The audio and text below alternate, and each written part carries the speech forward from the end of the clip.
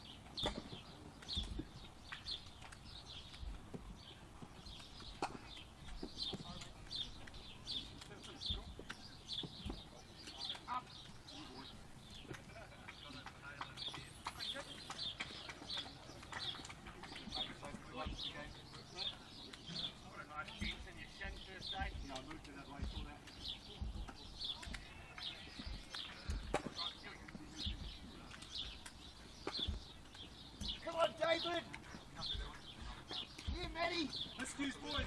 Miscues. Ow! Nah. Miscues, throw them up.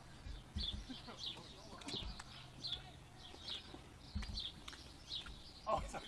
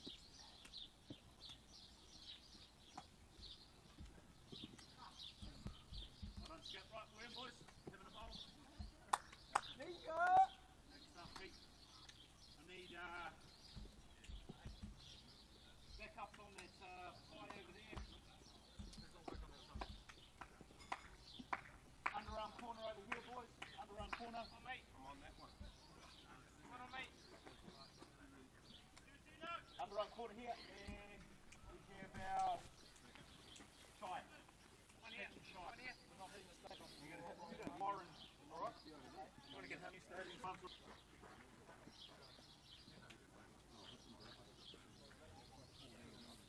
no. Catching and shy. Yeah? Club. We rotating? Yeah, and rotate around. Club. Got it. Ready? I'll take it. Where am I going? To your right. Keeper. Follow the ball. And then you go to your right. No, that's right. Follow the ball. Peter, around you. Yeah, Pete. Oh, picking it up. Yeah. Just again? Yeah. Hit. So am I having a shy underarm to you, Dave? Yeah, bro. You are. Follow the ball. Oh, get him up, cock height, please. Sorry. Oh. Yeah, hit him. Nice. Fourth leg. Jump.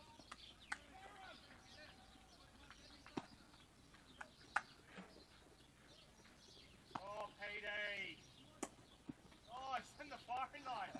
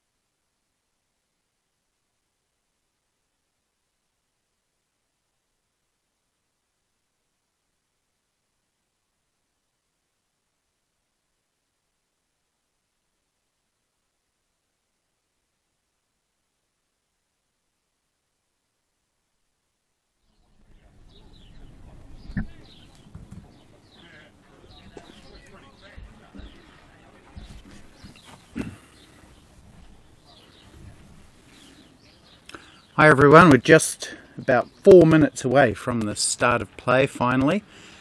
I'll be back shortly once the players start walking onto the field to give you all the information regarding today's game. Stay tuned.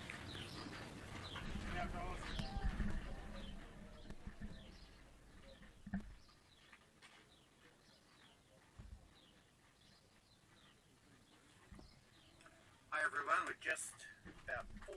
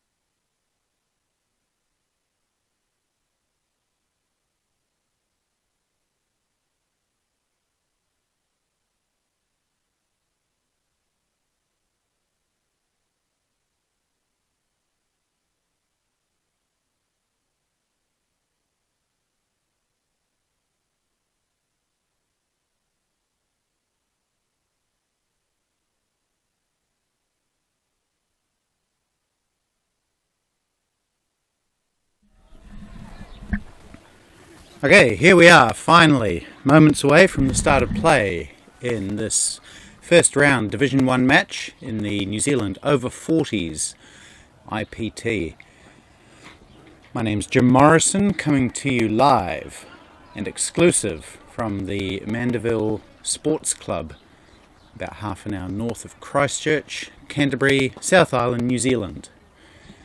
We had a delayed start, unfortunately due to some transportation logistics issues. Basically the bus driver went to the wrong pickup spot.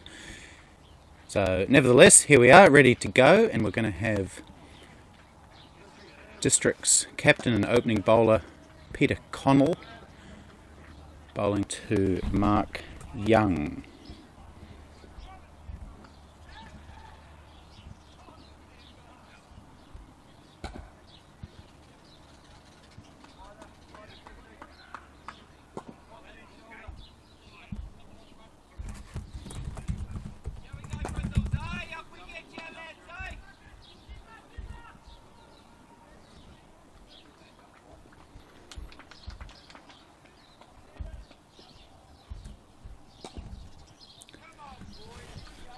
Opening the batting at the other end for Wellington, Tasman is Brian Kramer. We'll cover all this in the fullness of time. Here's ball one, Connell to Young.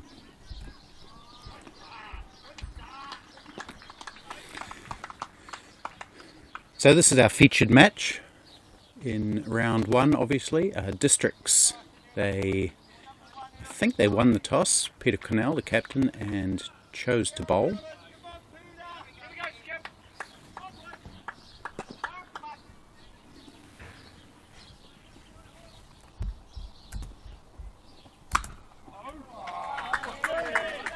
So Wellington Tasman off the mark with a nice cover drive by Mark Young out to the boundary for 4. Lovely start. The pitch looks like a typical New Zealand cricket pitch. Fair bit of grass on it. You can see the green tinge from here. But from the look of that shot, not too scary for the batsman. He lets that one go through. So every day during this tournament, the IPT, we're going to have 4 matches. 2 in Division 1, 2 in Division 2. Today's matches, obviously this one, Districts versus Wellington, Tasman. Over at Main Power Oval, we have Canterbury Otago versus Auckland. That game did start at 11 o'clock. I'll talk about that one in a moment. Oh, he's bowled him. What a great delivery. That one cut back in off the seam. So Mark Young's brief flurry comes to an end. Hit a 4, got out. Lovely nipbacker from the New Zealand Over40s captain Peter Connell. And first blood to Districts. After this delayed start, we've had plenty of action in the first over.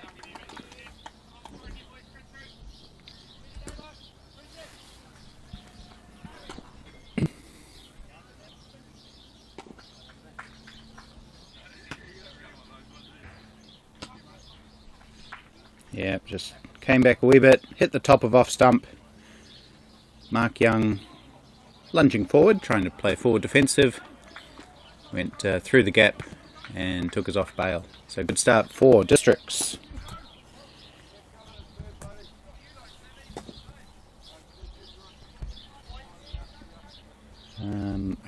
I'll go through the other games every now and again as we continue through the day. The other Division 1 game, good start for Canterbury Otago, 39 without loss after 8 overs against Auckland. Got Hardeep Singh and DJ Lyons, both in the mid-teens.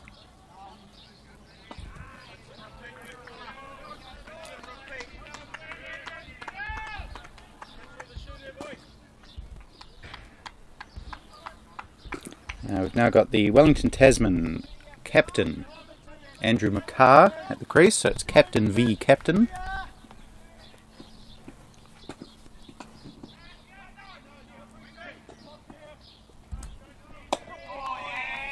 And he's solidly in behind that one.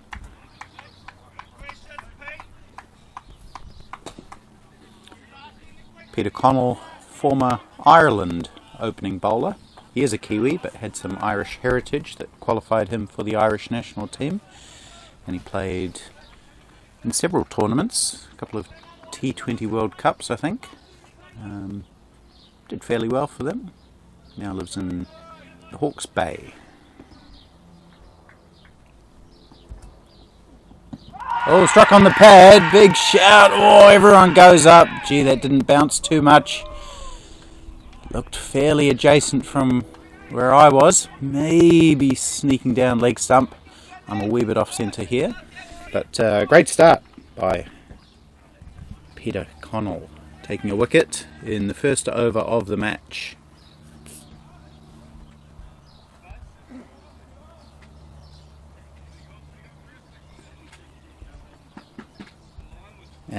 So at this beautiful complex, Mandeville Sports Club, we have 3 games going on, which is great. We can keep an eye on everything. We've got 2 games.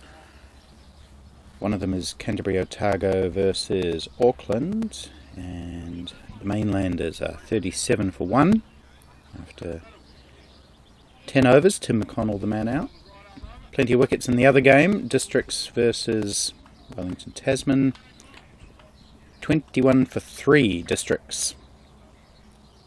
Richard Sheehan taking 2 wickets with his off spinners opening the bowling.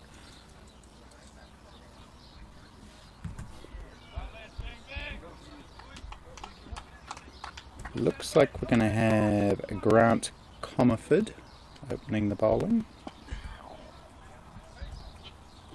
for Districts from the far end, as I look at it.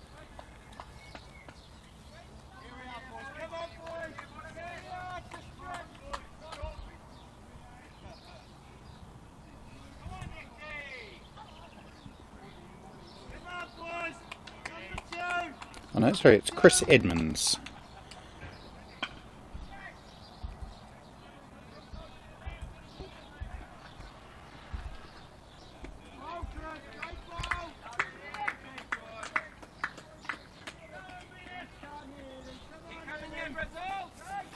don't know too much about Chris Edmonds. He did play in the last IPT, but I think he may have sat out the game that I watched Districts play. So, right arm, medium pacer, bowling to Brian Kramer, who plays one of his favoured shots off the back foot. It's heading out towards the boundary and goes over the boundary. So, outfield pretty fast, and good start for Brian Kramer, the Nelson boy.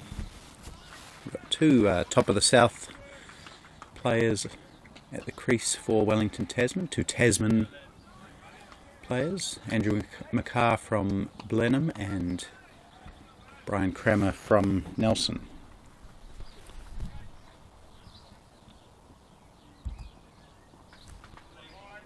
It's wide, called wide.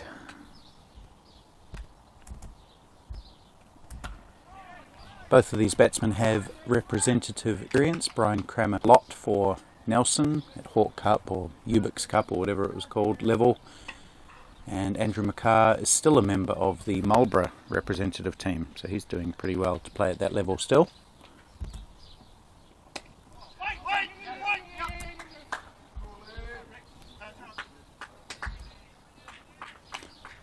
One more to Kramer, pushing it away into the offside.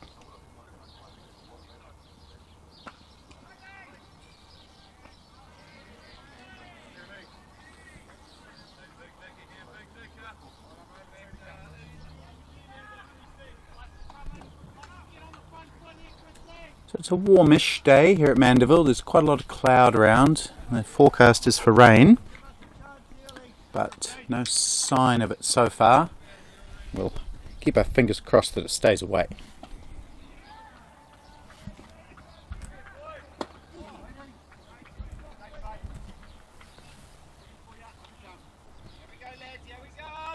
It's a beautiful country ground here, big complex, 3 or 4 cricket fields, and beautiful big tall hedges that encircle the fields.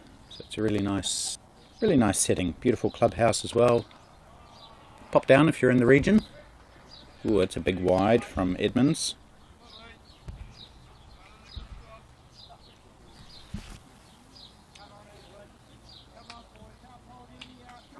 We're about half an hour north of the city of Christchurch. So this is, I guess, North Canterbury. Not too far from Rangiora, if you know your New Zealand geography. It's hammered. Full toss, hammered down to long off for 4. So Andrew Rex McCarr off the mark with a pretty easy shot for him. Just leaning into that full toss and thumping it through. In fact, I think it was a vacant mid-off. No doubt that that was heading for 4. And fairly expensive over. 2 boundaries, 2 wides. Letting off a little bit of that pressure that Peter Connell had created in his excellent first over. 15 for 1 after 2.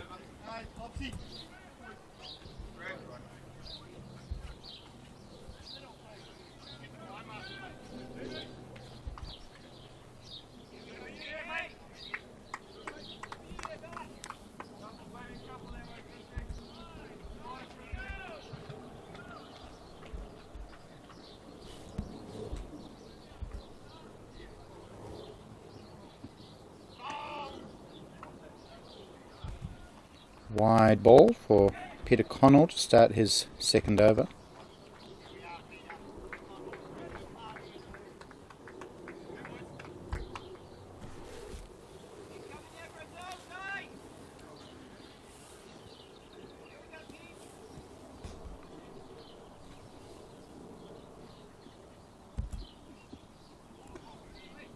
Ooh, a little bit harsh that one, I thought.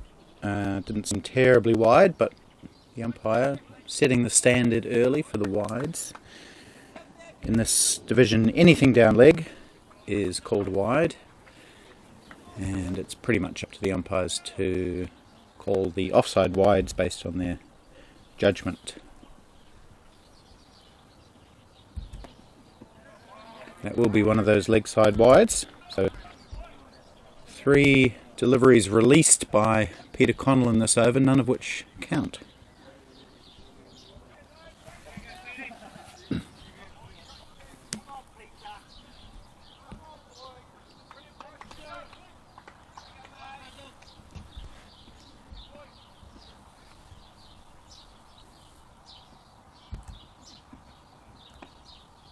Oh, another one.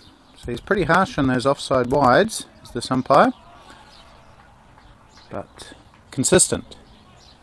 And Peter Connell has bowled 4 balls without bowling one, giving Brian Crammer plenty of sighters, which he'll be happy about. He does take a little while to get going, Brian. BK as he's known. That'll be another one, I think. Yep, it is. 5 consecutive wide deliveries from Peter Connell. That's very unlike him. He's an excellent bowler, as I said, international experience for Ireland. He was the leading wicket taker at last year's IPT. He's shaking his head at the top of his mark, trying to recalibrate. That one's straight, and Brian Crammer was waiting for it, or ready for it. Got nicely in behind it.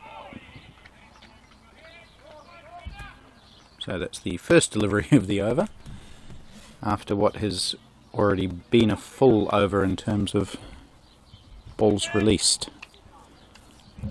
if that makes sense.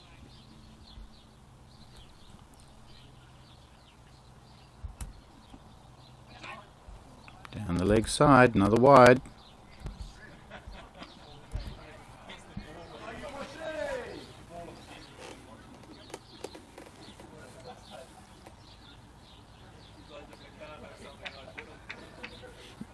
Brian Crammer, BK to his mates, plays for the Wakatu Cricket Club in Nelson, which is my club.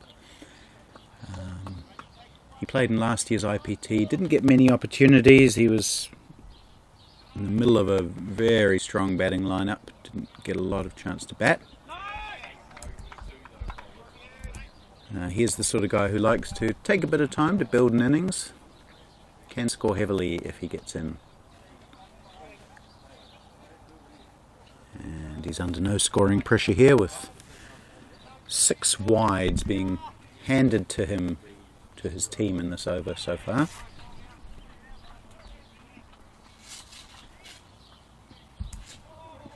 Oh, there'll be another one. That's not great bowling from Connell. They're going to run an extra as well. That's 2 wides.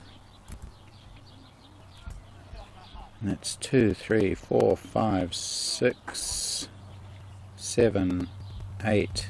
8 wides in this over. These these pink Duke's balls do swing. He's getting a little bit of swing, but probably not enough to excuse the errant direction. The umpire thought about that one. It wasn't too much straighter than some of the ones that he has bowled wide, but maybe he took a little bit of pity on the bowler. 3 legitimate deliveries in this over now.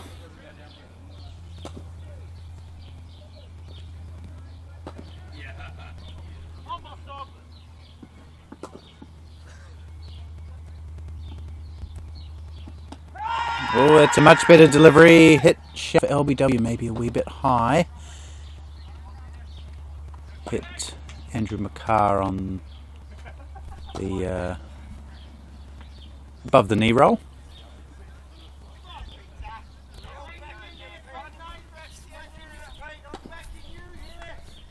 If he can sneak another wicket in this over, it will all be worth it.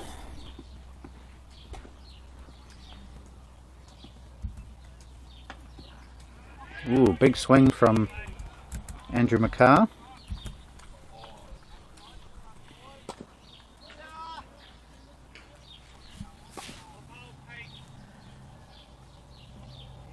Sometimes a risk as a batsman when you are getting fed a lot of wides is that you're not quite prepared for the legitimate deliveries when they come, and you maybe play them a little bit differently than you would have otherwise. Maybe that was the case on that occasion. Another wide. That was very wide, no doubt about that one.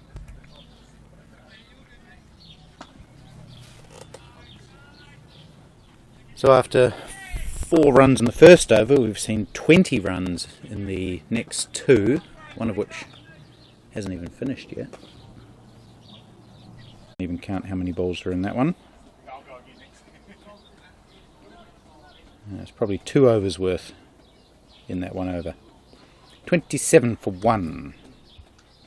Wellington Tasman, so pretty good start for them without having to really do too much.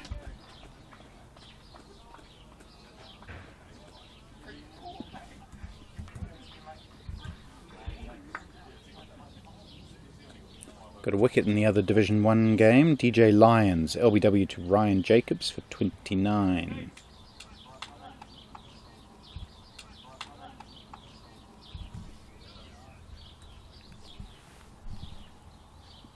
Here's Edmonds to Kramer, just lets it go through the off stump, past the off stump. Plenty of wickets. We just had another wicket in the Division 2 game between these two sides, Districts and Wellington Tasman. That's 5 now for Wellington Tasman.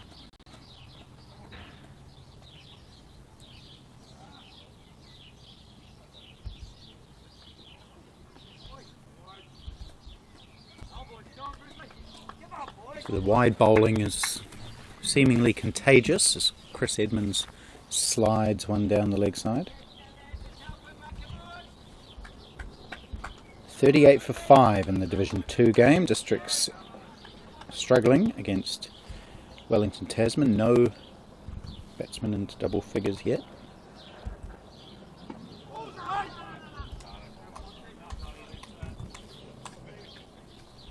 Richard Sheehan, the destroyer. What's he taken? 3 for 11.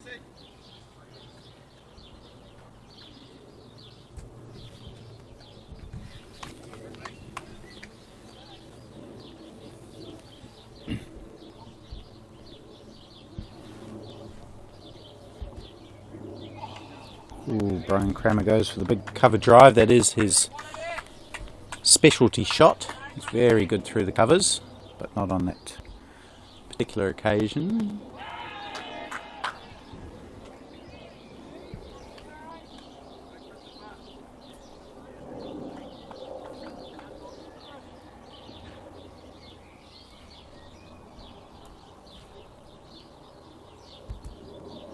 Oh, that's an edge.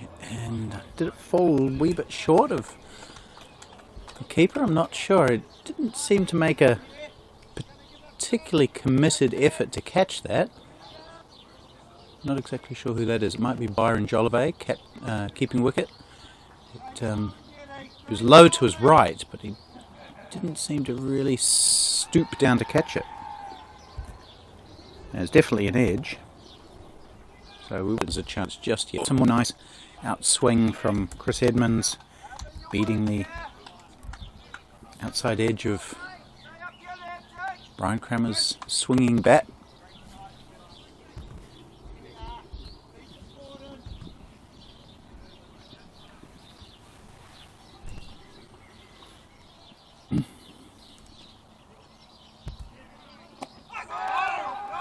Shout for LW as it was bat and pad very close together, but it was either bat first or missing the stumps.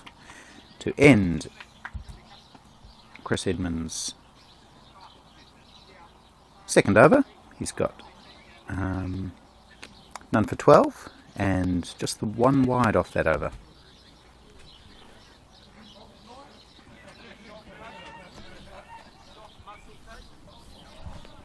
Welcome to everyone watching, wherever you may be around the world. We often get viewers from the other side of the world, UK, South Africa, all those sorts of places. Maybe we've got some Aussies, and I'm sure we've got a few Kiwis tuning in. Peter Connell having another go.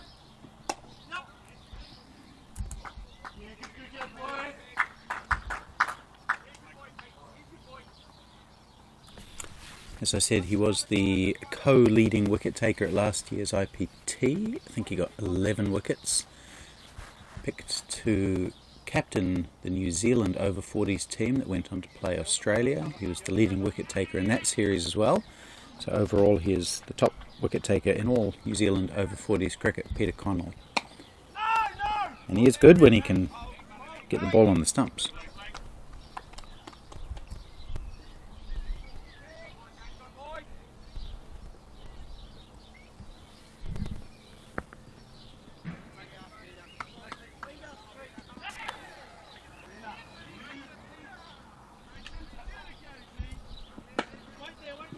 There's Brian Cramer on the cover drive again. Can't beat the field. You may have heard a big shout of joy through the effects mic. That was Wellington Tasman taking another wicket. So it's their 6th.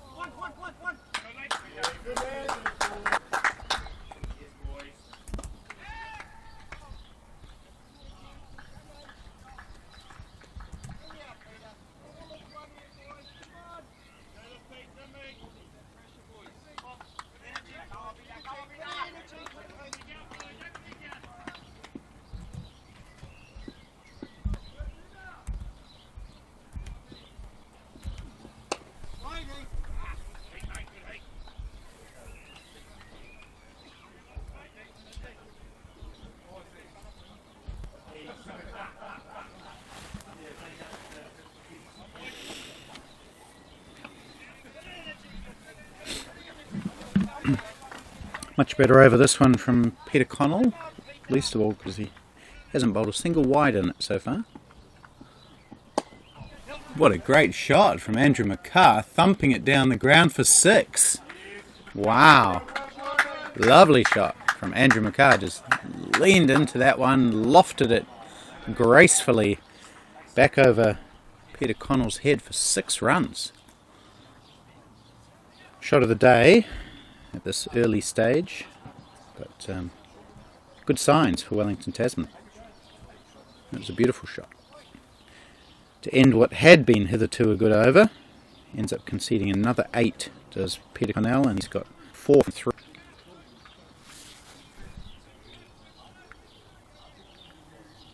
We had a great opening meet and greet last night at the Beeley Bar in close to downtown Christchurch. Not all of the players were in attendance, some arrived late, but good representation from all of the teams. And a few little speeches and welcomes, players getting to know each other, engaging in the wonderful camaraderie that is Masters cricket. Changes on the field, of course, as soon as they cross over that white line. It's a lot of intensity and competitiveness, but still maintaining a very good spirit.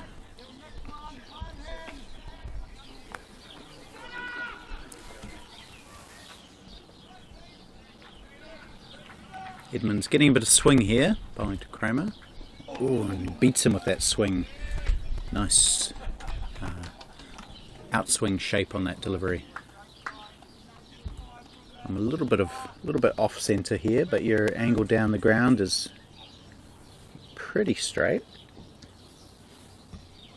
Don't want to get it completely straight, or people will be obstructing each other.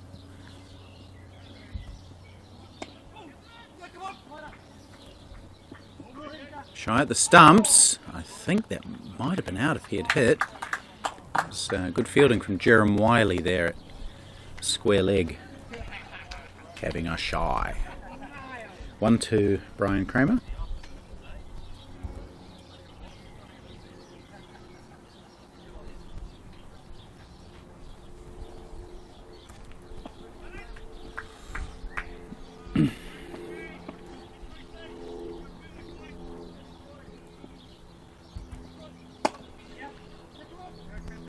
Andrew McCarr strong down the ground again. It is his main strength, it's hitting straight. We saw him hit a 4 off Edmonds in his previous over, and that beautiful lofted straight 6 off Peter Connell.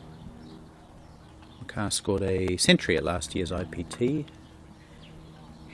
and was picked in the New Zealand A team that played Australia and New Zealand A.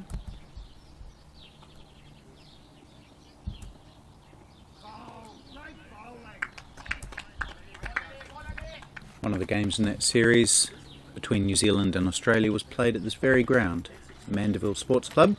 Not this particular wicket, it was over on the number 2, but still at the same complex, and that was great that they could accommodate us at short notice after weather affected their scheduled game. Firmly driven into the covers by Brian Crammer. No runs to end Chris Edmonds' third over. Just 2 runs off it.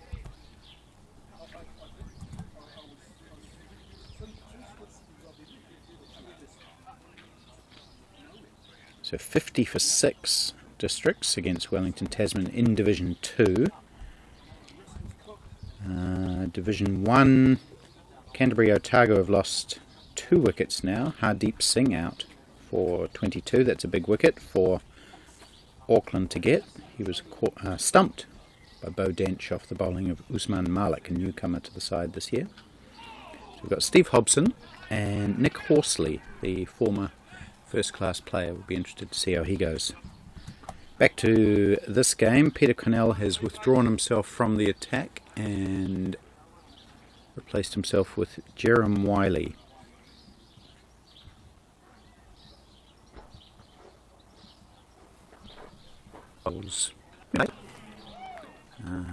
He's a pretty good Yorker. Got most of his wickets last year with very, very full deliveries. So it'll be an interesting contest between Jerem Wiley's Yorkers and Andrew McCarr's strength down the ground. Let's see how we go.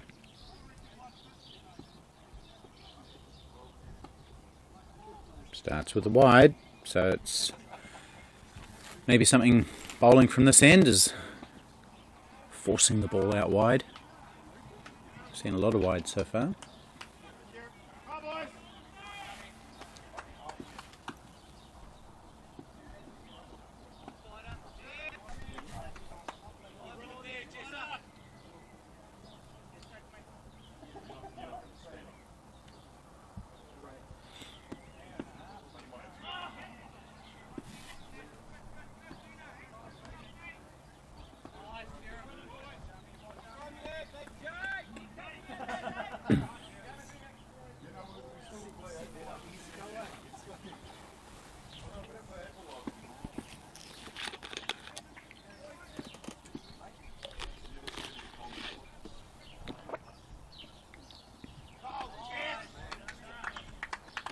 After that first wide, he's settled into a pretty decent rhythm. Jerem Wiley, 3 consecutive good length deliveries outside the off stump, which Andrew McCarr has let through to the keeper.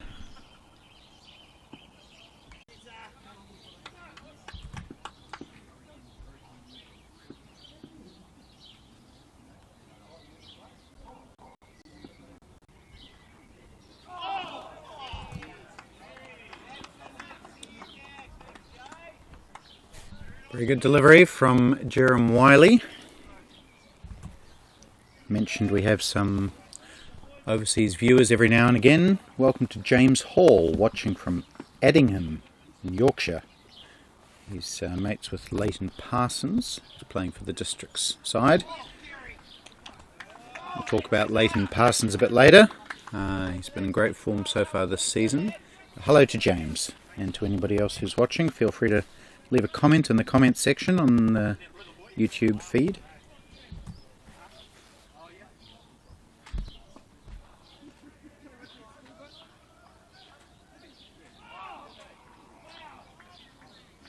Good start for Jerem Wiley. 2 runs off his first over, pulling things back a little bit for the district side after that wayward start.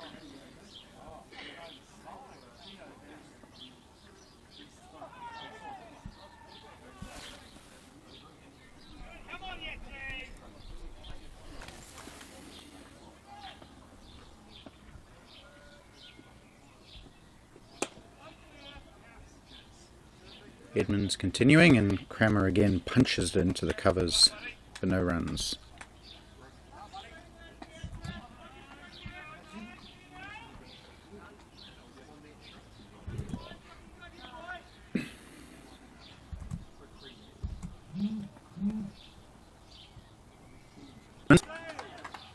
Crammer poking at it, as again there's a little bit of swing, and beats the out edge through to the keeper, Byron Jolivet.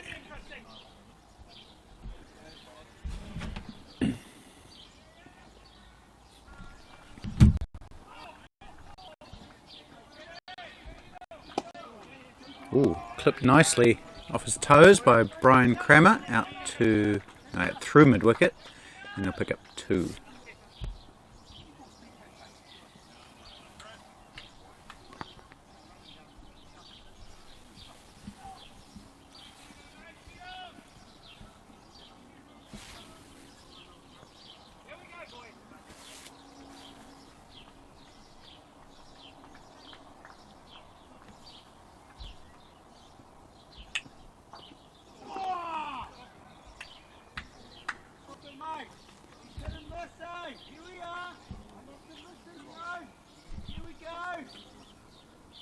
So it's been a pretty even contest when the bowlers have managed to get the ball on the stumps. We've seen a few plays and misses, quite a few, and some nice solid shots. So it's what you want, a good contest. It's a full toss and it's been slammed away backward of point for 4 runs. So Brian Crammer not missing out on that freebie from Chris Edmonds, slashing it away between point and gully out to the boundary for 4. His second boundary takes him up to 13.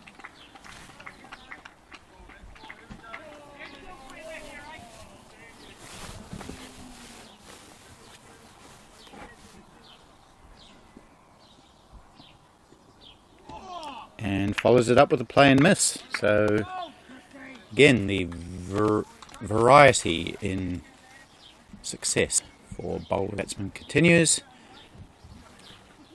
And we end that over with the score at 46 for 1 after 8, so that's 5.75 and over. 1 wicket down. I guess you'd say Wellington Tasman would be fairly happy with that start. Could have been worse. They were very much helped by a huge amount of wides.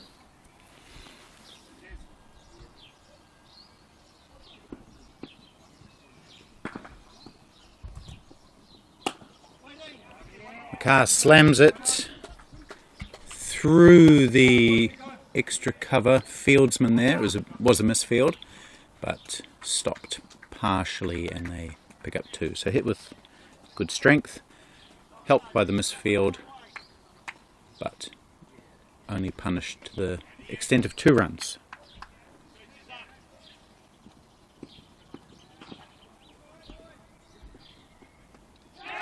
Ah, dropped catch. It was down the leg side and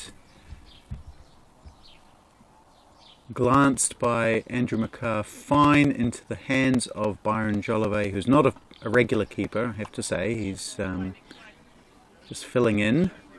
Districts don't have a specialist keeper, unfortunately, so Byron Jolivet, who is a batting all-rounder, bowls off spin, I think. Filling in today and not able to take that catch.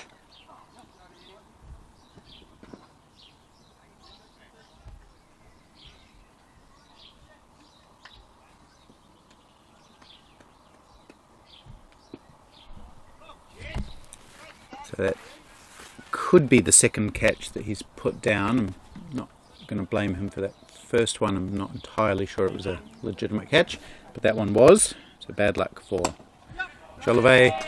Andrew McCarr through the covers gracefully for 4 runs.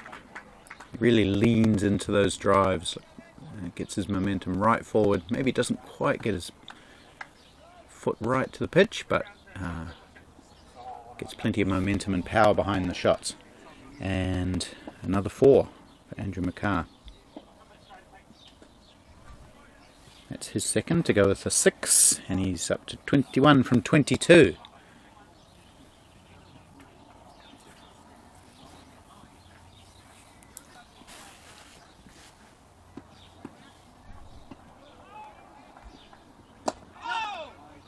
More runs as he plays sort of a half shot between a clip and an on drive down through the vacant mid-on for 2 more.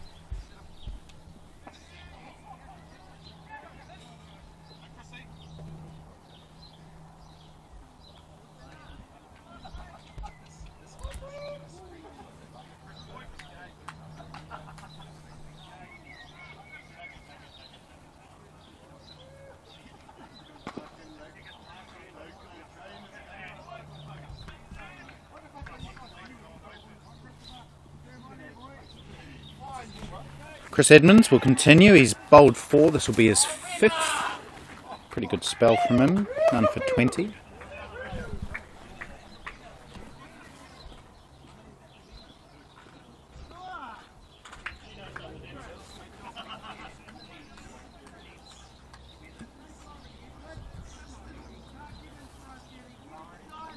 In Division 2, in the corresponding match, District's not going so well. 54 for 7. Vanna Neotau taking 2 wickets.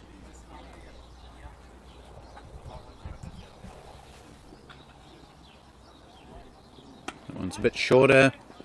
Punched off the back foot by Brian Crammer into the covers, no run.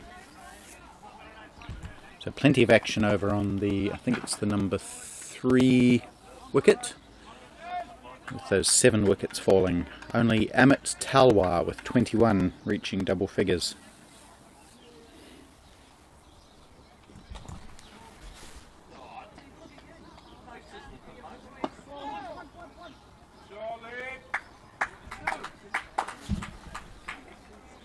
One more for Crammer.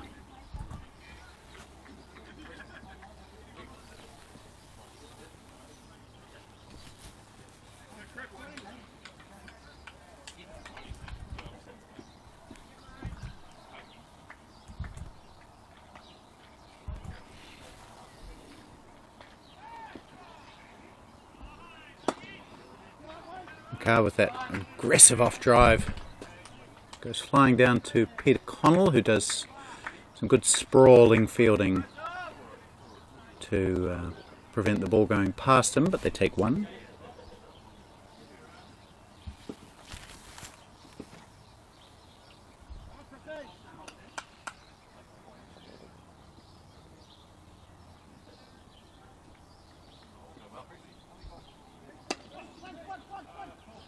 This is good batting from Wellington Tasman. They're starting to score off the good balls.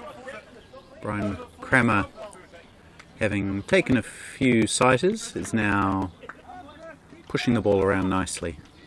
And he does so for another single there into the on side. So 1 ball left in the 10th over.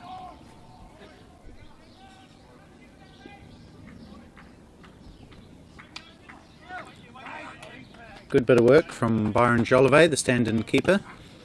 Prevents any further run from this over. So we do end the first block of 10 with Wellington Tasman at 59 for 1. The man out was Mark Young, who was bowled by Peter Connell for 4. We've seen Brian Crammer move up to 16 from 31. Andrew McCarr 24 from 25. Connell did take the wicket, but he's been expensive with a lot of wides. 3 overs, 1 for 24. Chris Edmonds 5 overs 93. Early 2 overs, none for 12. And he'll continue now from what we can probably call the pavilion end. I guess it's a pavilion. It's a Nice big complex. It's actually like a community hub. They have a bar and a restaurant and or a bistro, plus all the changing rooms. Crisp shot from Brian Cramer. It's a specialty of his, the square drive on the offside. Out to the boundary for 4. Beautiful shot.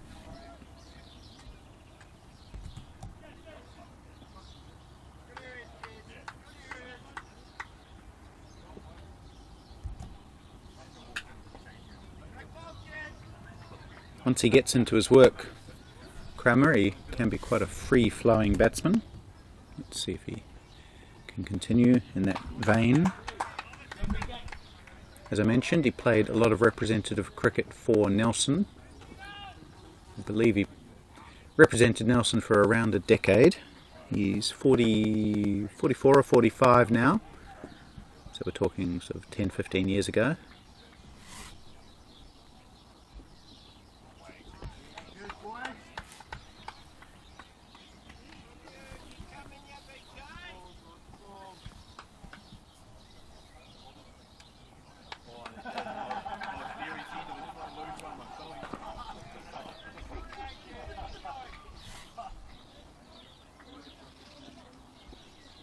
Ooh, that'll be a wide, I think. Yes, it will. Ooh, I thought he might have nicked that. It was an attempt at a flourishing cover drive, but apparently missed.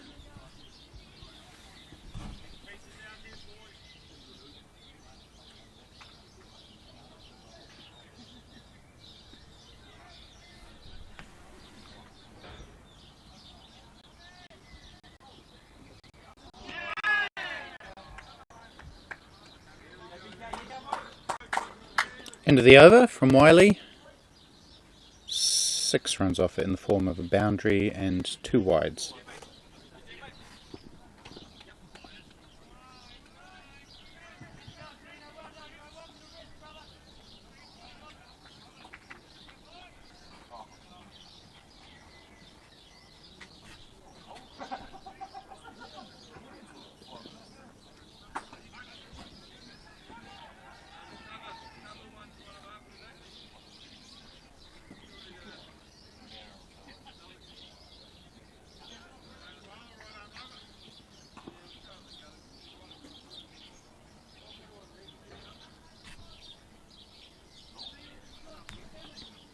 Right, might have a change of bowling here. I'm a bit far away, but I'm guessing from the stature of the bowler that it might be Stuart Farquhar.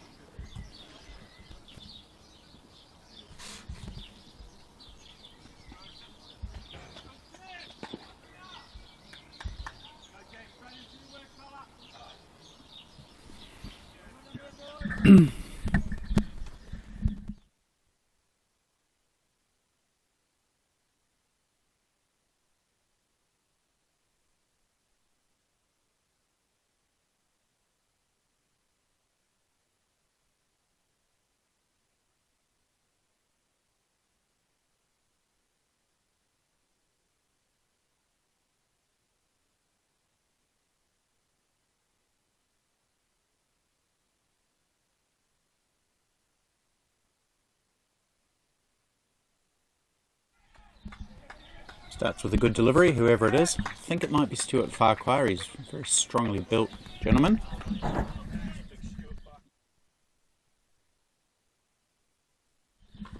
Yes, just had it confirmed. It is Stuart Farquhar. I'll tell you about him in a moment if you don't already know. He's bowling to Andrew McCarr, who cuts but straight to point, who fields well.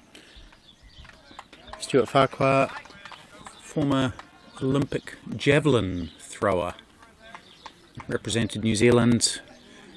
I don't remember exactly when, but I remember watching him on TV as a kid, I suppose, or a younger man. Me, of course, not him.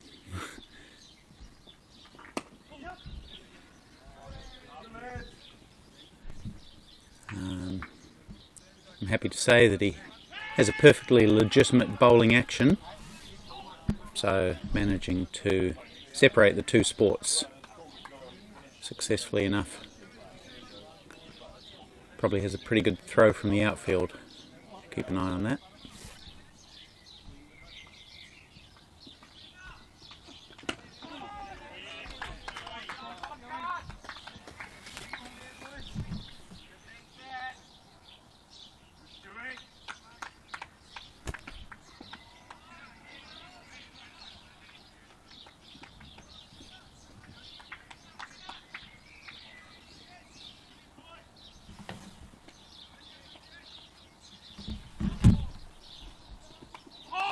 Ooh, it's squirted down to fine leg for 1. Good start from Stuart Farquhar.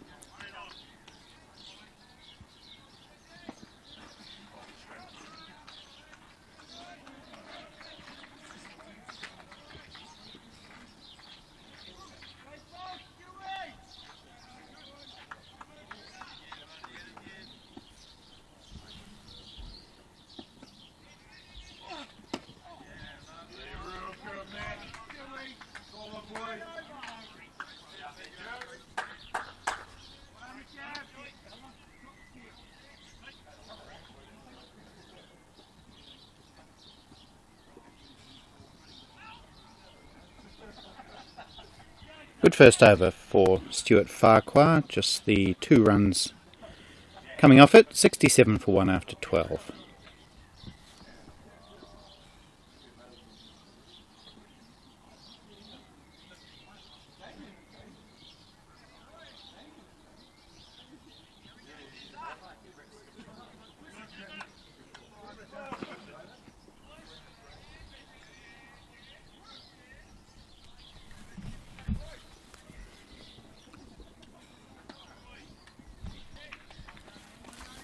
Another play and miss from Brian Crammer, so he's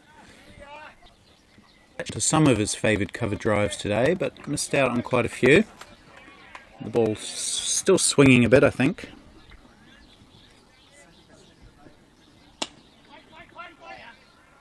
And often the ones that he has connected with, he's hit straight to the fielders, as he does on that occasion, pushing it out to the live wire, Nick Smith, out there at cover point. We'll see Nick Smith into the bowling attack soon enough, I guess, with his slow left arms.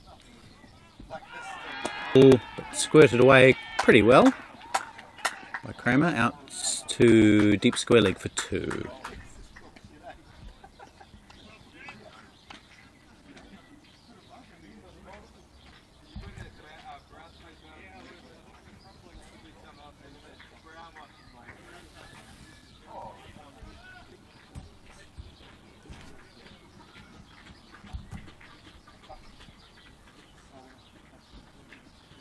Oh, there's another play and miss from Crammer, so it's all or nothing from BK today.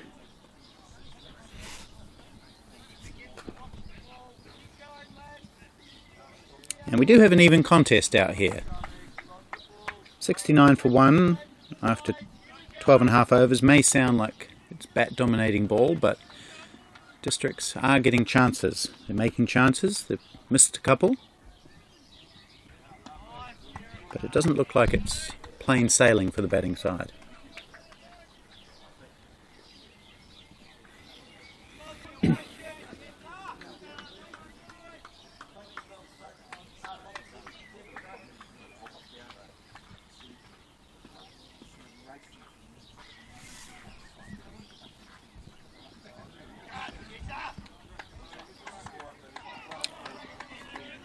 Two off that over from Jerem Wiley, 69 for 1 after 13. I'll let you know what's happening in the other games. The wickets continue to tumble in Division 2.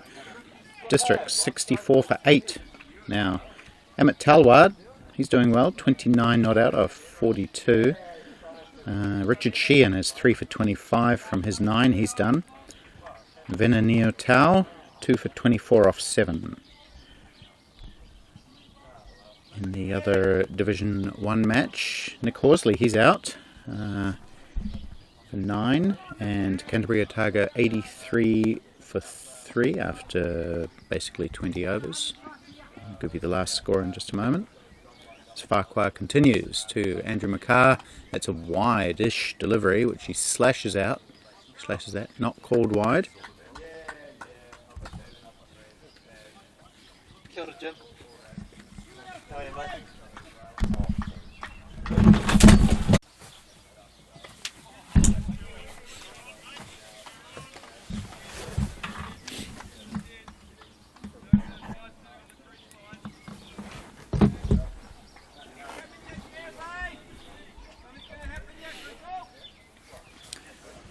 Two overs before drinks.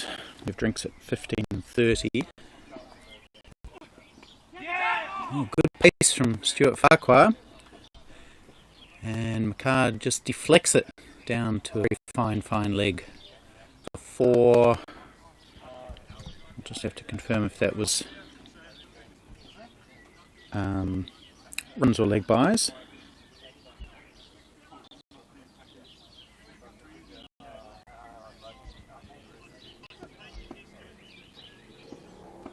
Might have been leg buy actually.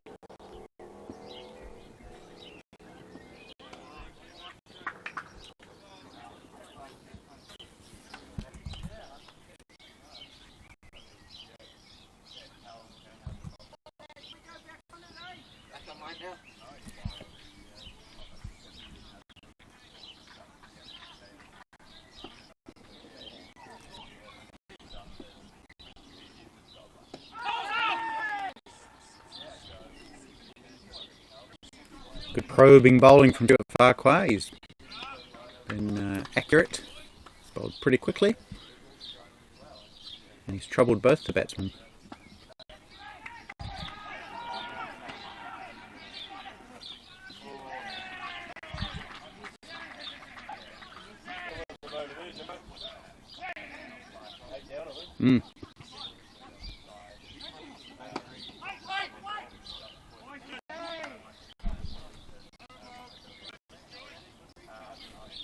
Good over from Stuart Farquhar. Just the 2 runs conceded off his bowling.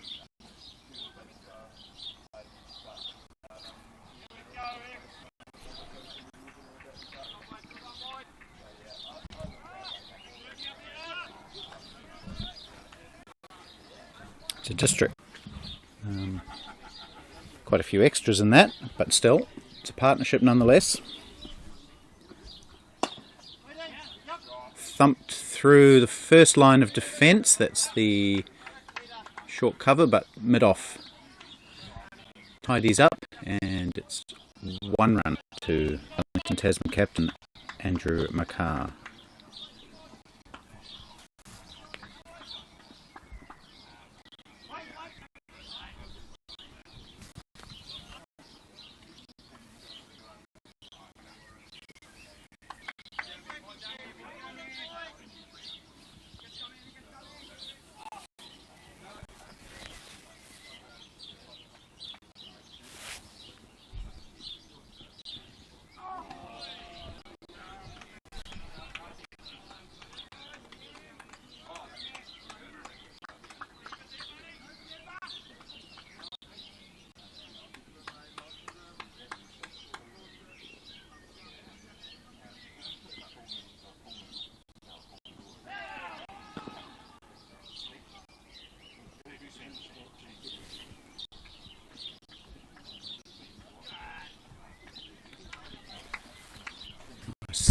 Comfortable leave by Crammer. He's definitely got his eye in now and he's looking fairly confident. That one just sailing past the off stump into the hand of the keeper. Oh, not confident at all on that one. He pushed forward, seemed to be sort of stuck on the front foot in a way, and it went past the outside edge, I think. It may have even gone through the inside edge, but made a complete liar of me after I just said how comfortable he looked. That was from Wiley. We haven't seen one of those signature Yorkers of his yet. He does bowl quite a few guys with those really full deliveries. It's crisply cover driven out to the cover sweeper, and they take 1. So one ball left before back, that is drinks, so we'll take a little break and be back in a few minutes.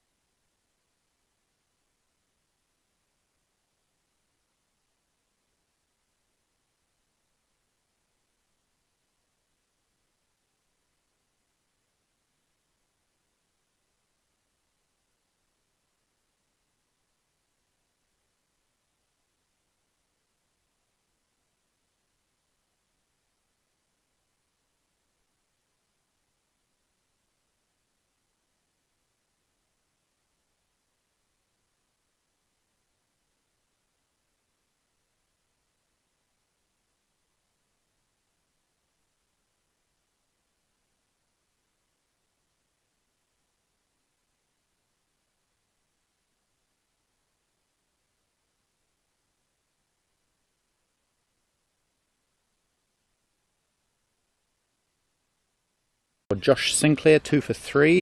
W, sounded like there might have been some bat there. Not sure if that was the reason for the umpire giving it not out, but he did nonetheless.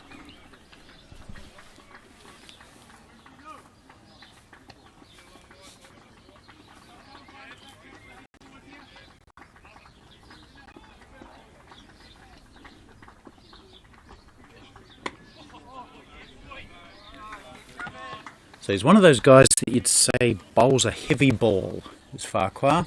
He's a big, solidly built gentleman, and really launches the ball down there. Not quite like a javelin, but it's good pace for this age group. Spiritly so far.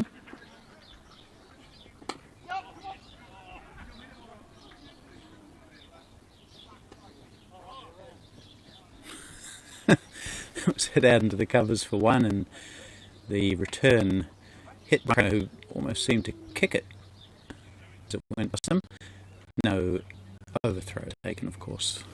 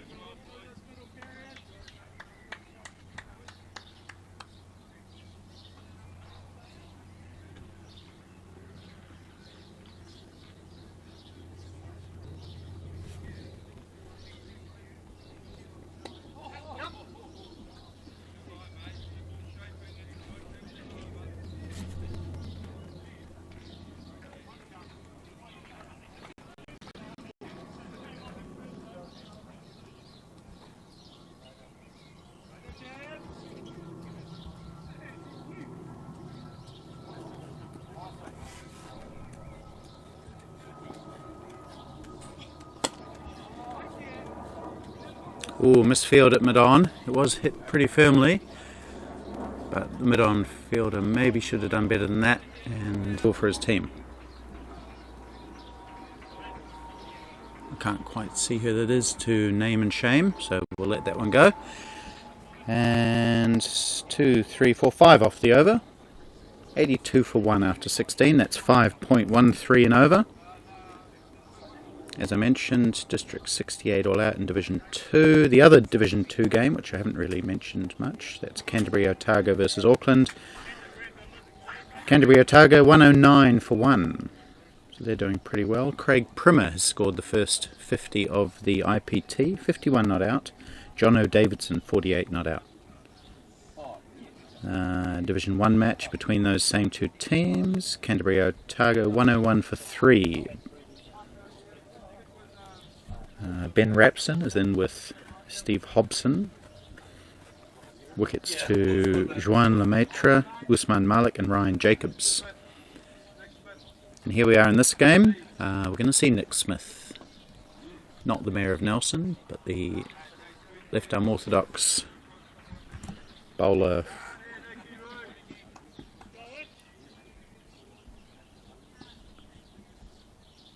Starts with a full toss.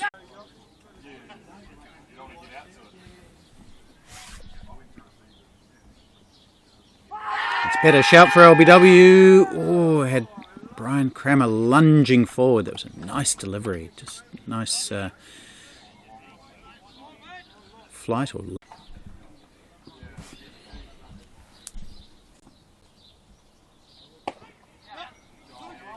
driven just to the right of the cover sweeper, and that will allow the batsman to get back for 2 with New Zealand and Australia.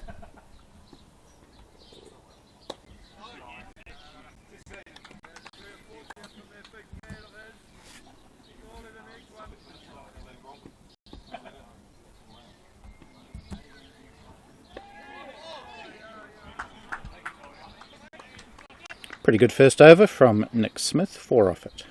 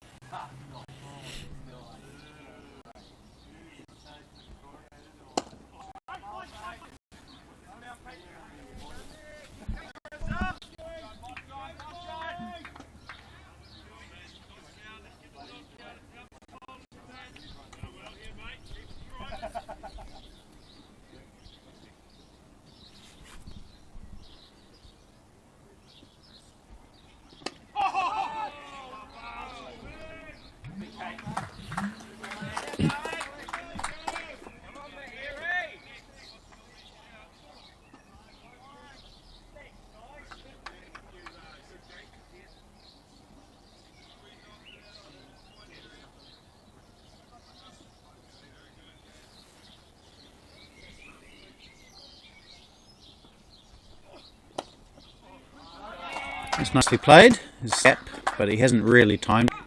They'll take 2 out to square leg. Looking easy, but these two haven't, you know, really looked like getting out. They've played and missed a few times. And of course there was that drop catch, I suppose, so you can say that they did look like getting out, but it's been a good battle, let's put it that way.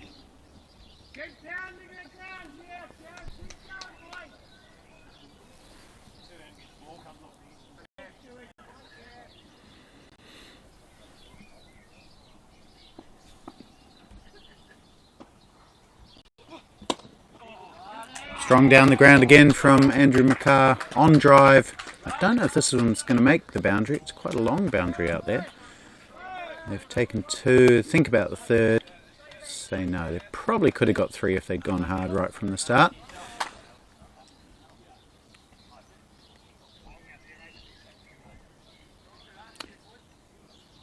an over that had 5 runs come off it.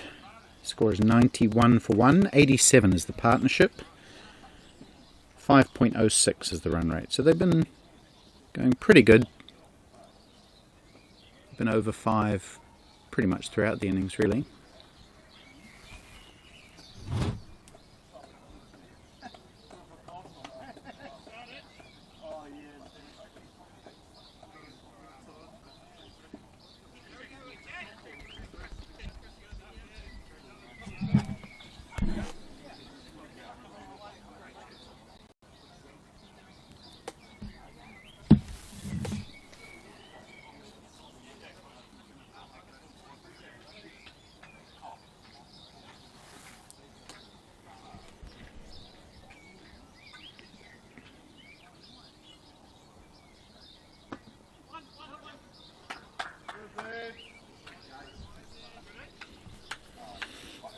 Good accumulation from these two. They've hit some big shots, but they've also kept the singles and twos ticking over nicely.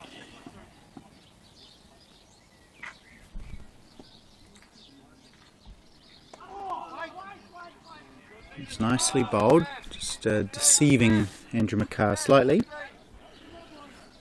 He manages to jam down on it, push the ball down to backward point. I'm not quite sure who that fielder is. I don't know him. Down the track, whipped through, straight mid-wicket for what I'm pretty sure will be 4 runs. It is. Yes, very good shot from Andrew McCarr, using his feet that time, taking a couple of little skips down and then wristily flicking it through between mid-on and mid-wicket. Good shot.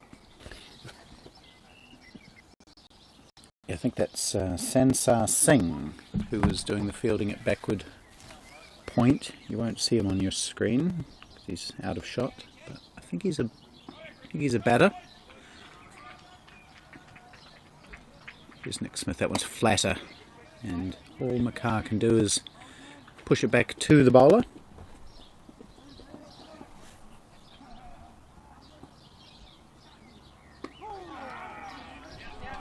Nice contest this. We've seen McCarr dominate a couple of deliveries and Nick Smith fight back well.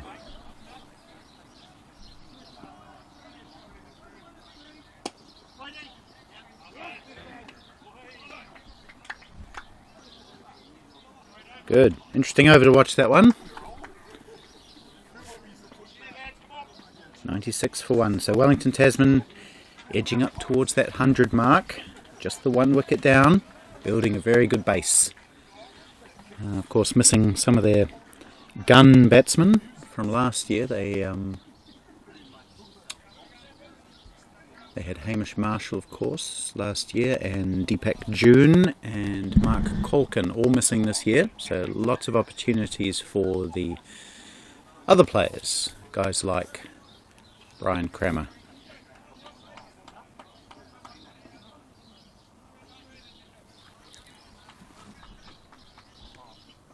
Oh, it's a good full delivery from Farquhar, but well dug out by Brian Crammer. As I said, he's got his eye in now, so he saw that one right onto the bat, played it effectively.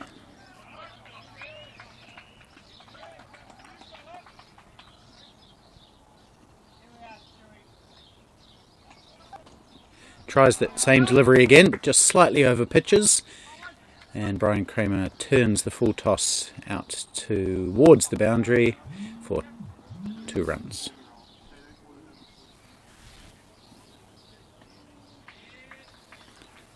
So the rain has stayed away. It's not hot here. There's a lot of cloud cover, but it's a pleasant day for cricket for late November.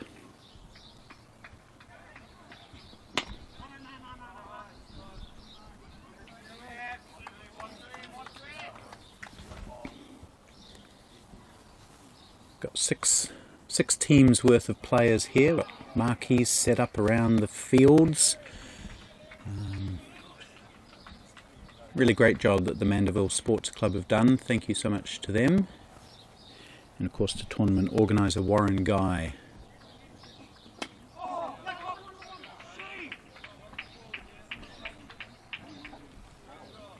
local boy, Warren. He's taken on the mantle of running domestic over 40s cricket here, and has done a great job spearheading this tournament. He's playing in the Division 2 game as well for Canterbury Otago. Oh, direct hit, but Kramer was quick enough to make it. So a run scored, and that brings up the 100 for Wellington Tasman. 100 for 1. Gets a smattering of applause. At 19.5 overs, so just over 5 and over.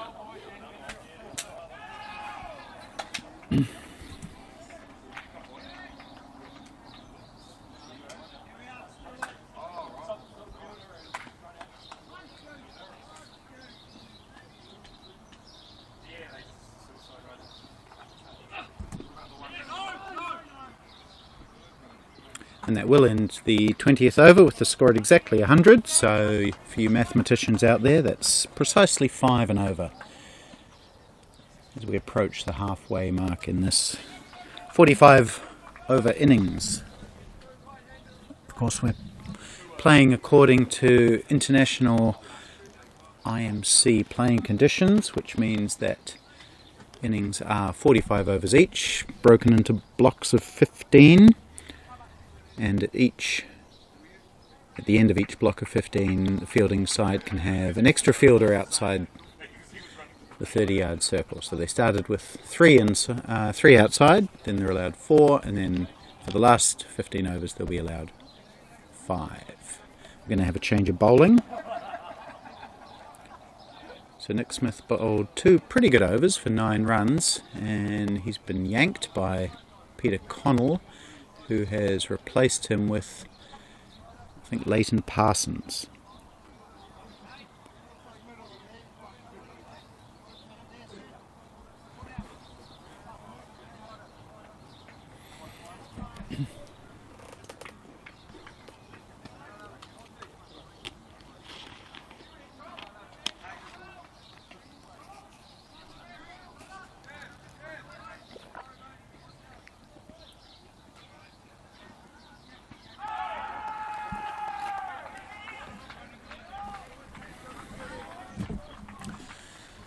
Parsons just bowls sort of medium pace.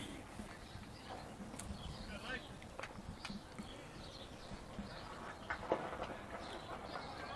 sure Connell had his reasons for replacing Nick Smith. Let's see.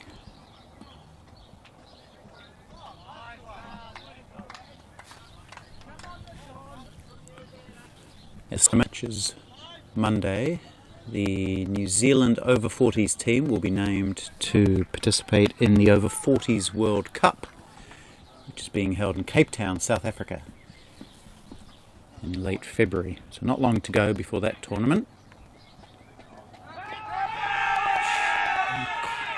There's an appeal for a catch down the leg side, but it felt a bit paddy to me, so I'm going to say that was the reason. No wide given, so it must have struck the pad.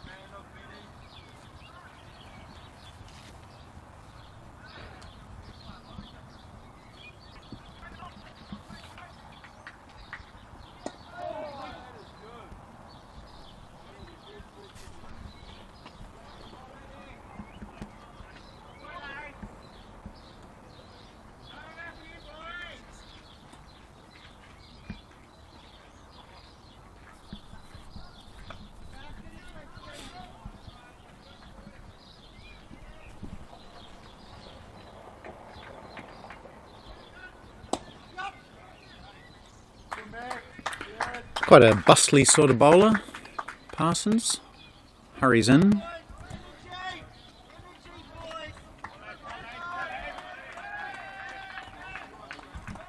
More of a batter, well known for his batting. We'll talk about his batting later in the day. He's been in pretty amazing form this season, but can bowl, as we're seeing here.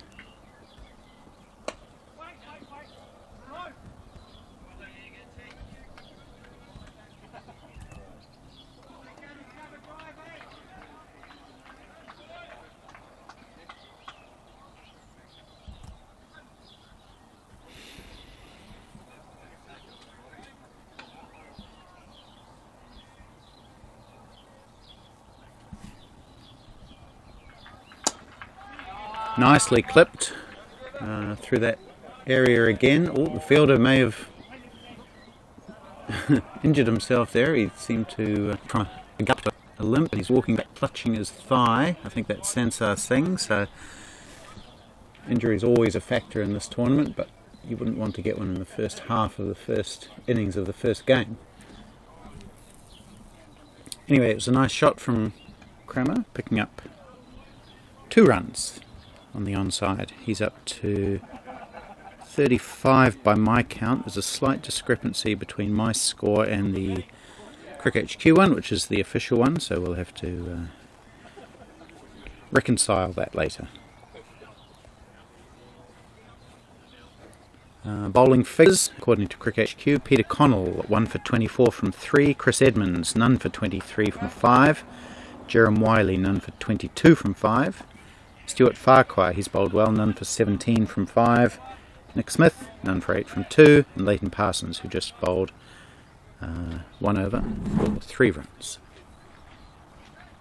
And okay, this looks like the reason for the bowling change. Nick Smith is changing ends, so he's going to replace Stuart Farquhar and bowl from the far end, which I'm going to call the hedge end because of the beautiful high manicured hedge that runs around the perimeter of this facility. Anyway, so here's Nick Smith. He'll bowl to Andrew McCarr, who is hit on the pad and it squirts out in a couple of metres onto the onside where Byron Jollivet, the wicketkeeper, tidies up.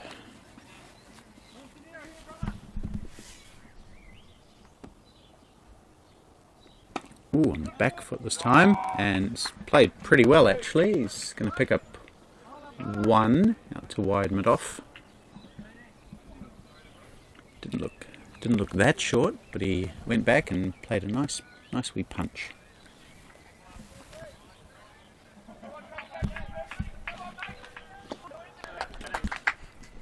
So yeah, the singles, and they haven't let the districts bowlers settle.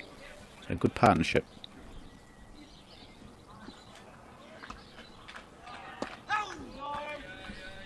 By the two Tasman players. So this is a combined side, as 3 of the sides in this tournament are Wellington, Tasman.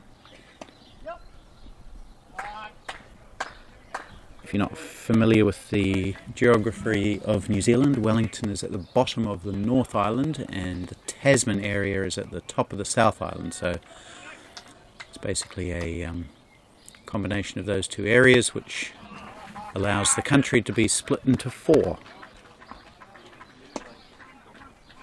Nice accumulation again from Brian Kramer, pushing down to mid-on. So we have Auckland, which is basically just the Auckland region. And we have districts, which is essentially the rest of the North Island that's not covered by Auckland or Wellington. Then you have that Wellington-Tasman side, which I've described. And then finally you have Canterbury-Otago, which is the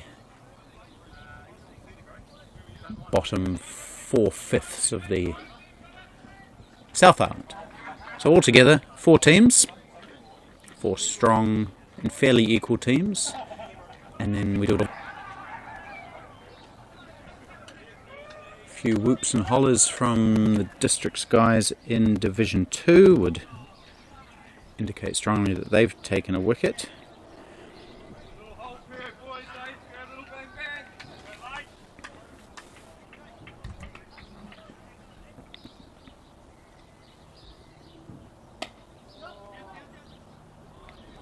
It's come off the outside edge of Kramer's bat down to short third man for 1.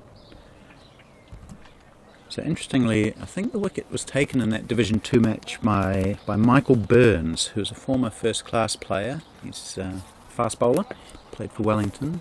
He's playing in the Division 2 side. So it'll be interesting to see how he goes.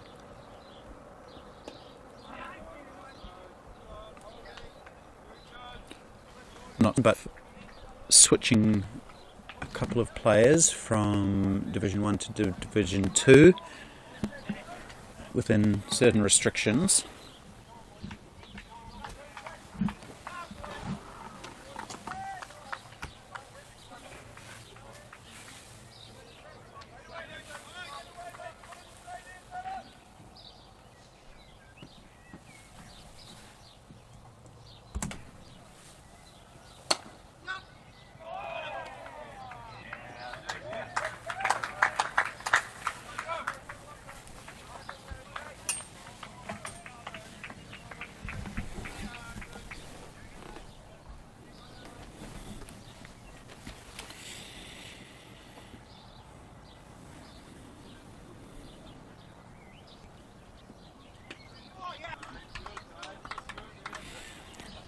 Parsons beats the bat of Brian Kramer into the hands of Byron Jolivet, who's standing up to the stumps.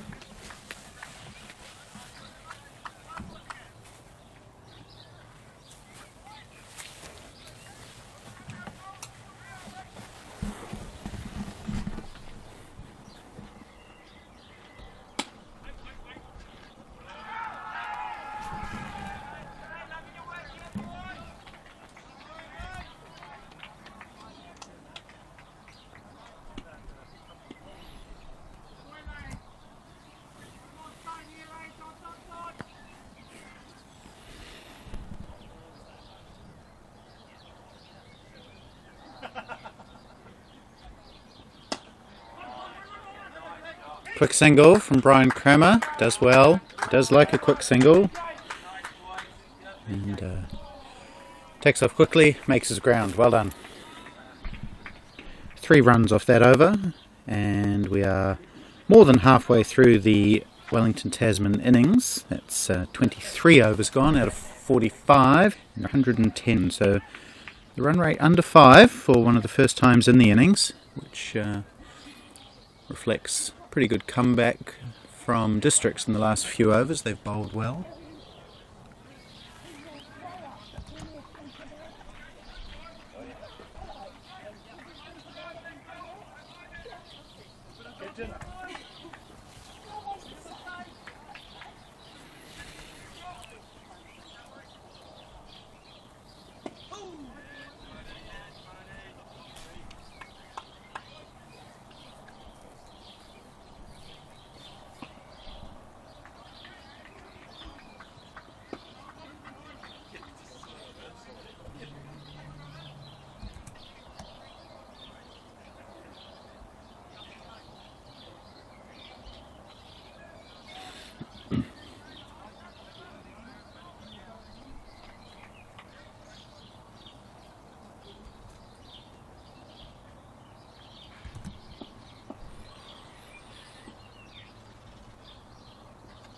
That one's Fuller, outside the off stump, let through to the keeper by Andrew McCarr. Slight fumble from Jolivet.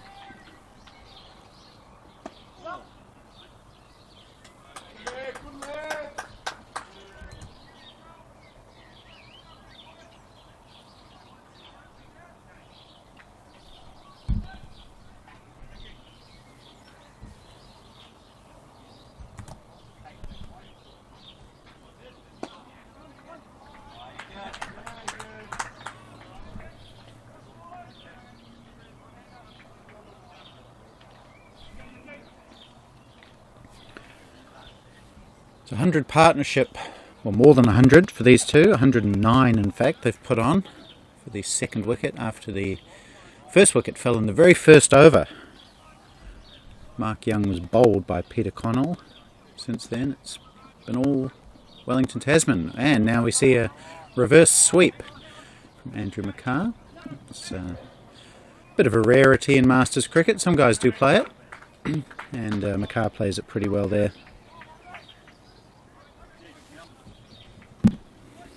On this Thursday afternoon, maybe you're supposed to be at work, or maybe you are at work, but you're sneaking a wee look. That's totally fine. I'm sure the boss will understand. Maybe you're staying up late in England, South Africa. Maybe a bit of mid-morning watching over in Australia. Wherever you are, welcome. It's promising to be an intriguing tournament for teams in Division 1, definitely, that I think are going to be evenly matched. We've seen that so far in the 2 matches that are underway.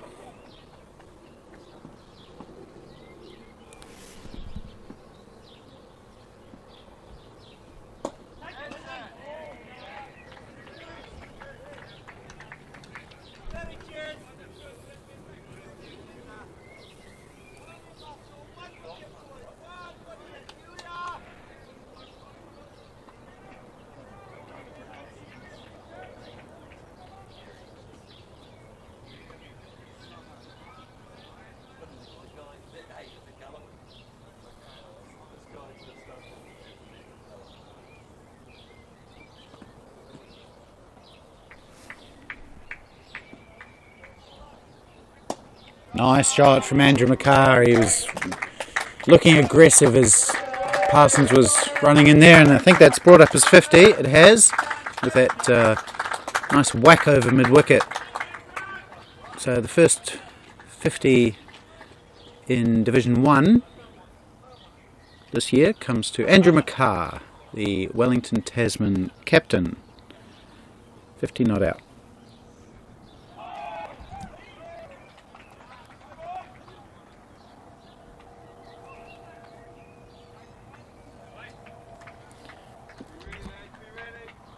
From 65 deliveries, 4 4s and a 6 for Andrew McCarr, known as Rex.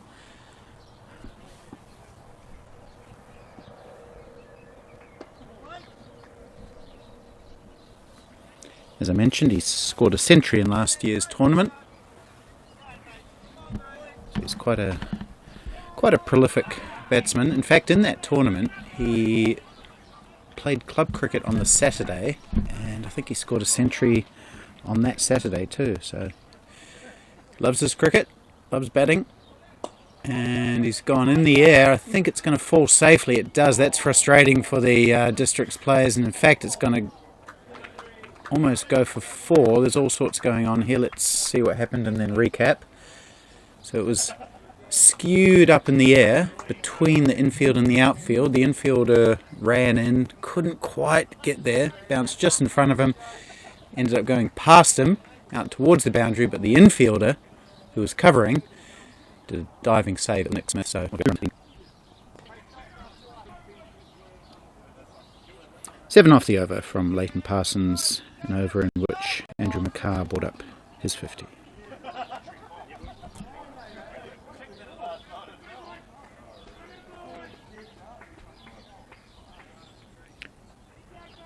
In the Canterbury Otago versus Auckland match, Steve Hobson is getting close to a 50. He's on 43. Ben Rapson has fallen for 31, bowled by Farhan Mirza. Leg spinner, I think he is. And Nigel Collins is in now. The excitement machine, Nigel Collins.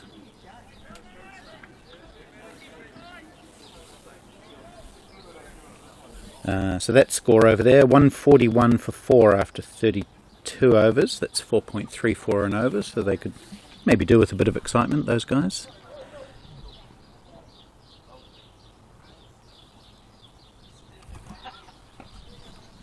Change of bowling here. Who's this? This might be... Hang on, give me a moment. It's a left arm spinner, but it's not Nick Smith.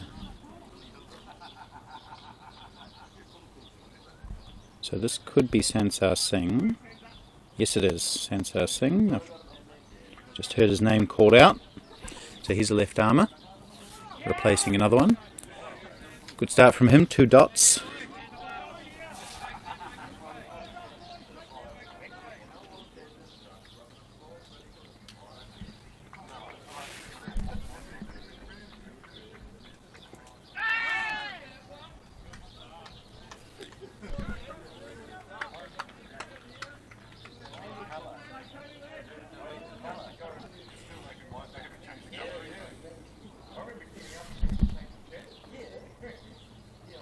Ooh, nice arm ball that one, just calming in, but equally well played by Brian Kramer, punching it down to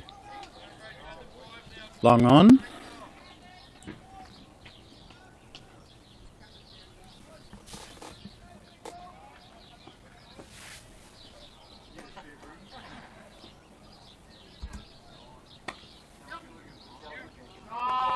Hit away by Andrew McCarr, out to one of those long boundaries.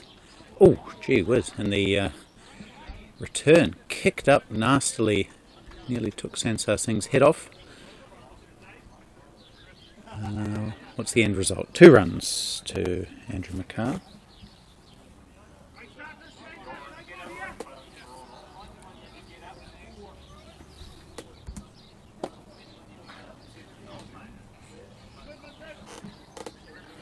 One run to McCarr to end the over.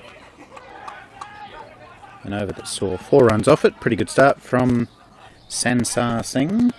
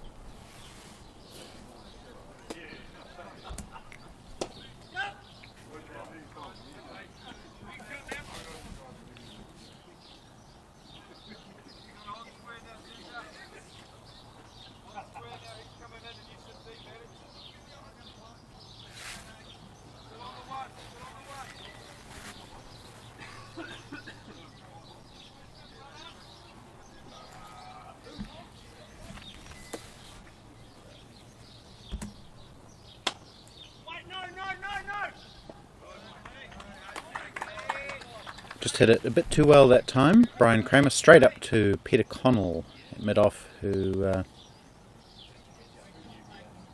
hasn't been seen at the bowling crease since his slightly wayward spell early on. Bowled a lot of wides. That's a nice on drive from Brian Kramer. That's going to come for 4. What a beautiful shot that is. Really nicely timed, and he's looking very comfortable now. BK Cricket Club and Nelson. It was one of the shots of the day. A nice on drive straight down towards us here, or towards myself here and room key. Quite isolated from everything, but that's alright. Another on drive. This one's gone a bit squarer though, and we won't get a run.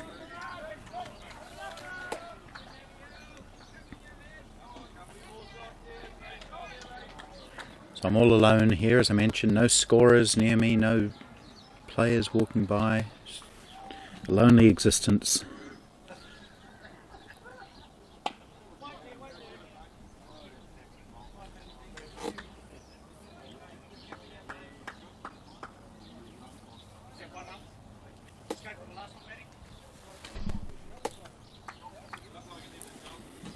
But I've got some great cricket to keep me company. So the long on is, or mid on has gone back to long on.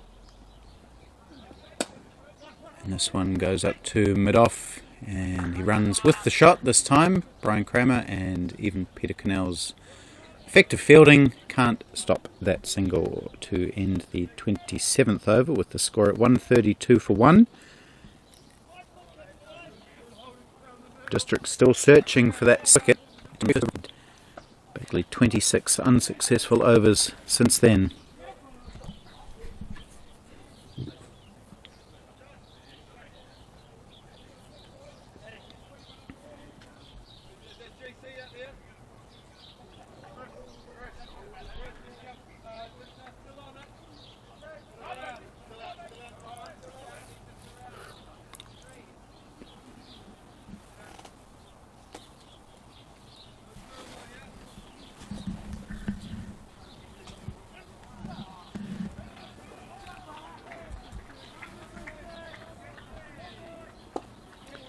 That one's hit in the air by Brian Kramer, but he knows that there's no one within a chance of taking a catch, and it goes up to long on for another single. Brian Kramer getting close to his 50. I have him on 49, but the official scorers have him on 47, so we'll probably have to go with what they say.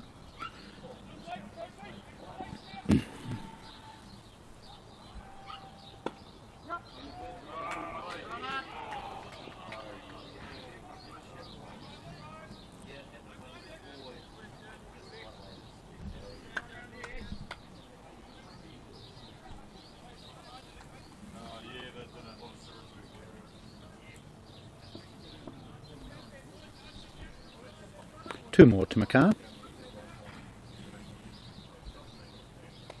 Oh, he's hoisted that one away. Went down on one knee to play a reverse sweep, I think, initially, and then he changed his mind and hoisted it back over back square leg. 4 runs, good shot. So I wonder if, having set this excellent platform, Wellington Tasman may now just shift up 1 gear. 18 overs, or 17 and a half overs to go. 9 wickets in hand. Run rate just over 5.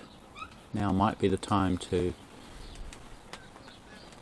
start accelerating slightly.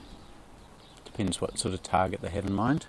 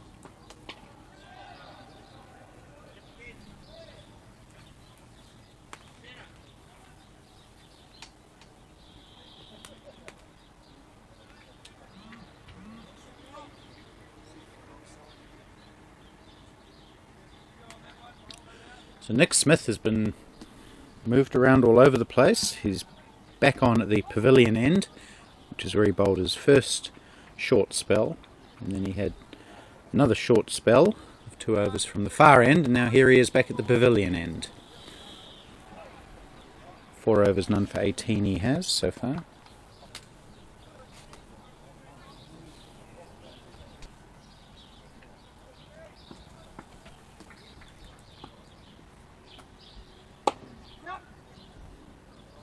Quick single up to mid-off by McCarr.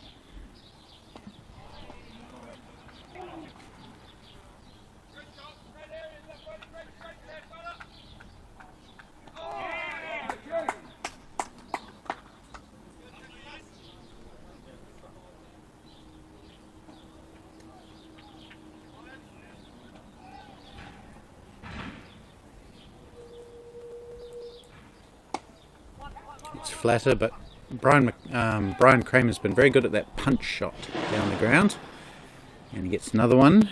As I mentioned, looks like I'm a couple of runs off,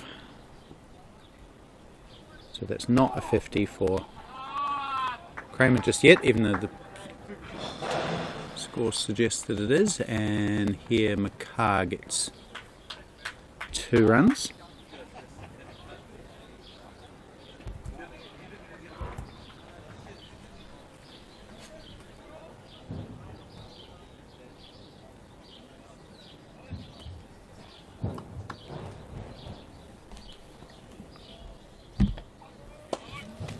Down to line 4.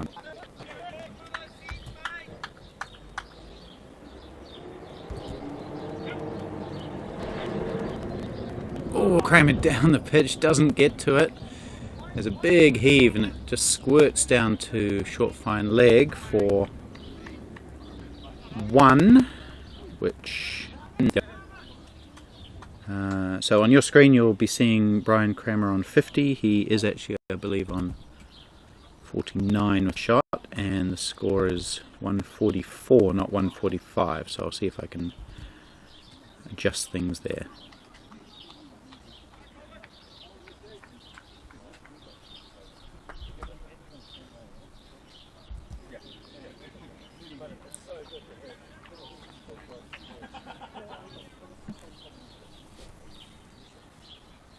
So two left arm spinners in action now, Nick Smith and Sansar Singh, with the latter continuing from the hedge end to Brian Kramer, who takes a quick single. Oh, a direct hit would have had him long gone, but he makes it, and that is a 50. You can hear the applause in the background there.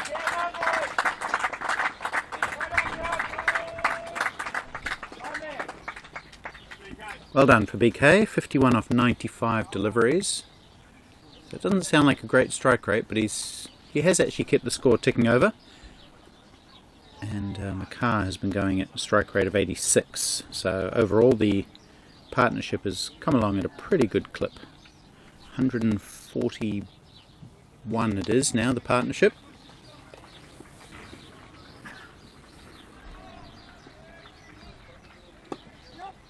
Another quick single, another shy at the stumps, another miss, another single.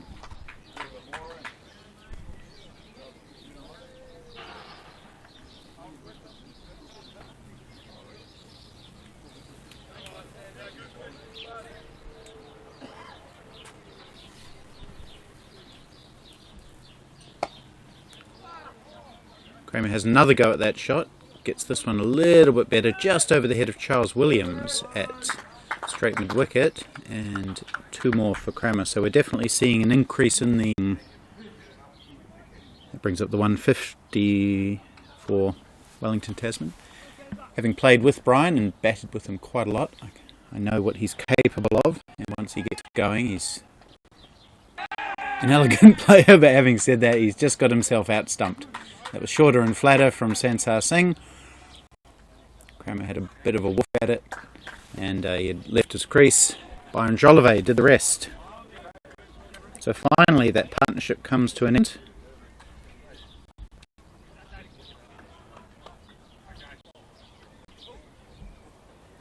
And put on almost 150, these two, Brian Kramer and Andrew McCarr. Kramer has fallen and gets a good round of applause as he walks off. In fact, all the players are walking off because it's drinks, so we'll have a little break.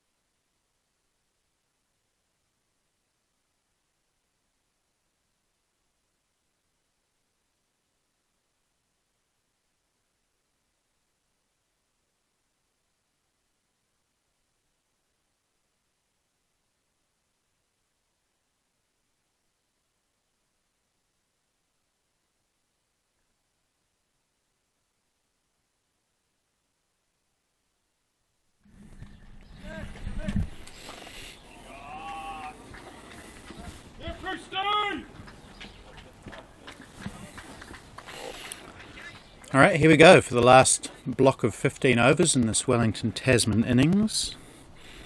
Nick Smith bowling to Andrew McCarr. Punches down to mid-on, long on for one. And that brings Gerhard van Staden on strike. Looking forward to watching him play. Apparently he's a good player. Missed the last year's IPT because he broke his finger about a week before the tournament. Came down to Blenheim to watch, but was disappointed not to play. And here he is, batting at 4.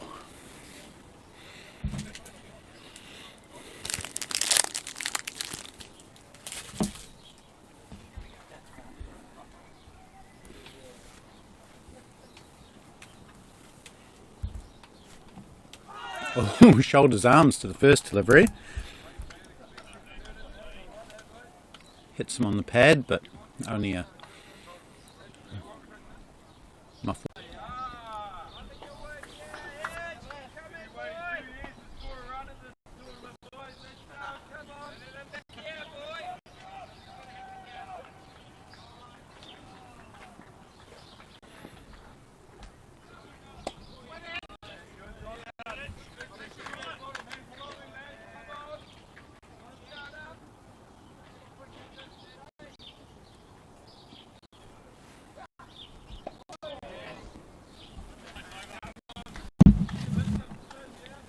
They managed 100 off that. That'll give them a pretty competitive score of around 250.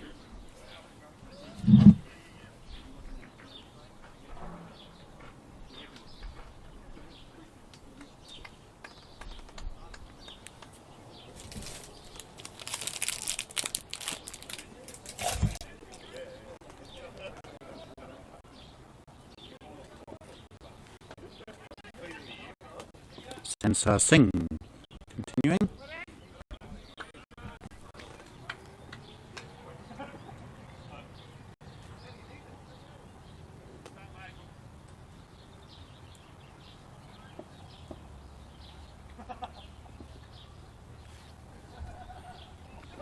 Oh, lovely little guide by Andrew McCarr, a late cut. I've seen a number of shots from him today. Not enough pace on the ball to take... Oh, he's run out. Oh, they've come back for the third. Gerhard van Staden called. Andrew McCarr through, came hurtling down. But it was an excellent throw from the boundary. Jolivet whipped off the bails. And Gerhard van Staden, luck for him, run out for no score.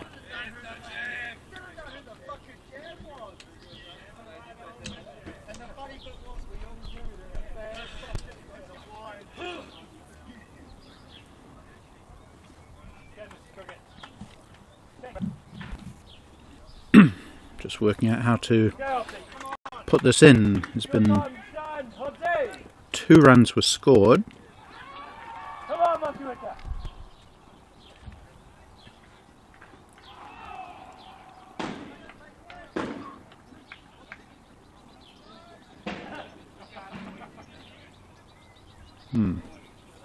Just give me a moment, please.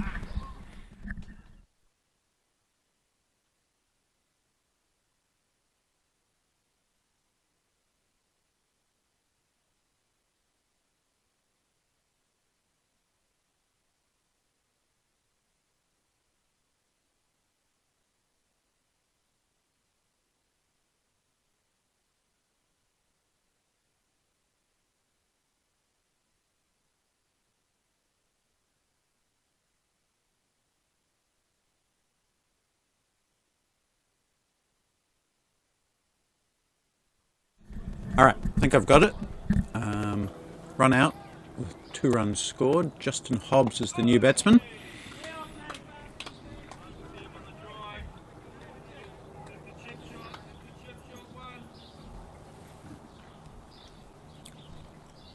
The district's looking a bit lively now, having taken 2 quick wickets. Fielders around the bat. 2 short covers he's got, and a short mid-wicket. So, and there's a lot of chat there, bit of sledging you could even say, on Justin Hobbs. Another Tasman man, plays for Motueka. He was the top scorer in Division 2 last year, Justin Hobbs, and averaged about 80, I think, and he's been promoted to Division 1 this year with quite a good platform coming in, 156 for 3.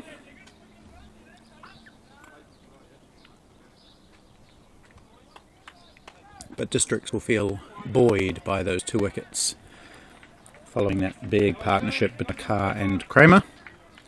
McCarr's still there, 71 off 86, the captain.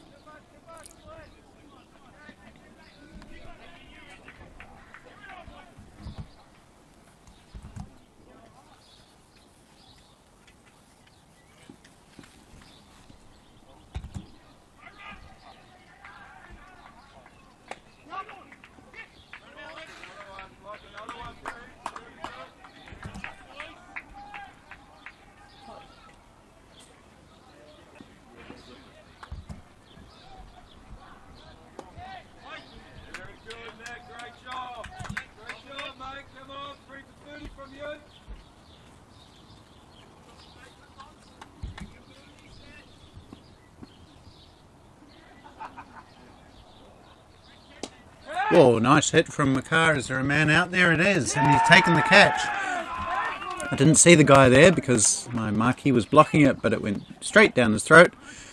Caught it low down.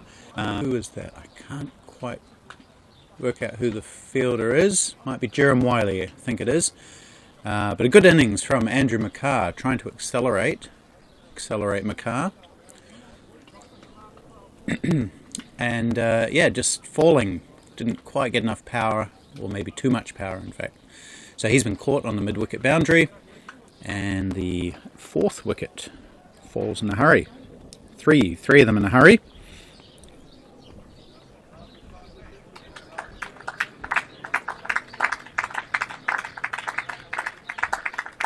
It's a good round of applause for his 71. It was a good innings. I think this is Darren Cudby coming in at 6. All sorts of action. Probably a flurry of pads being put on in the changing rooms after everybody had their feet up for quite a while.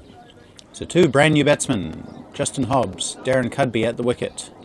Districts fighting back strongly. 156 for 4 is the score. 12.5 overs to go. So they've set that platform. Now it's up the middle and lower order batsmen to capitalise on that. The other Division 1 match is Canterbury Otago versus Auckland. The former 181 for 5. Steve Hobson just dismissed for 57. He's the top scorer in that innings.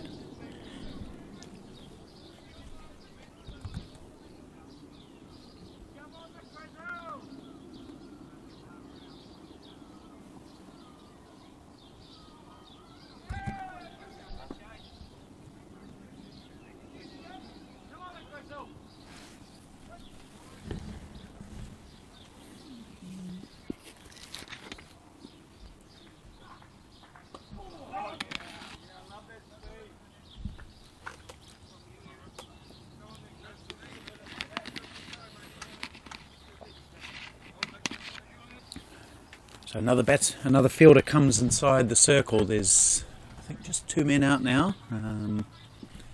Looks like a deep square leg and deep mid wicket for Darren Cudby. I haven't seen bat very much. He's a wicket-keeper batsman for Wellington, Tasman. Oh, he struck on the pad. Bowler doesn't appeal though. Into the over for Nick Smith, a wicket maiden. So excellent comeback from him and from Districts. Darren Cudby. Oh, what's happened here? Shoot.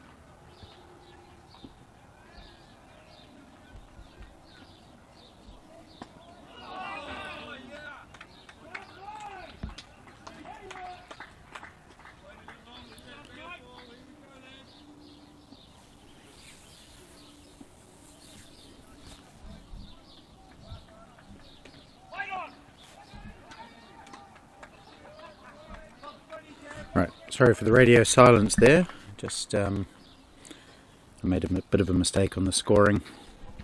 So just as well we have official scorers. Anyway, we've got Hobbs on the sweep. Nice sweep too. Powerful. Down to backward square leg for 1.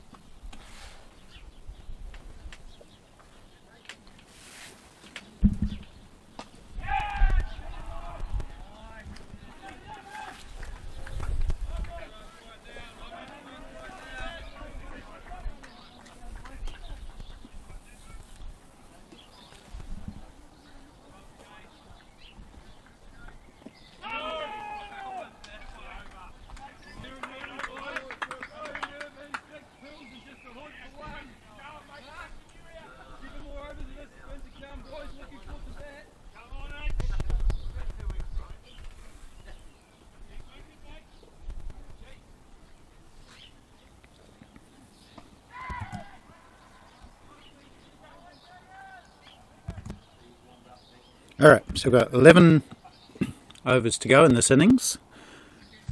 Run rate 0.62, that's one of the lower rates that we've had in the innings, which reflects the good comeback from districts through the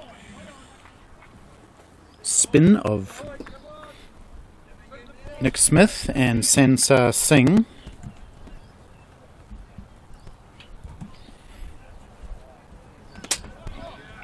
Smith continuing here, and also Stuart Farquhar bowled well, none for 17 from 5. Leighton Parsons, none for 19 from 4. All been good. Shorter and flatter. And Hobbs can't get it away. That's a bit of a different situation for Justin Hobbs. Division 1, a lot tougher than Division 2, as you'd expect.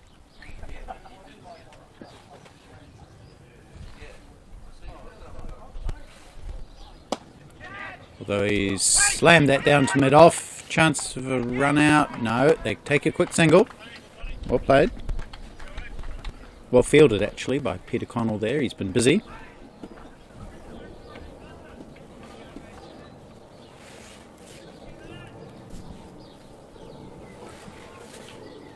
Hasn't been busy bowling, he's been busy captaining and fielding.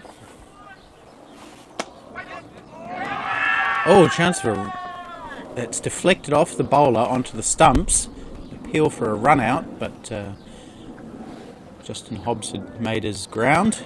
A New Zealand indoor cricket representative at over 40s, Justin Hobbs, so using some of his indoor cricket skills to regain his ground.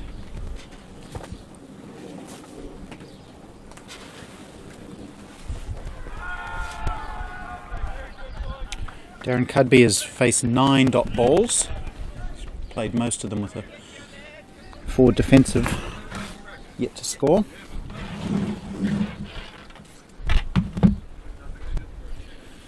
It's a bit chilly here, I have to say. The wind picking up. Even though I'm covered on 3 sides by my marquee, the wind is still sneaking up.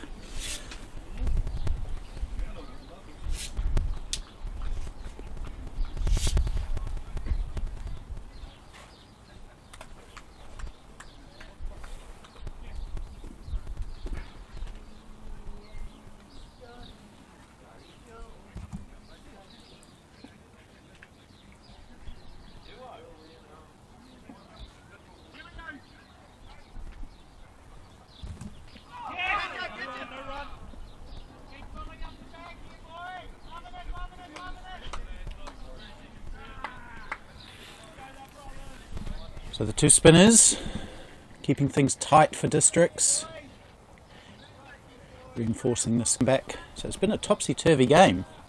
Districts started excellently, then Wellington Tasman wrested control, and now districts are taking control back, although there's a hefty shot from Justin Hobbs, which has gone one bounce for 4, so that's a good meaty blow from Justin Hobbs down on one and hoisting it over square leg. It's a shot that he plays well.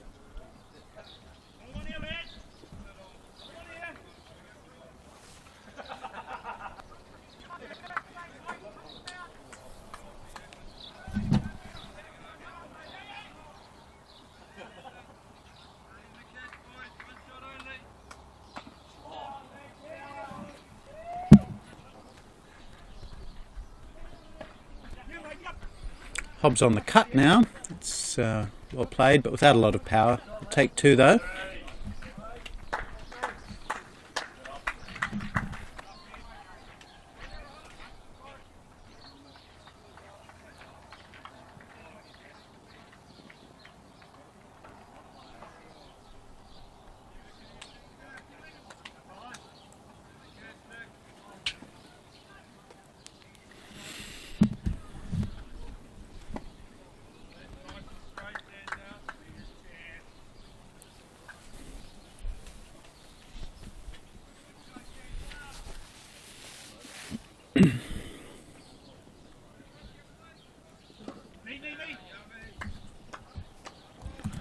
I'll just recap the score card for those of you who may be joining for the first time. Can't remember.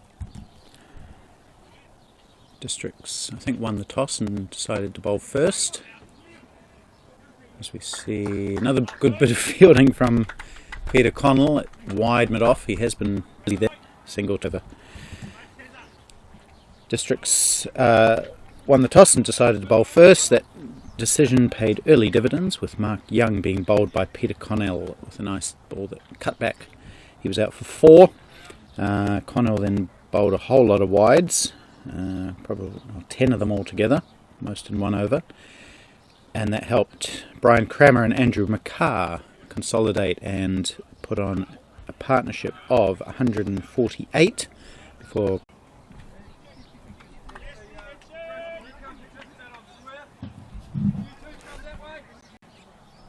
bowled him, has he? Yes, he has. Justin Hobbs going for that favoured sweep shot, playing over the top of it, and it was quite a full delivery, and it snuck under the bat into the stumps. Nick Smith picks up another wicket, his 2nd. Wellington Tasman lose another, their 5th. And the wheels maybe not falling off, but they're starting to shake a little bit.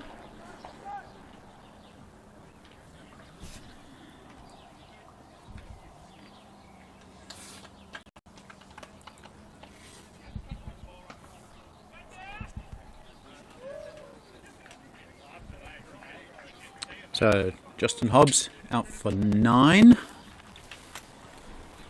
Brings the tall, muscular, solid figure of Scott Jones to the crease.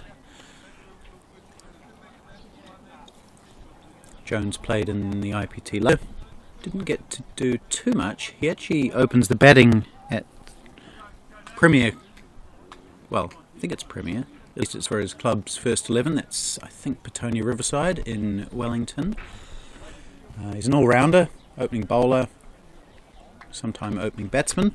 Let's see what he can do here with the best part of 9 overs to go in the Wellington Tasman innings, as they look to get a score at least in excess of 230. Bit of a delay there, and some umpires who should know better walking in front of the or walking behind the bowler's arm.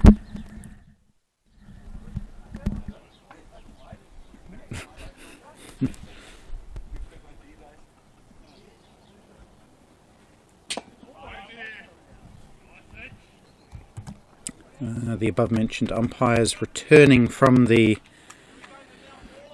game between Districts and Wellington Tasman in the 2nd Division, which is all over.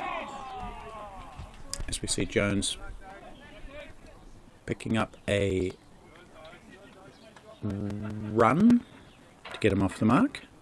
Yeah, so that game all over. Wellington Tasman win by 9 wickets.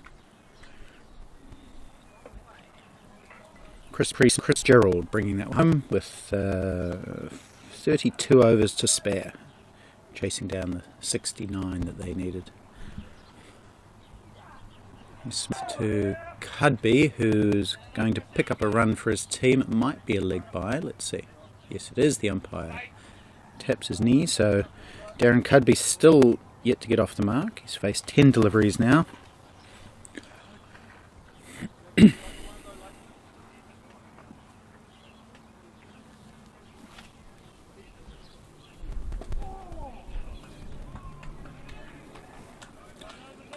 It's the end of Nick Smith's spell, I believe.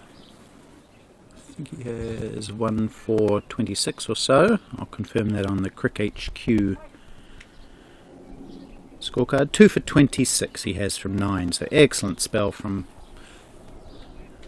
the slow left armour from Tauranga,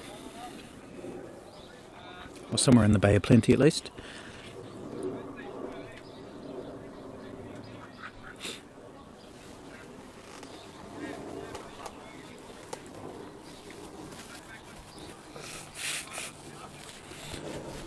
Looks like Leighton Parsons is going to come into the attack to replace Sansar Singh.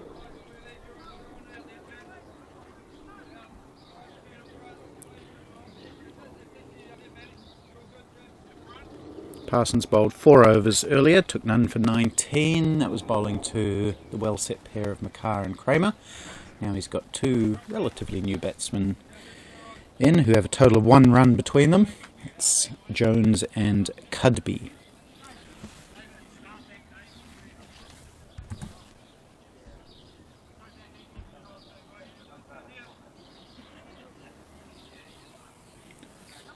Just quickly, the other Division 1 match, Canterbury Otago 193 for 7 with 3 overs to spare.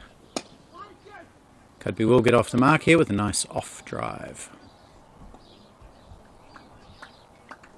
So top scorer in that innings for Canterbury Otago, Steve Hobson, New Zealand player, 57. And leading wicket take Farhan Mirza, leg spinner, 3 for 42 from 8.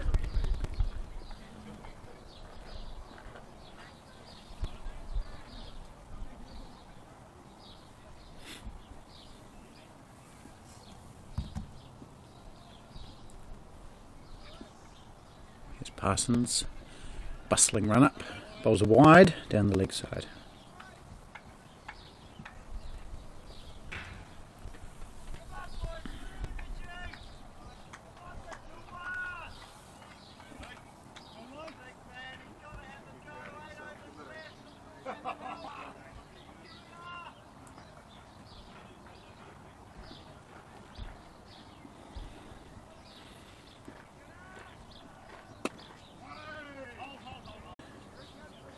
Starting to see some of the beaten all ends up. Bails everywhere.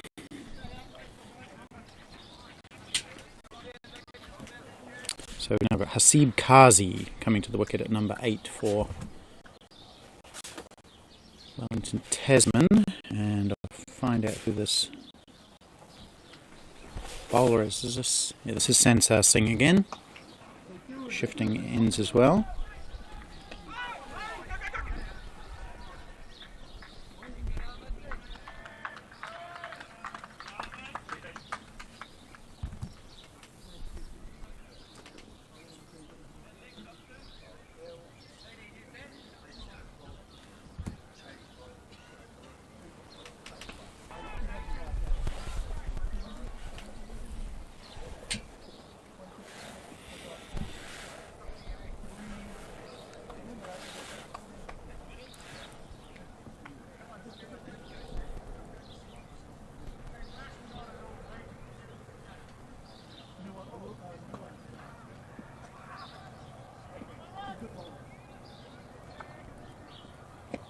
Oh, big shout for LBW, first ball. Oh, everyone's up for that one. Umpire shakes his head straight away, so maybe there was bit of bat, or maybe he felt it was good delivery from Sansar Singh to the new batsman Hasib Kazi.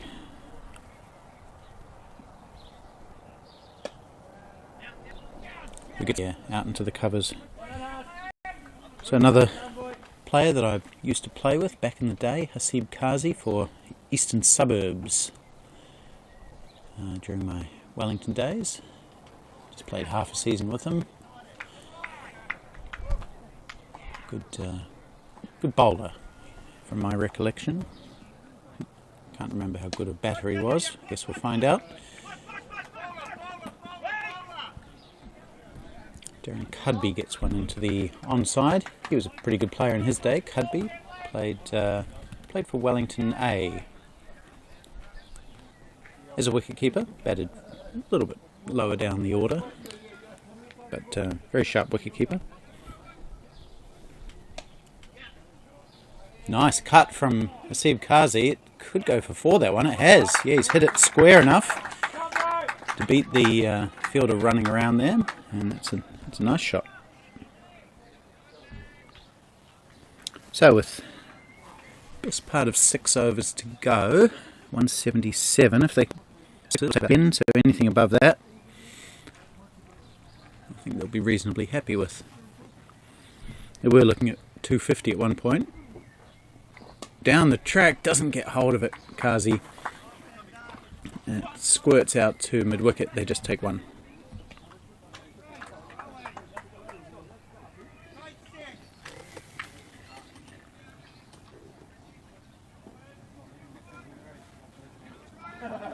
Just crush it, bro. Yeah, eh? Disappear.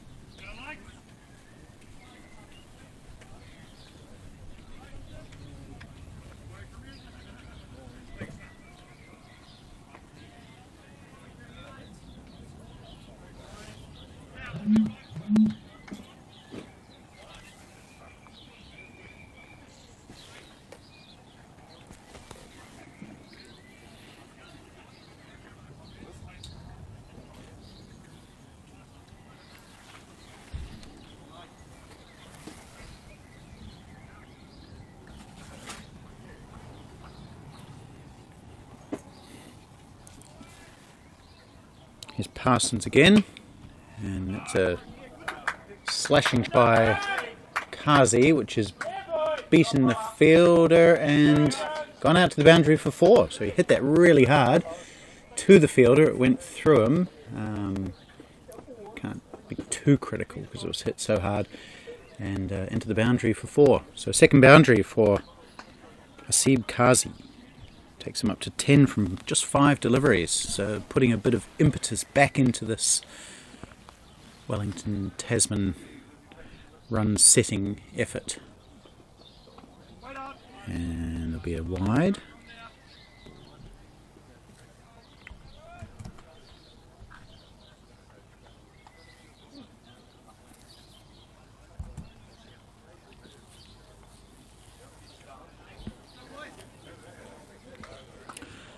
So it'll be interesting to see what is a good target to set on this pitch. We've got 4 more games on it, I think, over the course of the tournament. Oh, beautiful delivery from Leighton Parsons, taking the edge through to the keeper. Hasib Kazi seems to think that it hit his pad. Looked pretty nicky from here, and everybody went up. So it seems like the batsman was the only one who didn't think he hit it. Looked like a pretty good delivery, nice length, nipping away maybe into the hands of Byron Jolivet, who's had a bit of an up and down day as the non-full-time keeper. But Districts grabbed another wicket, and that was a good one because Kazi was looking like he had the potential to be dangerous. Anyway, he's caught behind, caught Jolivet, bowled Parsons. Parsons has 2 wickets now.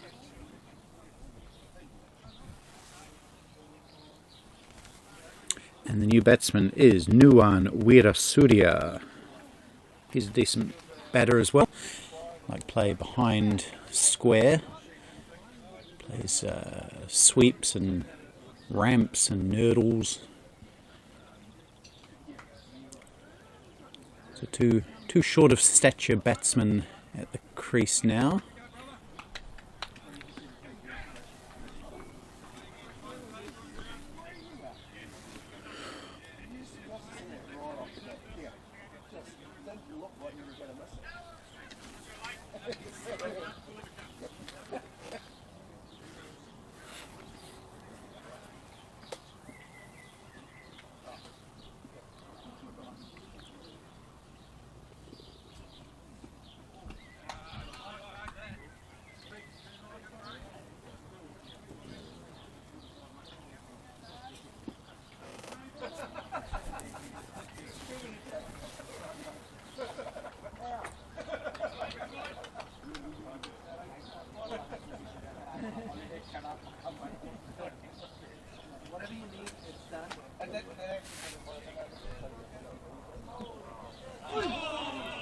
More good bowling from Leighton Parsons, beating the outside edge of Wirasuria.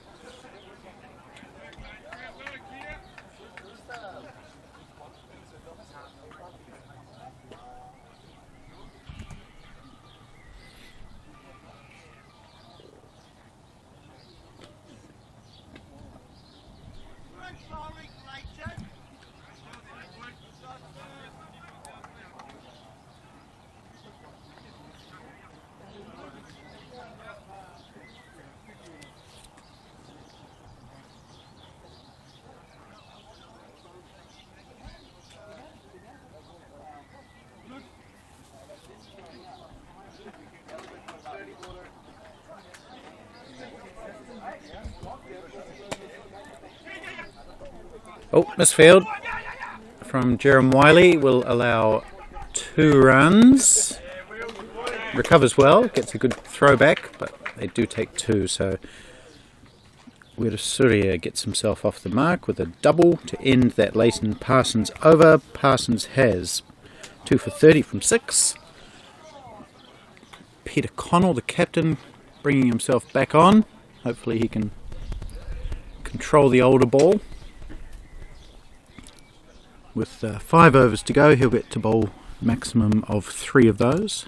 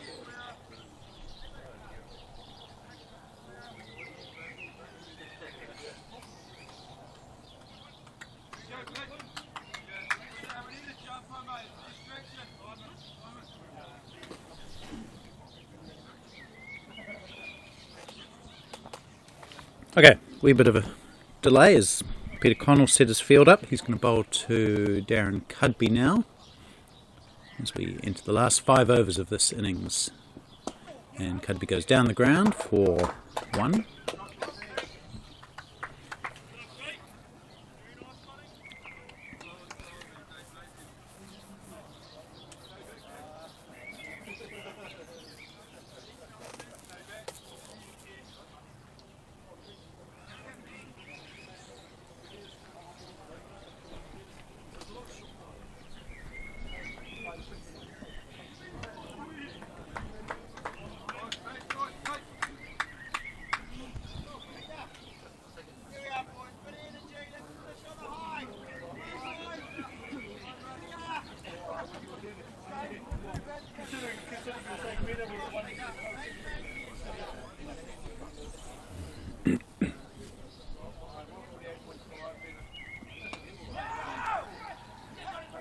Quick single taken by Wellington. Wee bit of a fumble helps him out.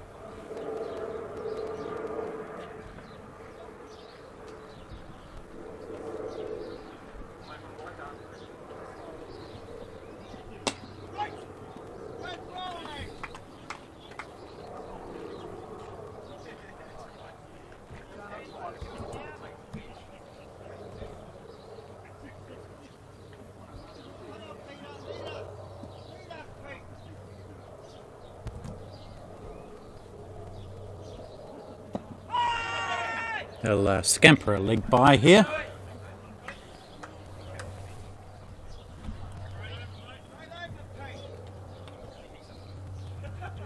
Yeah, it was a pretty good over from Peter Connell. 2 runs off the bat and a leg by, and no wides.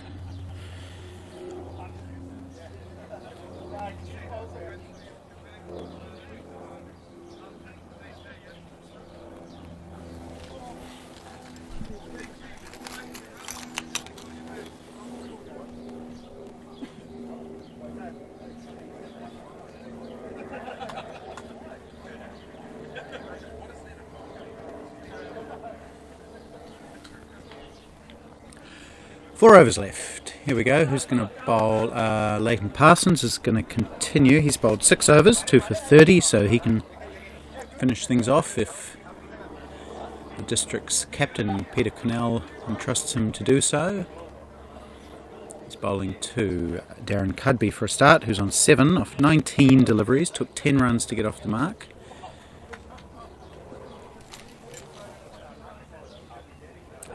Here is Parsons, and Cudby is on the back foot, struck on the pad, can't get it away, no run.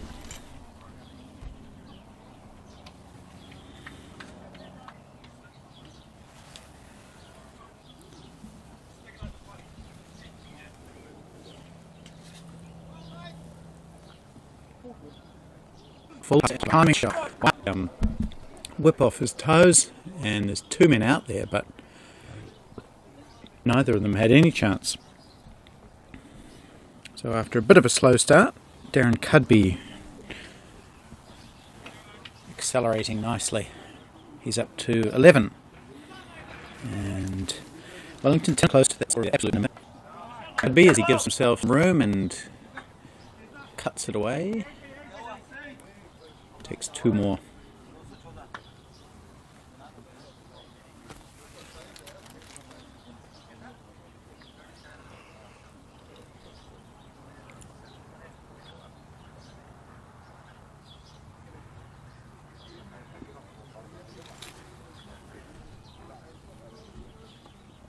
It was a bit slower from Parsons, but Cudby manages to guide it down to short third man for 1 more.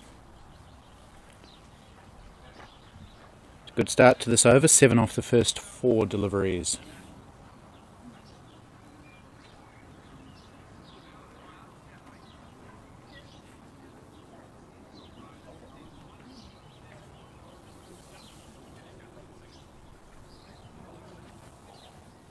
When's the second innings start?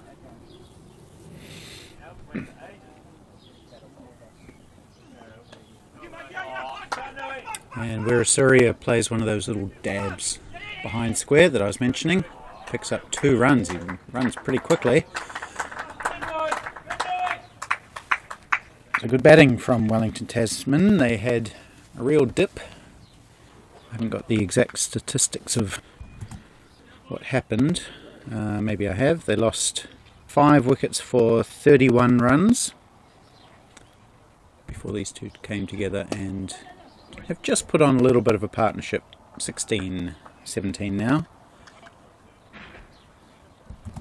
Just to run through the scorecard again. Mark Young was out for 4 early. Brian Crammer 56. Andrew McCarr top score 72. Gerhard van Staden run out for 0. Justin Hobbs out for 9. Scott Jones out for 2, and Hasib Kazi out for 10. At the wicket now, Darren Cudby on 14 and Nuwan Weerasuriya on 6.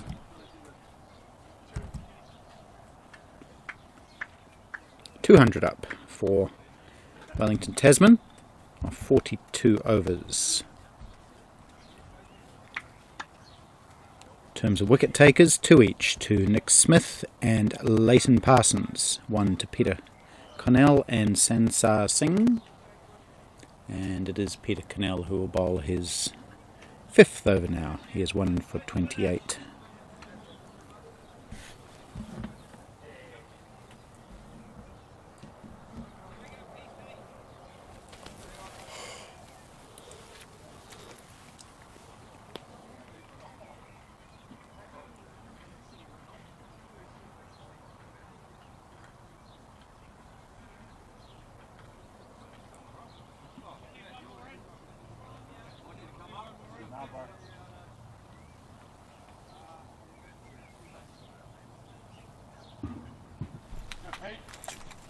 Bit more field tinkering going on from Peter Connell, who's the captain of this side, so he doesn't have to ask anyone's permission.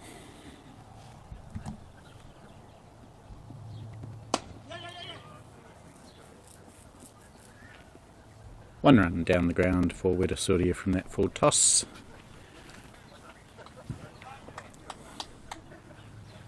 So 3 overs to go, minus 1 ball. If they can get to 220, that will give us a very interesting afternoon chase, I think. We're running a little bit behind due to that late start, half an hour in fact, caused by the bus driver not knowing where to pick up the players from. Hopefully he won't make that same mistake.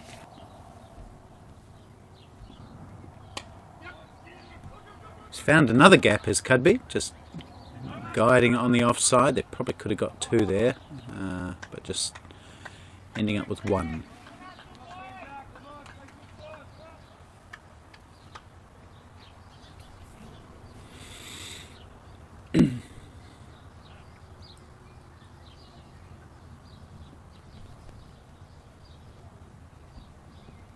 Oh, big swing from Weerasuriya, makes no contact at all, through to the keeper, no run.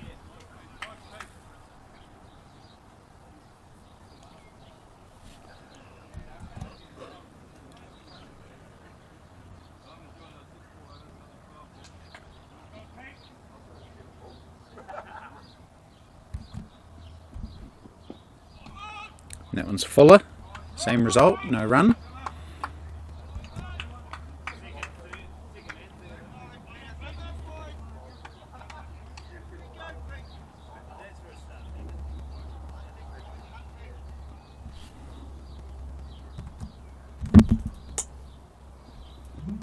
Oh, he goes for one of those tricky shots that he's known for. It was a scoop, I guess.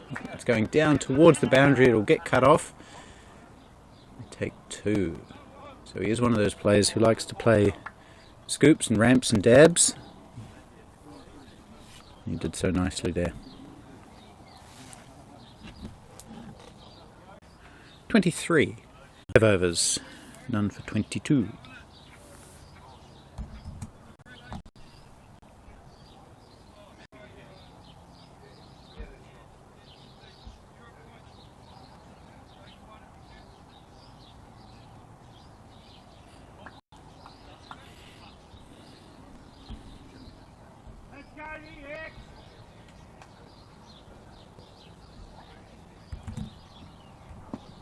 Here's Wiley with one of those Yorkers that he bowls a lot.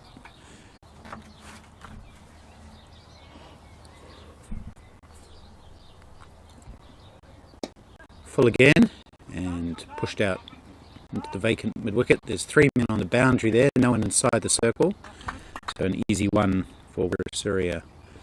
I can't see all of the field, but from what I can see we've got a long on, a cow corner. I think will be a leg by again. It is.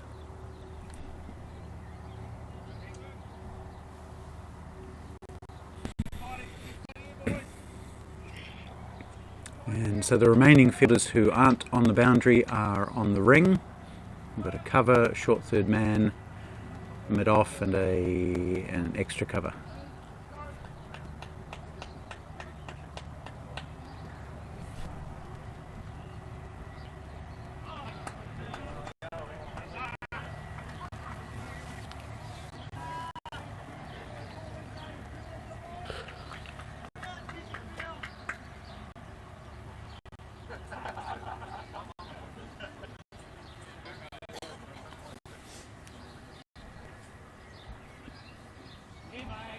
It's 2 balls in a row now that Surya hasn't been able to catch up with, so good death bowling from Jerome Wiley. He is quite good at this stage of the innings.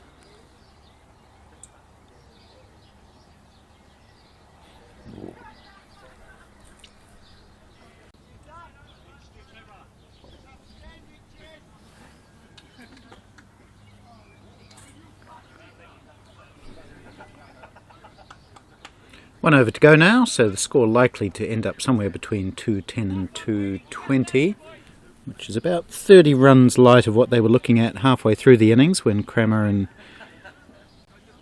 McCarr were going at about 5.2.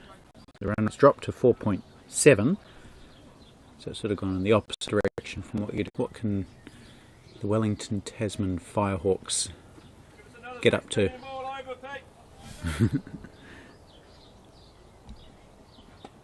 Oh, it's a beautiful shot from Surya. He's moved across about a metre or two over to the offside and then swept it basically over the head of the short fine leg for 4 runs. What a wonderful shot. Great confidence from the little fella. Nuwan William plays for the... Goes leg side and...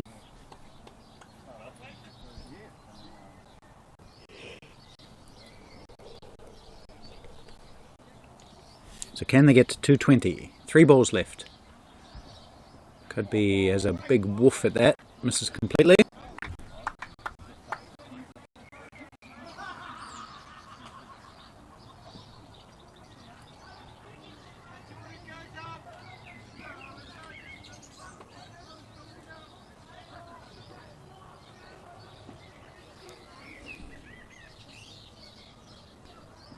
Has a very similar woof at that one, which he gets hold of. It's work for Stuart Farquhar to do. He can't do it, and Cudby finds the gap at mid-wicket.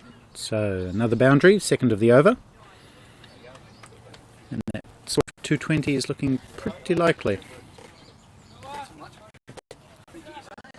I'll get to it.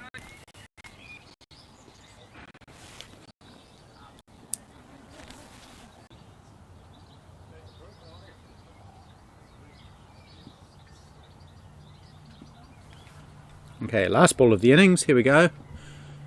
Canal to Cudby, who plays a beautiful whip shot through mid-wicket, and that's going to go for 4. That's almost the shot of the day to end the innings. Lovely shot from Darren Cudby, who ends 24 not out and takes Wellington 10 up to 2-2-3 for 7. That's the end of the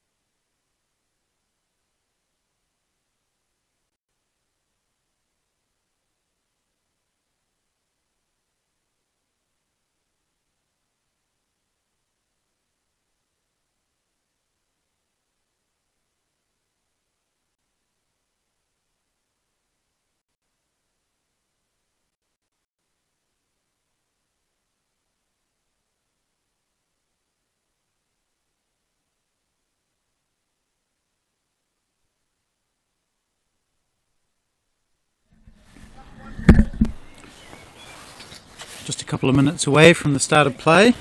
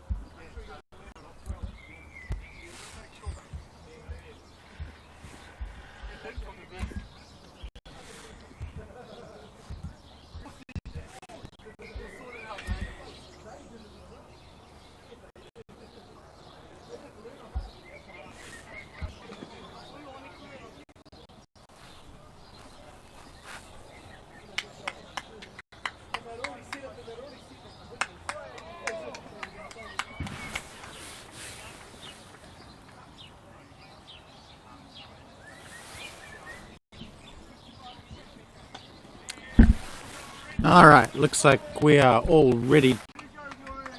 He's got a long run up as well, and he's going to be bowling to Leighton Parsons. My name is Jim Morrison, joining you from the Mandeville Sports Centre in Canterbury, South Island of New Zealand. Round 1 of the New Zealand Over40s IPT for 2023-24.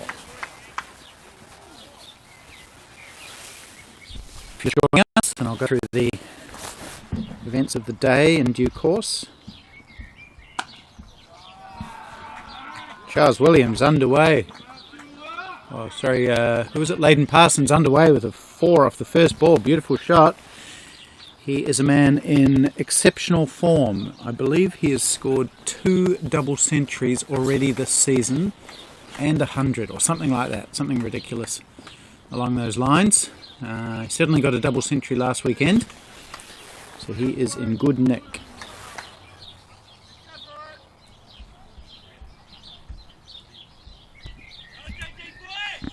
What can Jason Davis do? New Zealand indoor cricket representative at age group level.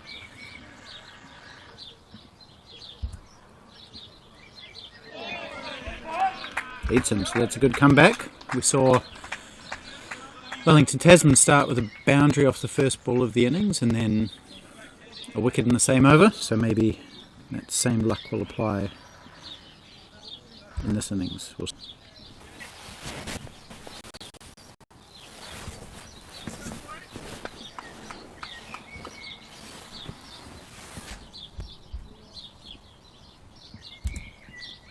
It's short and wide and cut away. Chased very hard by the fielder. Can't get it. Second boundary. 4 more to Leighton Parsons. Parsons played for New Zealand A last year against New Zealand and Australia. Got some runs. Got an 80 in one of the games. I think that was against Australia.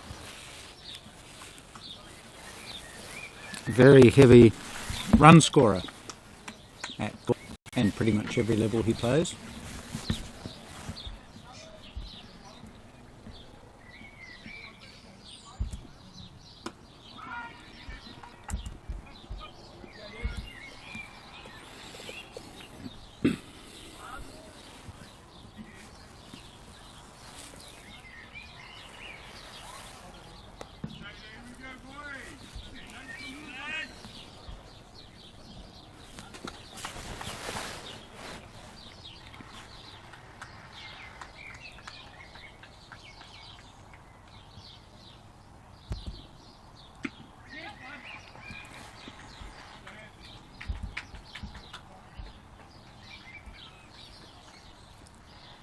It's off the bat by the looks of things.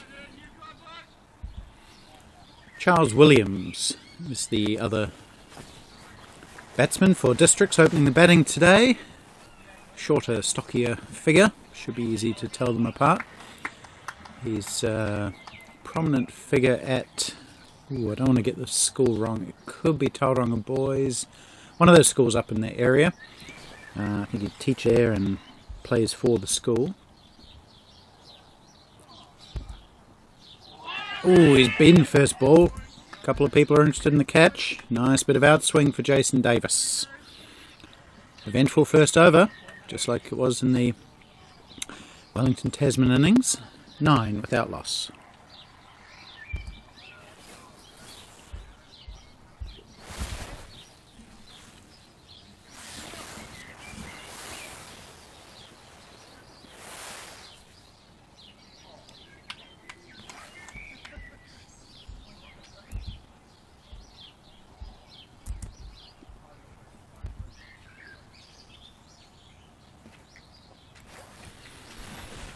I think it'll be Sean Windle bowling from the other end, the far end, left armour. He was the co-leading wicker in the IPT last year with 11 after starting the tournament in Division 2. Did well in one game in Division 2, got the call up to Division 1 and ended up as joint leading wicket taker. 6 bowls and LBWs, swings the ball. You should get a good angle of his swing from where I'm sitting here.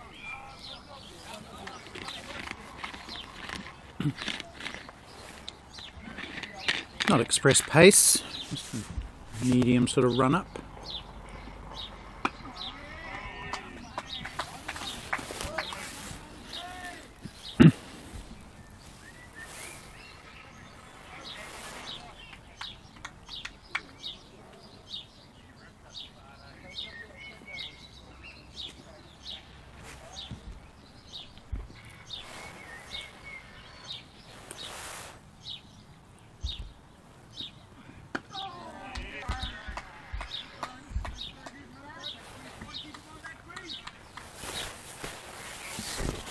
Wellington Tasman's innings of 2-2-3 was a bit of a stop-start affair, highlighted by 72 to Andrew McCarr, the captain, and Brian Crammer, who scored 56. They put on almost 150 between them.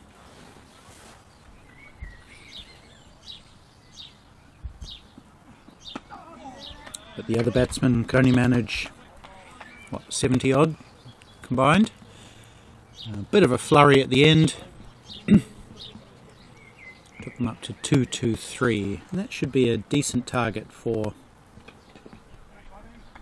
the District's boys to chase.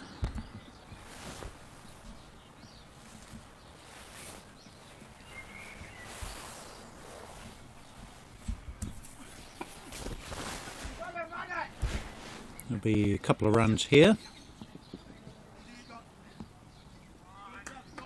Good fielding by Scott Jones.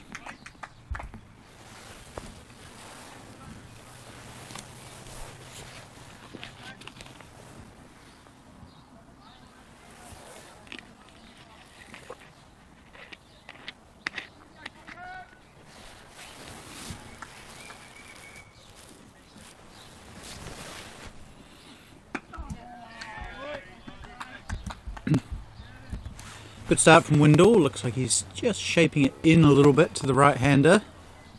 Bowling a good length. Not allowing the batsman to come forward, but not allowing him to go safely back either.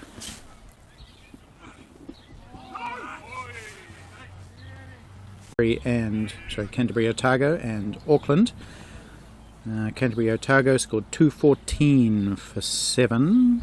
Top score there, Steve Hobson with 57. Auckland lost a wicket with the very first ball of the innings. Jason Grobler, one of their star batters, was LBW'd Paddy Sullivan for 0. Since then, Jean Lemaitre and James Marshall have eased through to 59.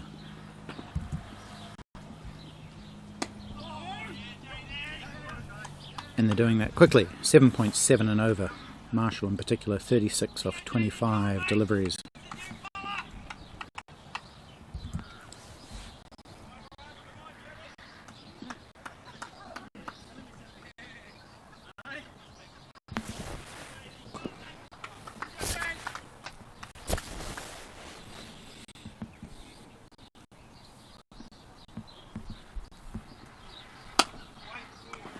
Oh, that was a pull shot that ended up going to mid-off from Charles Williams. Hit pretty well, but no run. He remains on 0, having faced just 3 balls.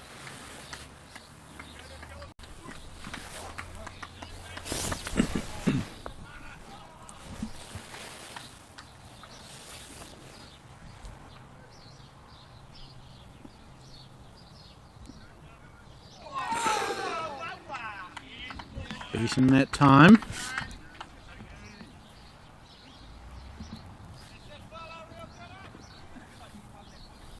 Talking to some of the players during the lunch break, they say there is something in this wicket for the bowlers. As the score would suggest, 2-2-3. It's a sort of a middling score, middling to good. About 5 and over they need.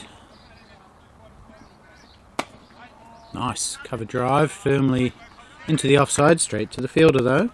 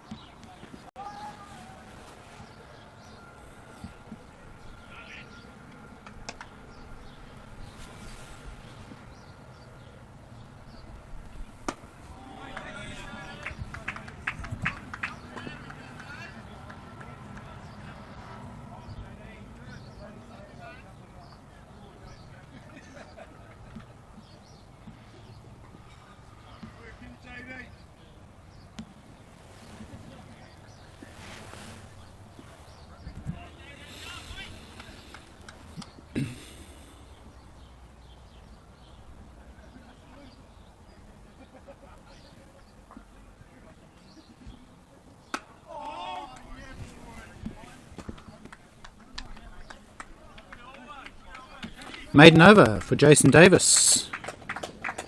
Gets a round of applause. That might in fact be the first maiden over of the match. No, Nick Smith bowled one. Second maiden over of the match this was. Division 2, Canterbury Otago versus Auckland. Canterbury Otago 228 for 7. Auckland 43 without loss in pursuit. And the other match in Division 2 finished a long time ago with Wellington Tasman easily chasing down the 69 that they needed to win. So we have 3 games still in progress.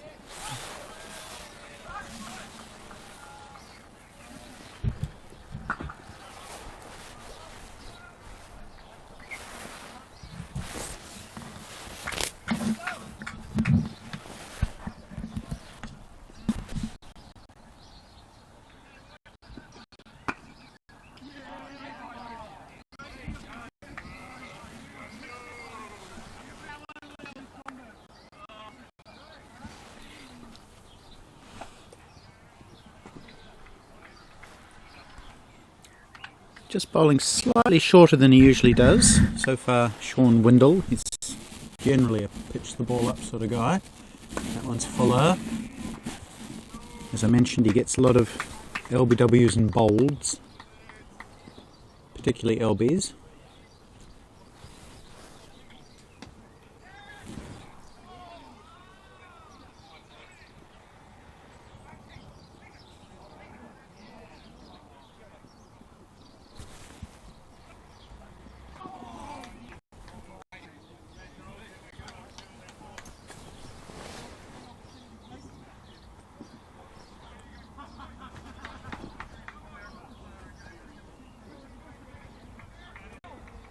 Ooh, seemed like it might have nicked something, but it might have just been off the keeper's gloves.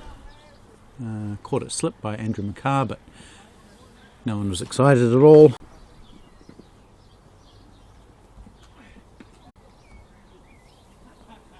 So, consecutive maidens. You consider that 9 of those 11 runs came on the first over.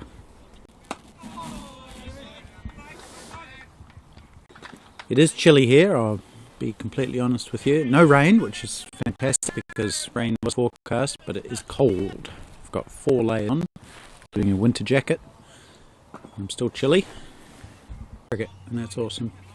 and all 4 games either underway or completed. 3 for 4 runs, so that breaks the shackles after.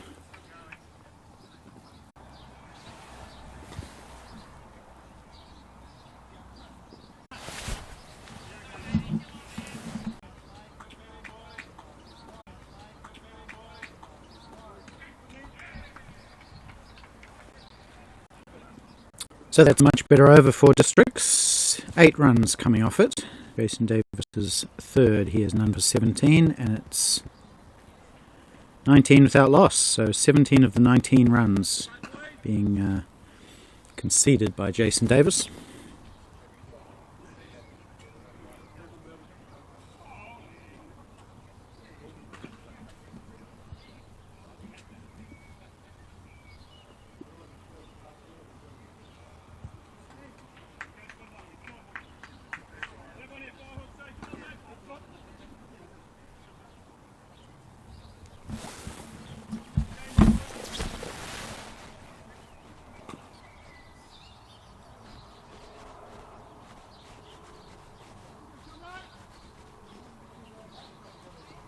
Give a lot of width or err in his length too much. Plays for the Paraparaumu club on the Kapiti coast, which is north of Wellington.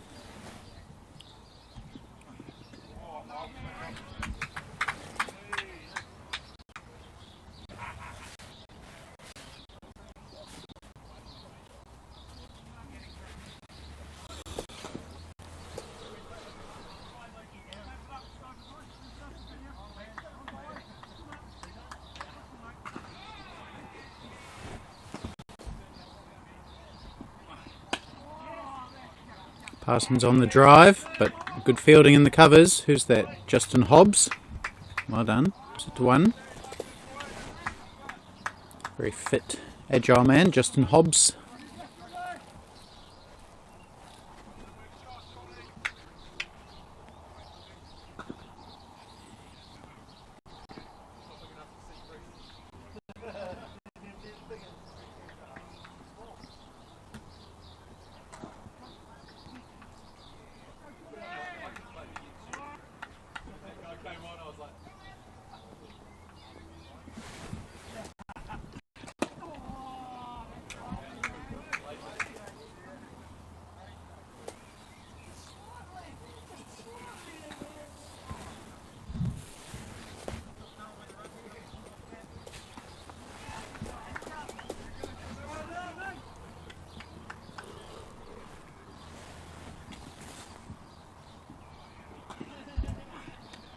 Chance catch taken.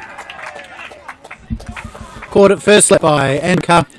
Big expansive drive by Charles Williams. Windle finds the edge.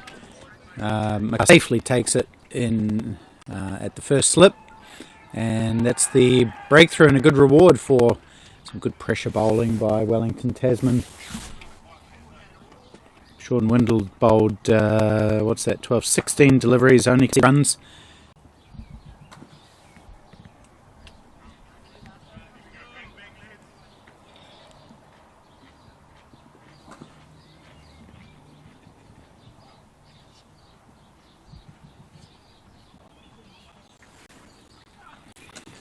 Yeah, Williams never really looked that comfortable. Played a couple of well-timed shots, but wasn't really looking like he was going to tick the score over.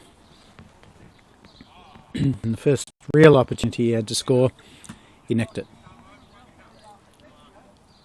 So that brings the left-handed James Mackey to the crease at number 3, wearing number 3. His New Zealand A teammate, Sean Windle.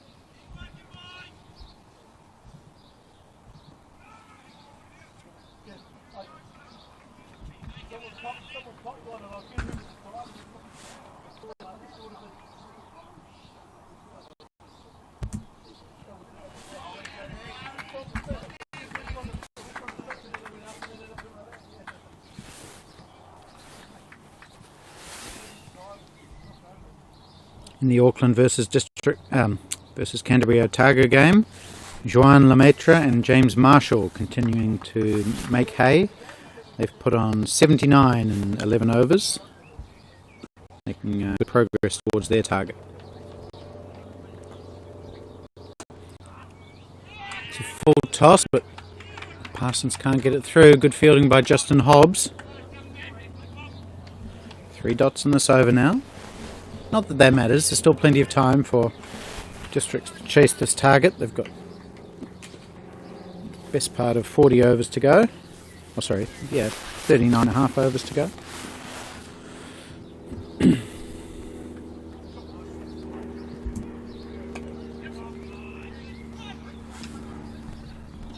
Lovely field by Nuan Wedasurius, scampering around, swooping and picking it up and firing it in. Very agile for a 40-plus-year-old. But Parsons does get a run.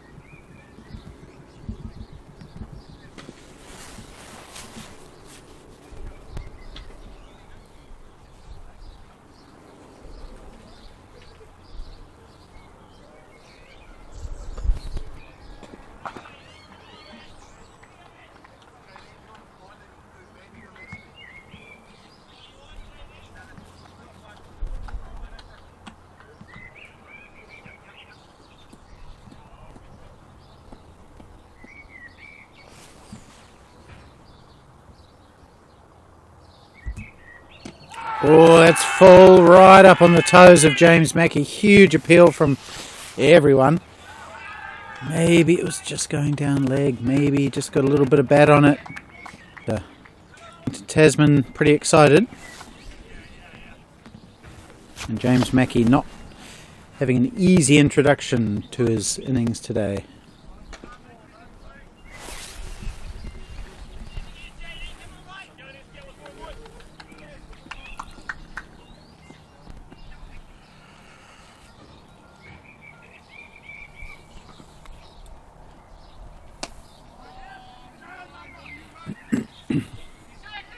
Bit of a misfield by Wedasurius, which will allow the single. So after he did great work in the previous over, he's kind of undone that with a bit of a fumble.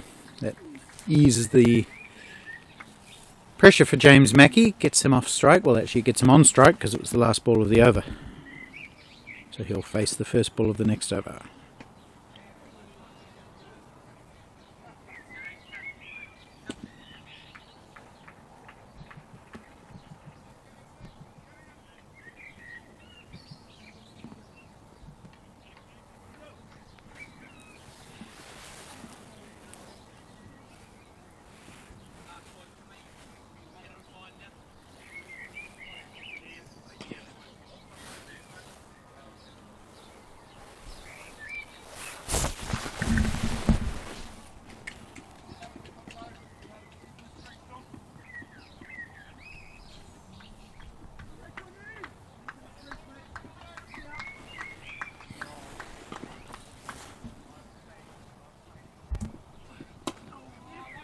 Quick single up to mid-off.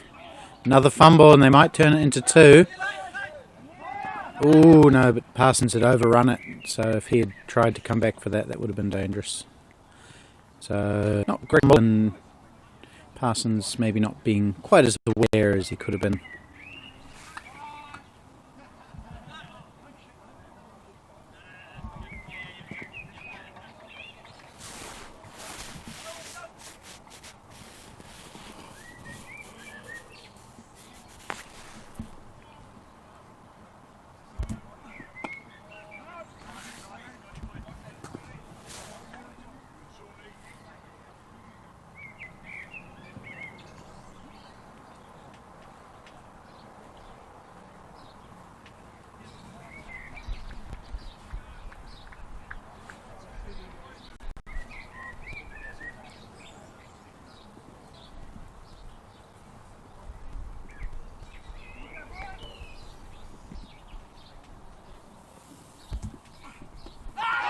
Big shout for LBW. Umpire thinks about it. Unmoved, completely unmoved.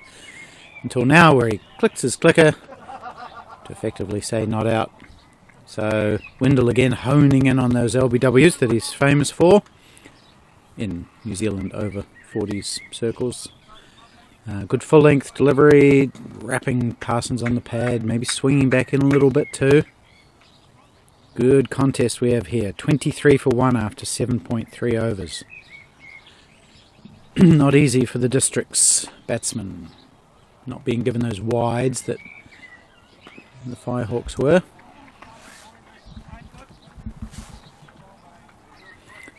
That period where Peter Connell was just giving away wides left and right was really allowed the Wellington Tasman top order to accumulate runs without any effort at all. All they had to do was leave the ball. Whereas run scoring not easy at all for the district's batsmen. They will pick up a leg bye on this occasion though.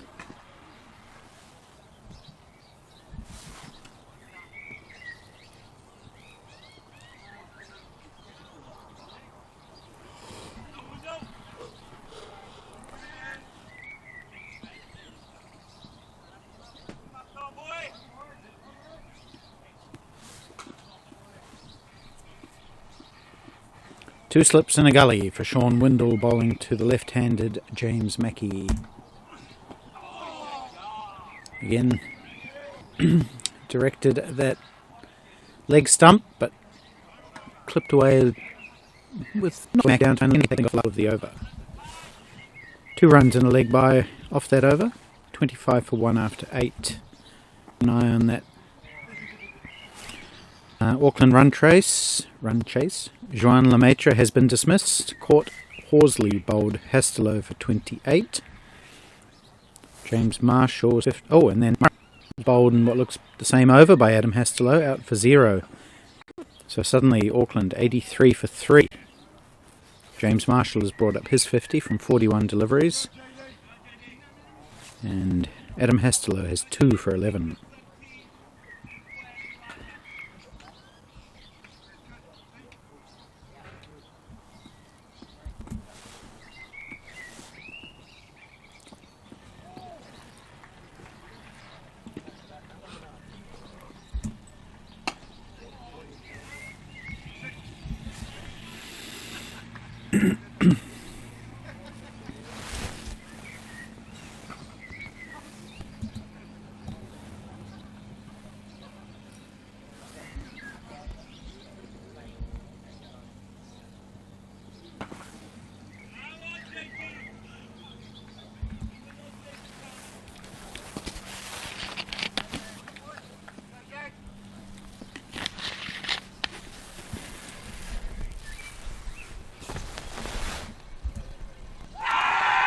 Hit on the back foot, big shout, the umpire moves his arms and then moves him back into position.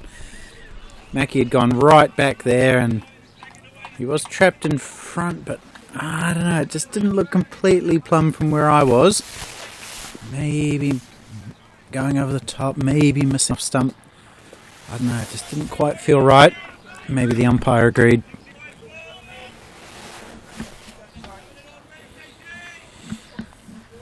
Good bowling from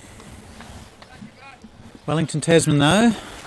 Grey-haired Jason Davis.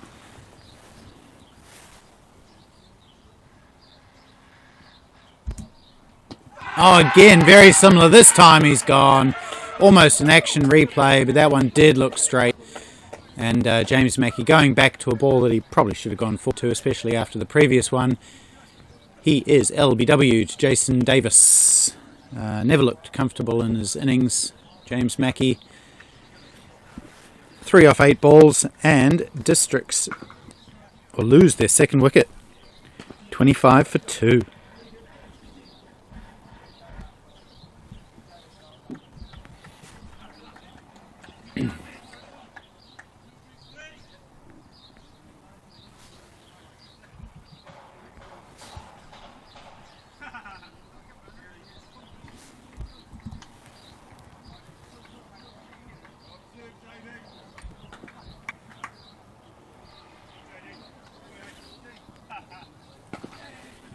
I think The new batsman is Byron Jolivet. I'll try to confirm that as soon as I can.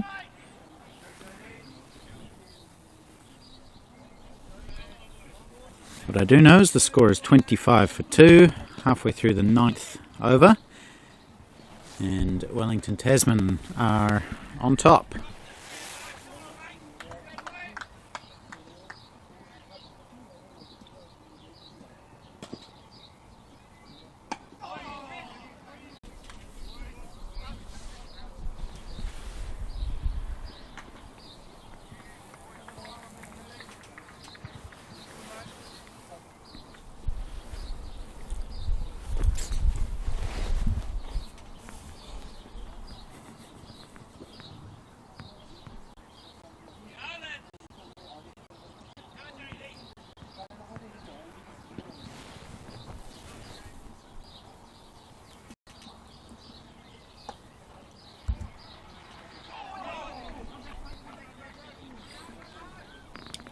It's been squirted down to fine leg. Andrew McCarr gives chase. They take 2 runs. End of a very good over that saw a wicket taken. Could have had that wicket off 2 consecutive balls. Well, there were 2 consecutive balls that were equally good. And 29 for 2 after 9. Jason Davis has 1 for 23 from 5. Sean Windle 1 for 5 from 4 overs.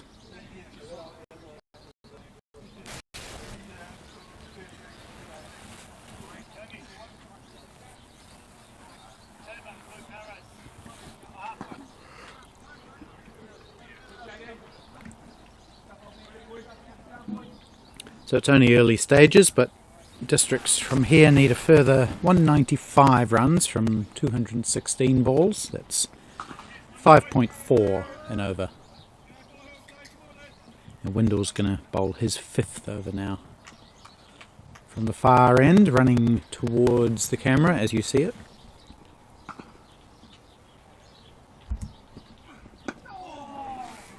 Good probing length again from Windle.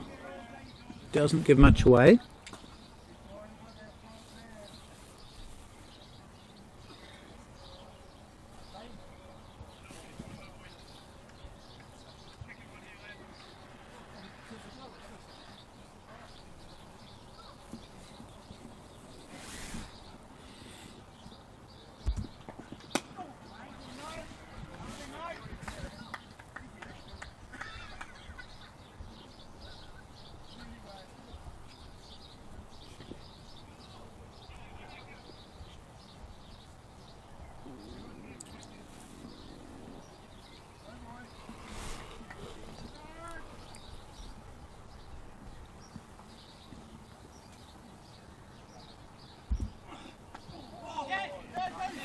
Another one squirts down to short fine leg. We've seen a few of those today.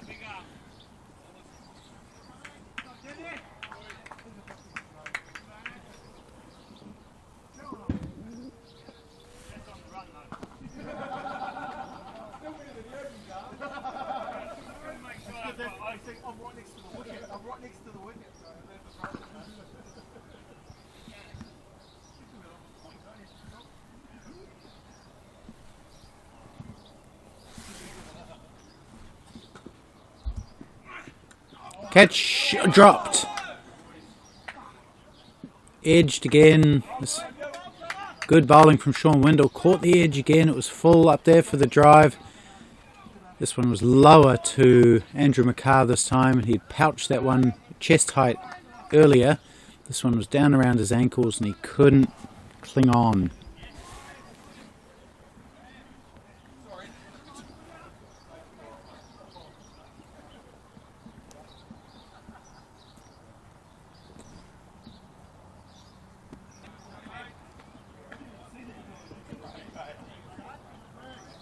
And insult to injury with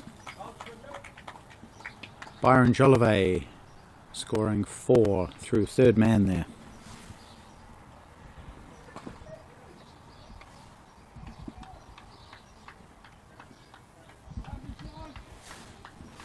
So Sean Windle unlucky in this over. He could have had his 2nd wicket. Instead he's had a chance go down and a 4 through third man.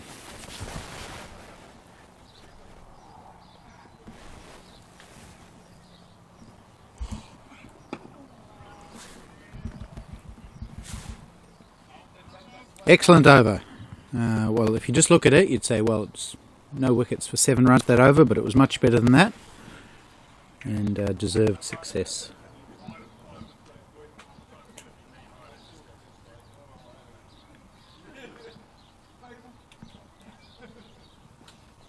So I was talking earlier in the day about the over 40s World Cup, a little bit more about that. It's in place in Cape Town, South Africa, starting on February 17th, I think it is, going through till March the 1st. 12 teams coming to that tournament. There'll be 2 pools of 6. Everyone plays everyone in your pool, then a semi-final and a final. So 8 games for each team. And it should be a really interesting tournament, that one. We've got some very strong teams coming. By the looks of things, South Africa will be strong. England will be strong. I'd say they're probably the 2 favourites based on form. But some of the countries haven't actually played international matches, so it's hard to tell. The likes of India, Canada.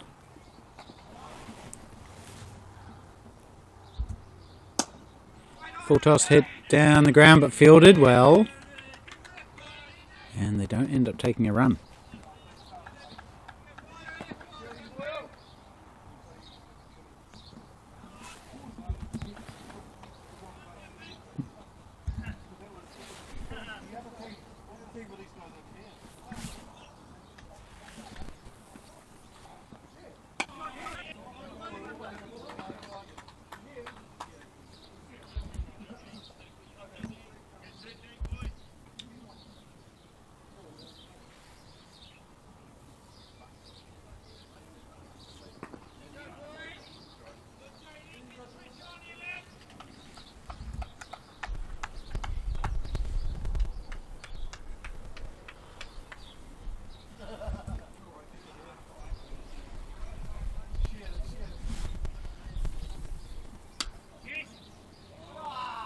Beautifully timed by Leighton Parsons. I think it might even go for 4. Just pulled in inside the boundary, but that was lovely timing from the district's opening batsman, who moves up to 27 now. Yeah, so that World Cup, really high end, 12 teams as I mentioned. We've got Zimbabwe, we've got Sri Lanka, India, Wales. Come back to that.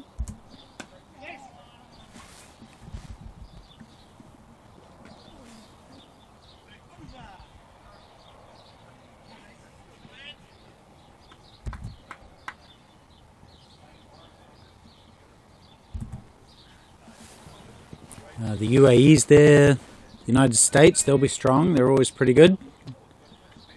They've got a great Masters cricket program over there. Canada. So yeah, all the top teams will be in attendance, and it should be a great tournament. Can't wait for that. I'll be heading over in some capacity. Oh, that was an interesting shot. Jollivet sort of had half a shot at it and then just didn't go through with the shot as a form of a leave.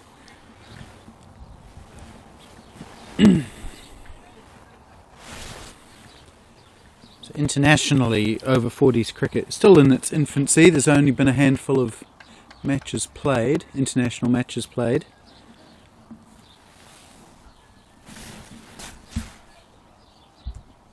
Short and kind of hooked away down to the long leg boundary for 4 runs.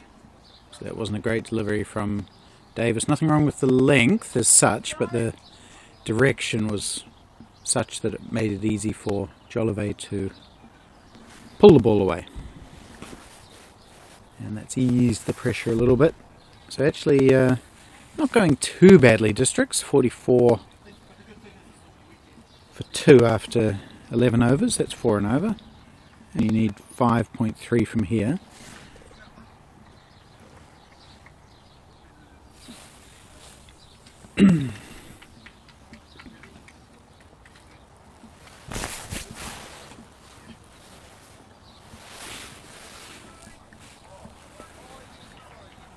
So the New Zealand team for that World Cup will be named on Monday at the completion of this tournament. The selectors will meet regularly during the tournament and name the side on the final day, because we're not far away from February. Lots done.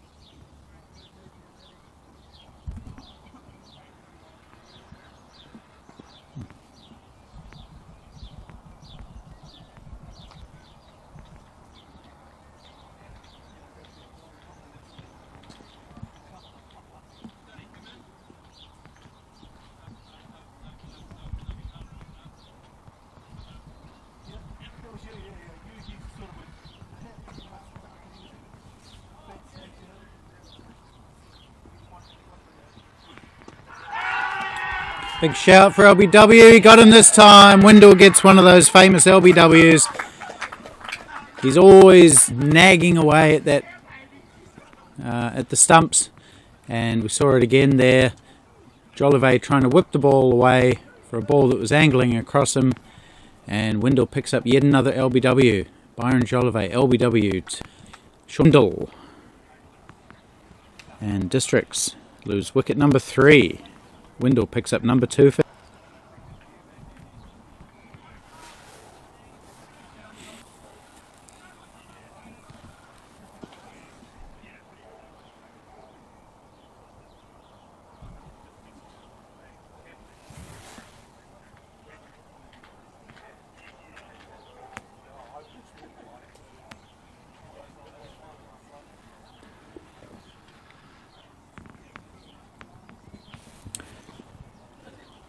walking to the crease at number 5 is number 7 for Districts, who I'll have to find out who that is.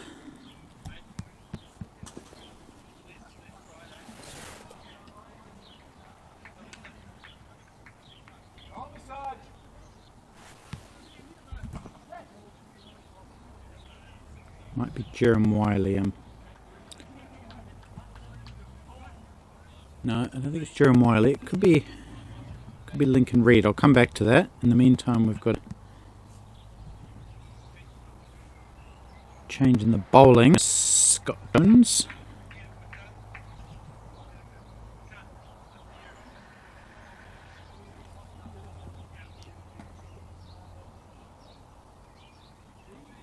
He'll be bowling to Leighton Parsons, who's looked good on 20.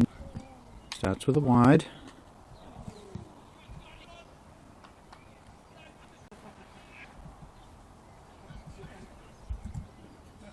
Yeah, it is Lincoln Reed. That's good. He's a newcomer this year. Scott Jones, big, tall, medium pace bowler.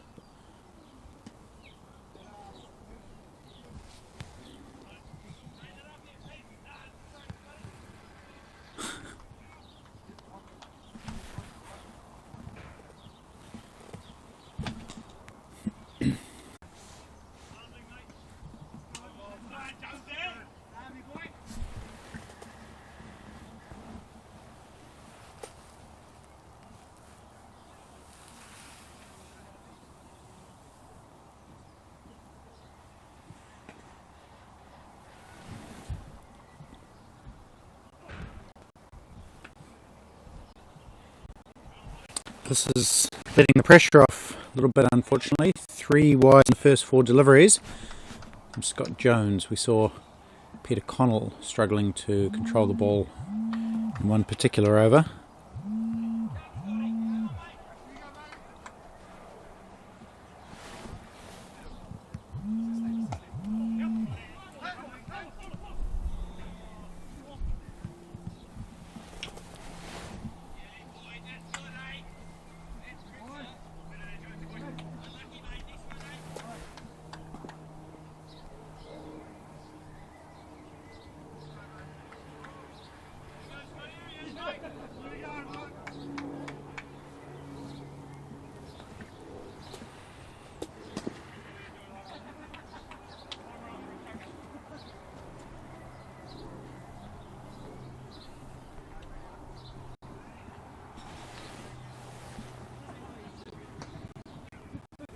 Oh, it's wide as well.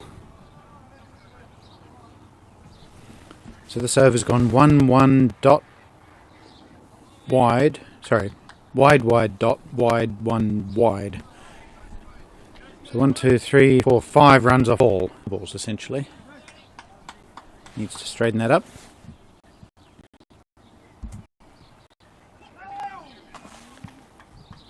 Wide again.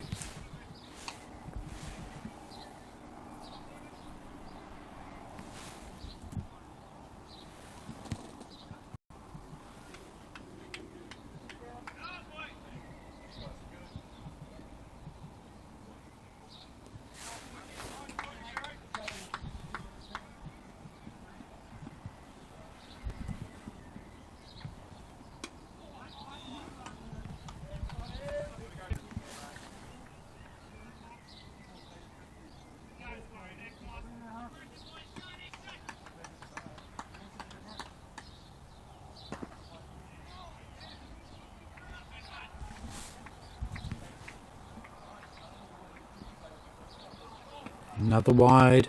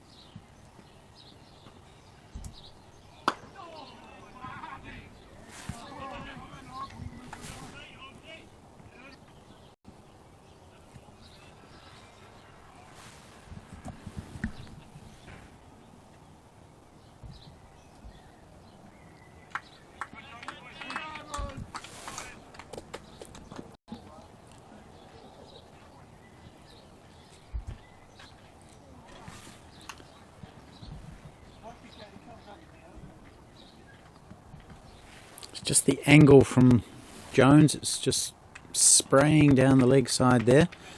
I'm not sure if he can really blame the swing too much. Almost seems like he's falling away a wee bit. That'll be another one. Anything down leg is a wide.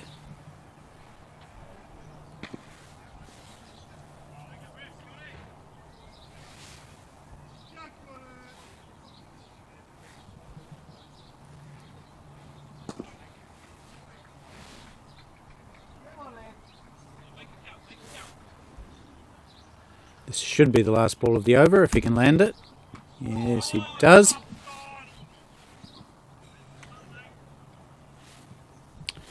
End of a many-balled over, which conceded 9 runs. 54 for 3. The 50 came up in that over. We've got 2 other games still in progress. The Division 1 match between Auckland and Canterbury Otago. Auckland are 113 for 3, so they need a further 102 runs. James Marshall still in, he's on 69 of 58. Greg Johnson has scored 13 from 22. That's Division 1. Division 2, those same two teams, similar chase. Canterbury scored 228, so Auckland are chasing that. They're 89 for 1 after 18 overs. Greg Gatley scored 35 from 29. We have Rajiv Rajagopal on 22 and Mark Downey on 19. So two interesting chases going on there. In fact, if we include this particular match, then that makes 3. Sean Windle will continue to lessons on 30. Definitely the main batsman in the district's lineup. They'll really need him to anchor this chase and bat deep.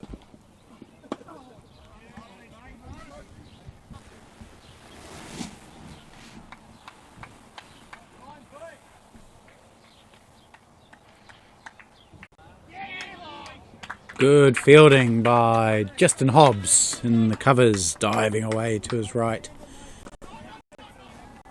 Leighton Parsons probably thought he was going to break the shackles with a nice cover drive, but Hobbs dove away and started any chance of a run.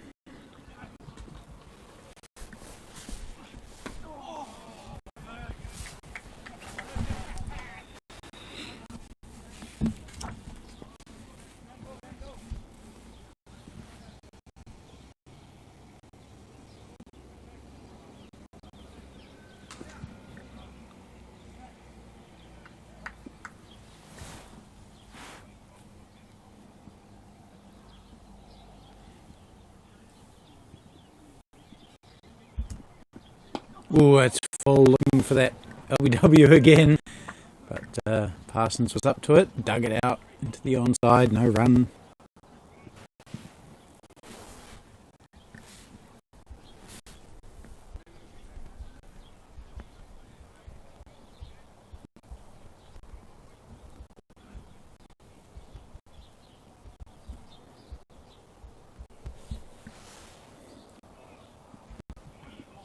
Oh, full this time. It's beaten everybody, beaten the batsman, beaten the keeper. It's going to go down to the boundary for 5 wide. So that's the first bad ball Sean Windle has bowled. He was trying something a little bit different. Didn't work. Keeper wasn't expecting it. And it's come racing down in front of me here, 5 wides.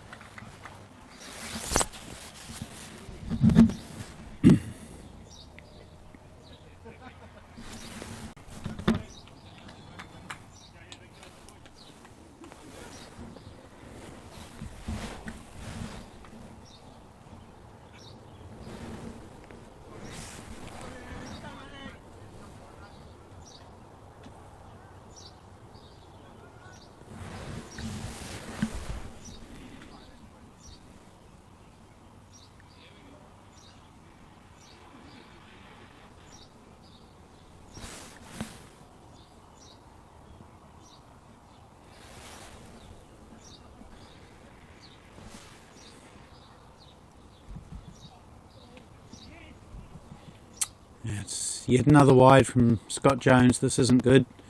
It's beaten the keeper as well, and it'll go. It'll make it 2 wides.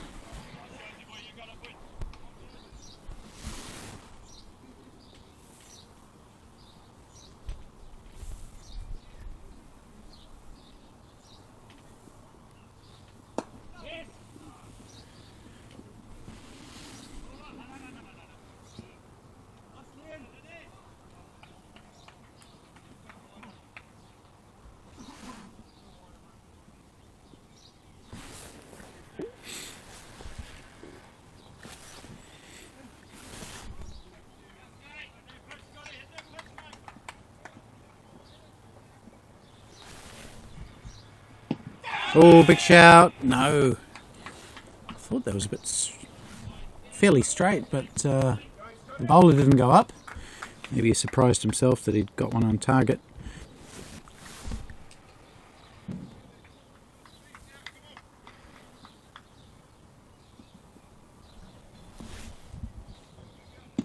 Oh, again hit on the pad, so he's pretty good when he gets it on target. Scott Jones, troubling Lincoln Reed in particular. It's just the getting it on target bit seems to be tricky.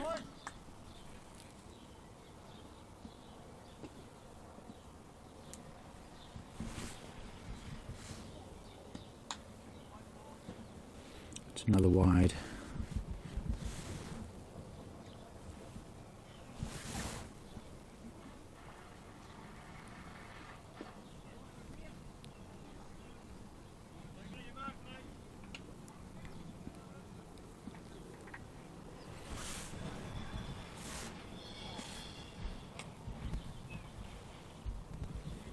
Anyway, wherever you are around the world, I hope you're enjoying the coverage. We had some viewers from England earlier.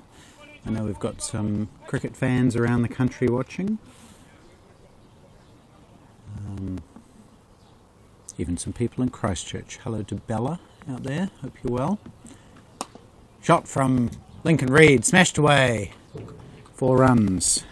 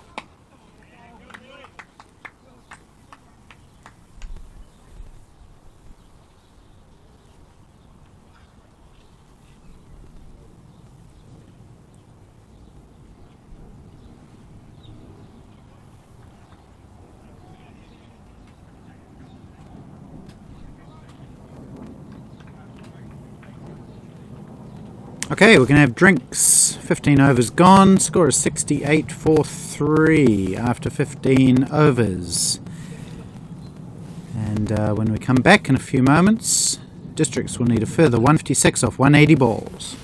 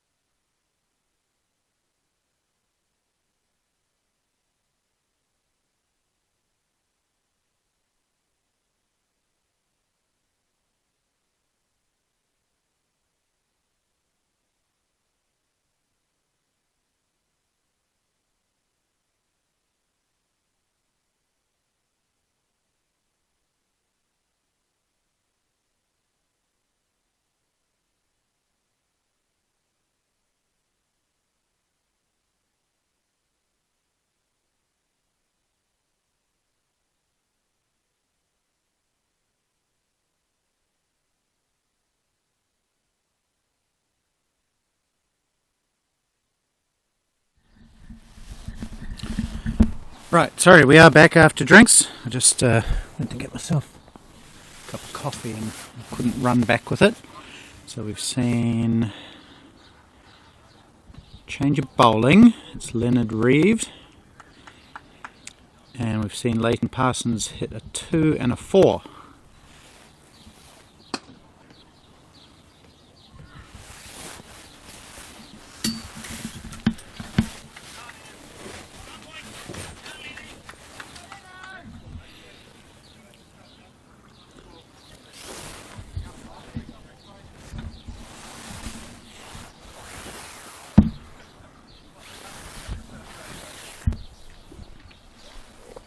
Leighton Parsons leading this chase for districts. Bit of a single-handed effort. He's going to pick up more runs here, probably 2.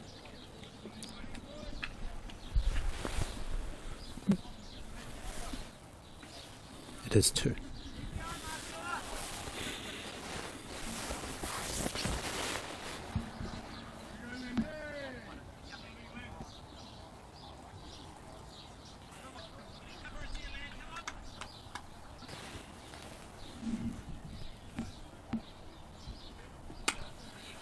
Slammed away, so more offside runs for Leighton Parsons. This one is cut off. Good arm from the deep there. 2 more runs. So good start back after drinks for districts. 8 runs off that first over. My little shout out to my girl Belle, watching back at the motel. She doesn't know anything about cricket, but she's tuned in to hear my voice, so that's nice. And hello to everyone who's watching, wherever you may be, and however much you may know about cricket.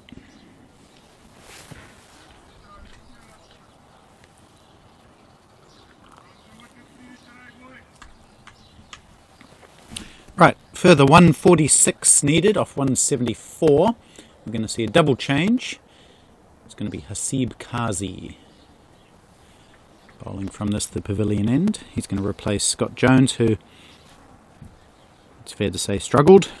2 overs, none for 18, bowled. Probably most of those 18 were wides.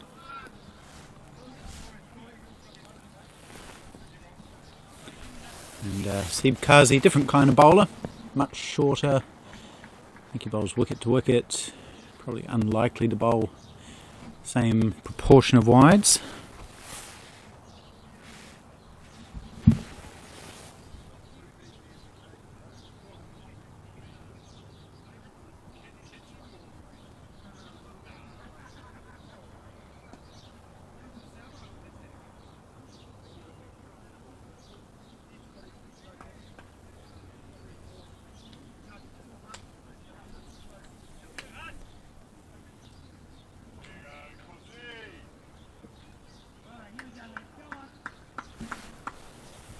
Here we go, Hasib Kazi bowling to Leighton Parsons, who seems to be facing all of the deliveries. Well, he does start with a wide, just to make a liar of me. Oh no, was it called or not?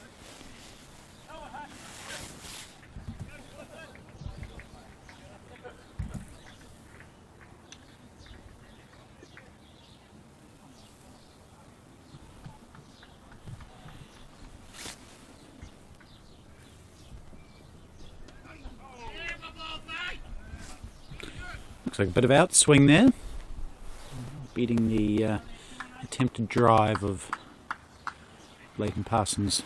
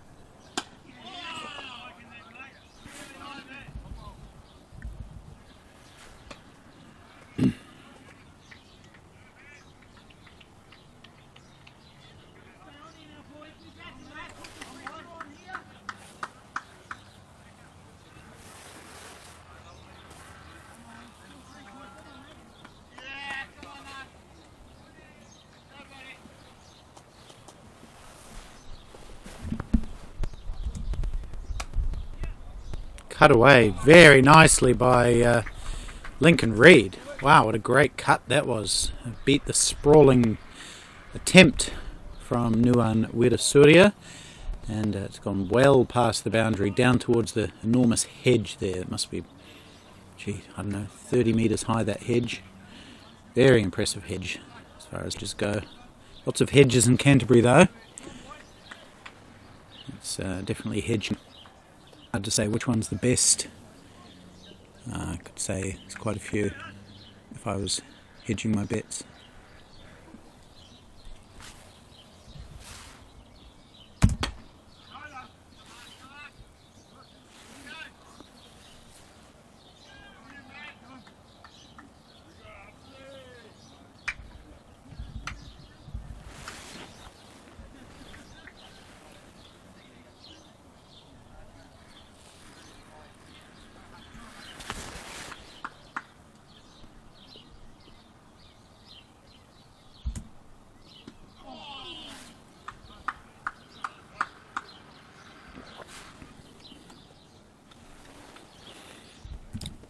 Let's check in on the Auckland versus Canterbury Otago chase in Division 1.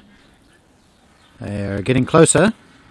They need a further 65 or so from 20 overs, so run rate not a problem. James Marshall, 84 not out of 72, the former New Zealand black cap. It's his highest score in over 40s cricket, I think. He scored a 70 odd for New Zealand against Day last year. And Greg Johnson is with him on 30.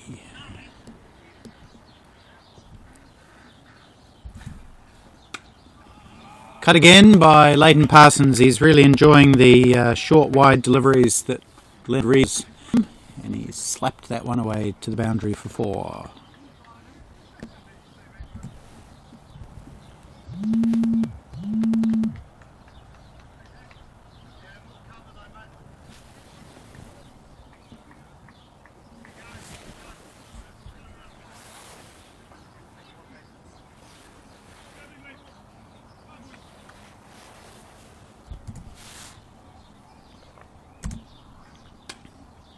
More offside runs. I think there's a man out there. He's obscured by my but if there is, and that particular boundary takes to 50. Excellent knock from the district's opening batsman. He's the key batsman in this side. He's been in fantastic form this summer, and he's looked good today, carrying this chase pretty much single-handedly. 50 out of 91.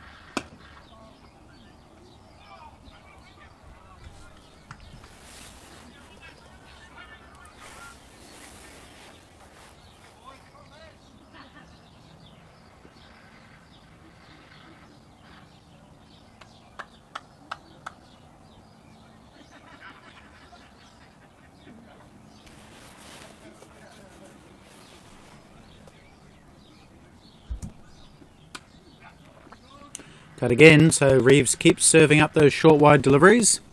There's protection back there. And a good arm from Hasib Kazi. Keeps it to 1 this time. Leighton Murray scored a 5th with just 1 in last year's IPT, but did get picked for New Zealand A, and he scored, I'd like to say, a 60 and an 80 or something like that in the 2 matches that he played for New Zealand A.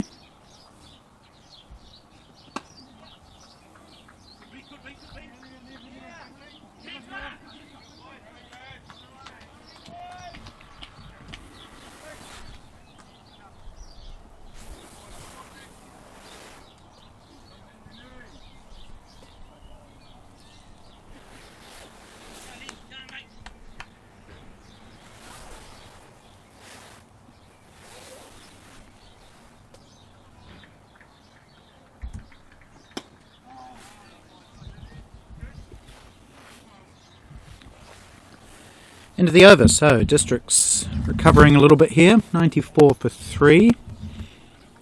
They only need 4.8 runs and over from here, and these two have added 50, 49.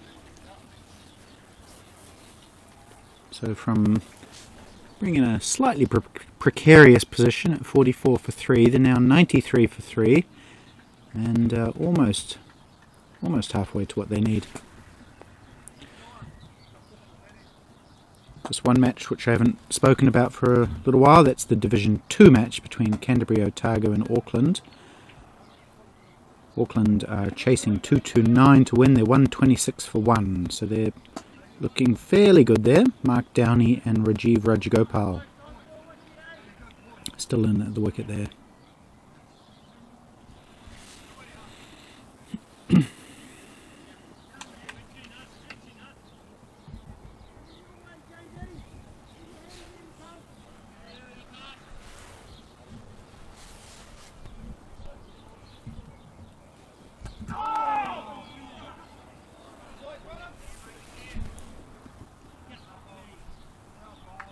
Hands on heads all round there as that one squeaks down from the bat of Lincoln Reid down to fine leg.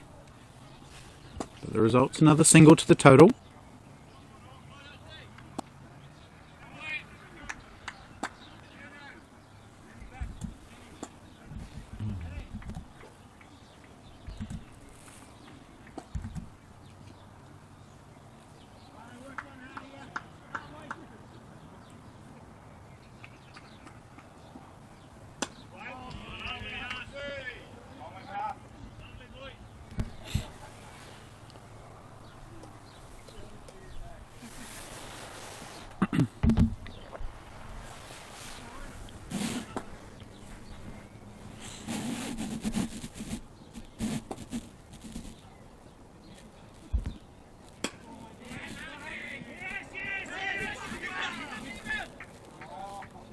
Oh, the fielder couldn't decide which end to throw it to there. There was a chance. I think they were saying go to the keeper's end. He was closer to the bowler's end. Ended up not really throwing it anywhere. That's Ryan Crammer. A little bit indecisive. And the batsmen take one.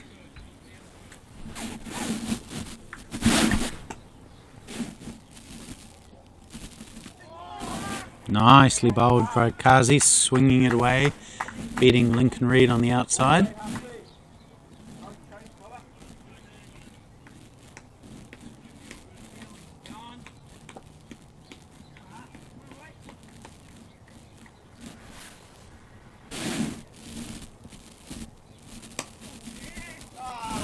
That's nice clip by Lincoln Reid. So that's a big part of the ground.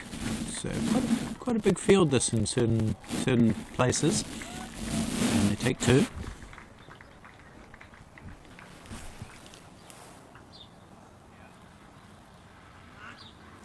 So new to the side this year comes from New Plymouth, plays Premier Cricket down there. Oh, but he's out now, caught behind. Hasib Kazi makes the breakthrough just as they'd reached that 50-run partnership. He bowls a short of a length delivery, which Lincoln goes back and just gets a fine edge to Darren Cudby, the keeper. Cudby showing what a difference it makes to have a good keeper at this level. And breakthrough is made. Fourth wicket goes down. Lincoln Reid caught Cudby, bowled Kazi for 12.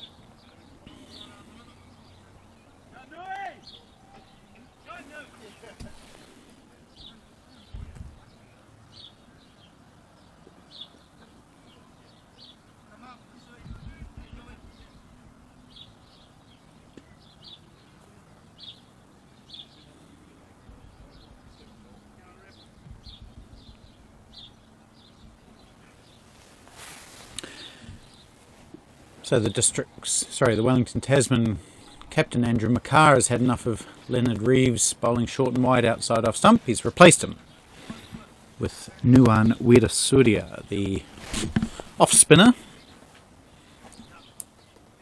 He'll be bowling to Leighton Parsons, who's on 53, and I believe Stuart Farquhar.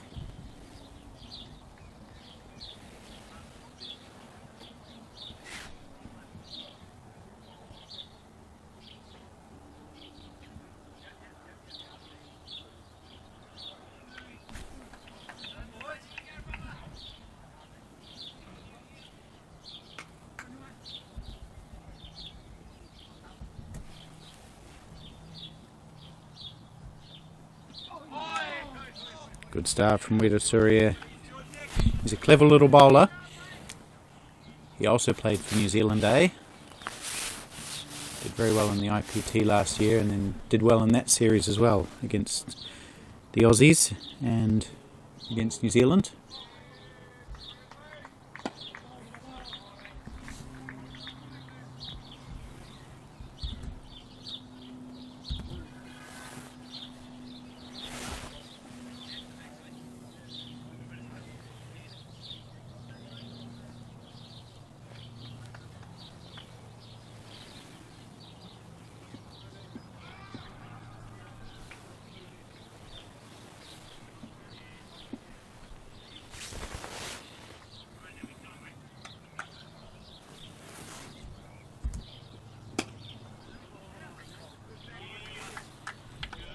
It was hit firmly for a first ball from Stuart Farquhar, the big Olympian javelin thrower. He's a powerful guy.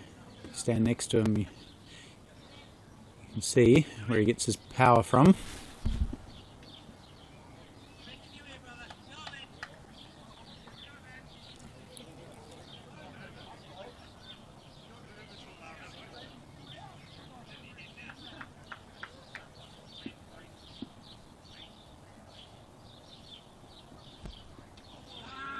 Wide called.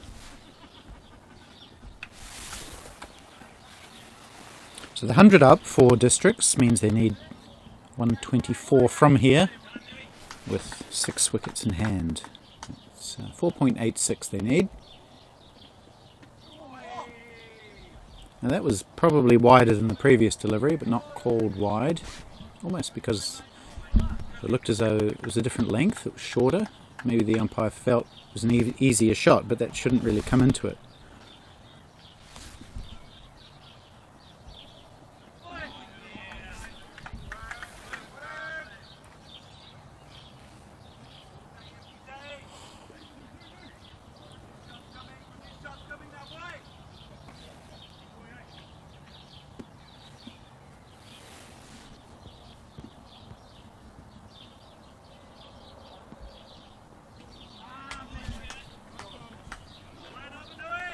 Good start from Nuwan Wirasuria.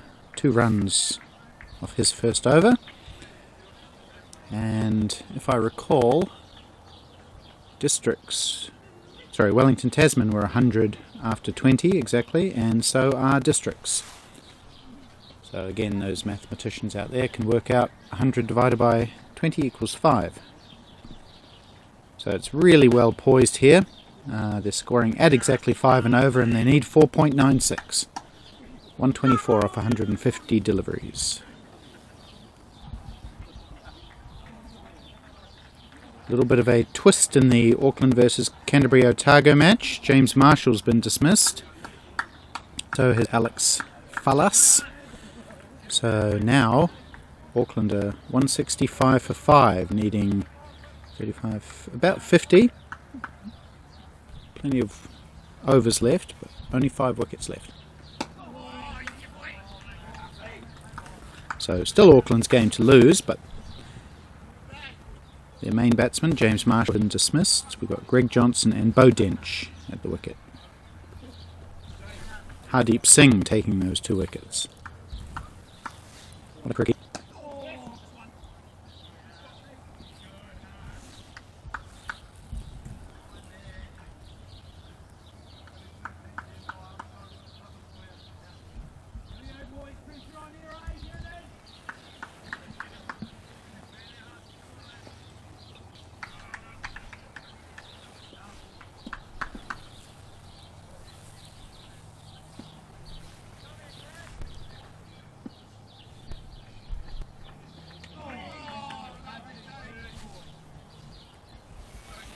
Nicely taken by Darren Cudby. Interesting thing about him, he never ever wears pads. That's the wicket keeper I'm talking about. Wears a helmet, wears a box, never wears pads. Never has. He trusts himself to catch the ball rather than let it hit his legs.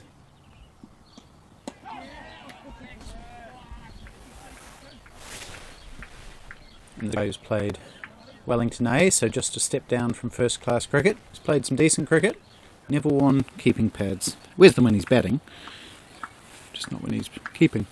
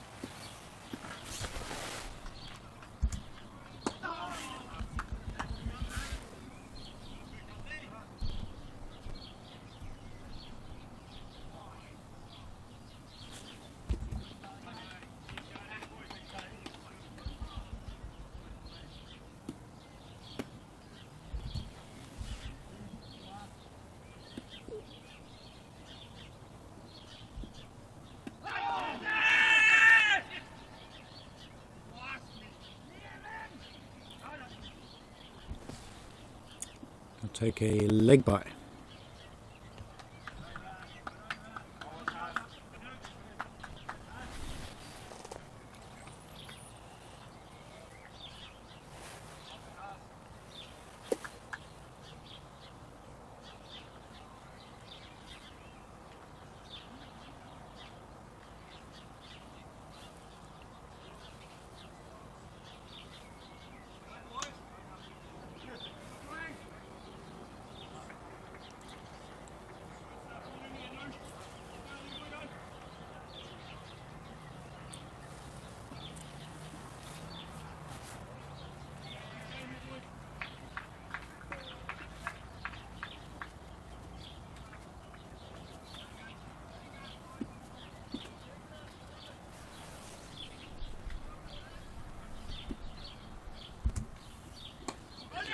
Goes for the big shot, chance of a catch. What a screamer!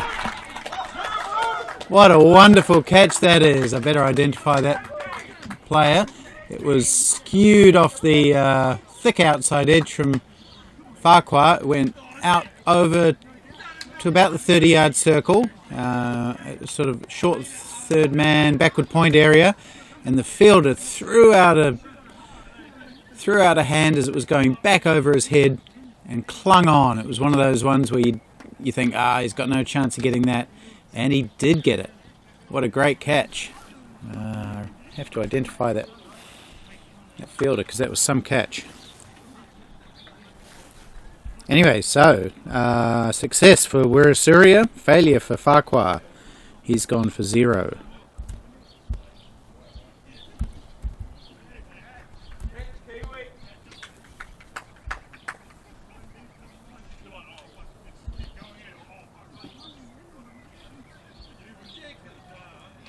Oh, it might have been Scott Jones. He's a very good fielder. He took a really good catch last year, so I think it could be him.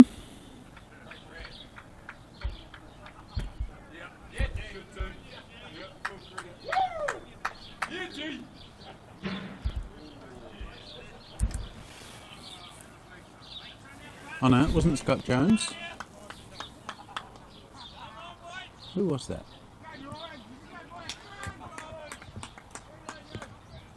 Oh, it's Gerhard van Staden. Yeah, it is too.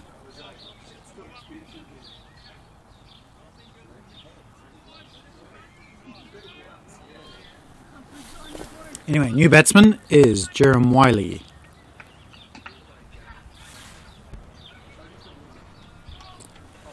Facing his first fall. Shoulders, arms.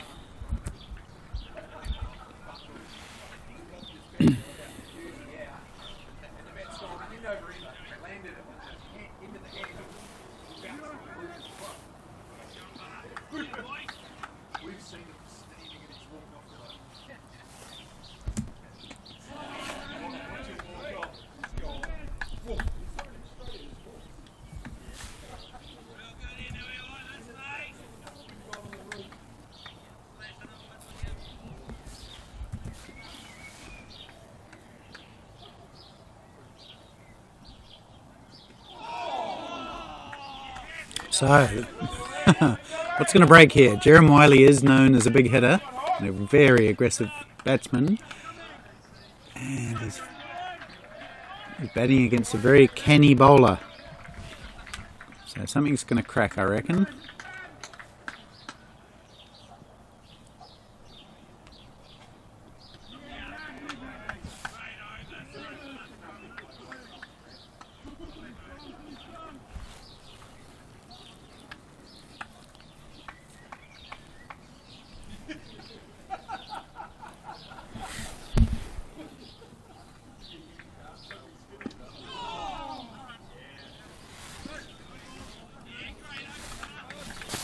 Super over from Nuan Widasuria.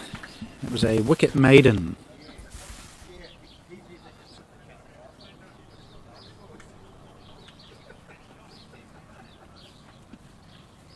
Now the required run rate, still in hand, but up to 5.26. So that's what happens when you get 2 or 3 really cheap overs, which is what Wellington Tasman have managed to sneak in. Target 121 off 138. But the key batsman is still there, Leighton Parsons, 55 not out. It's batted right through the innings. We're almost exactly halfway through that innings, 22 overs gone.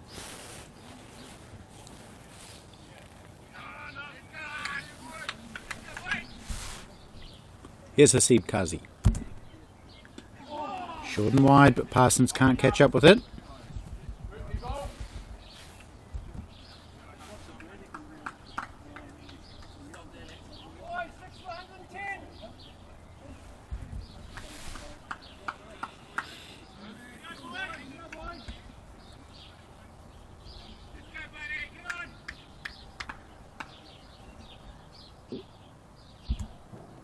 Ooh, it's full. We've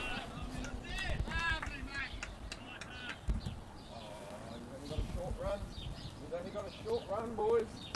I'm going.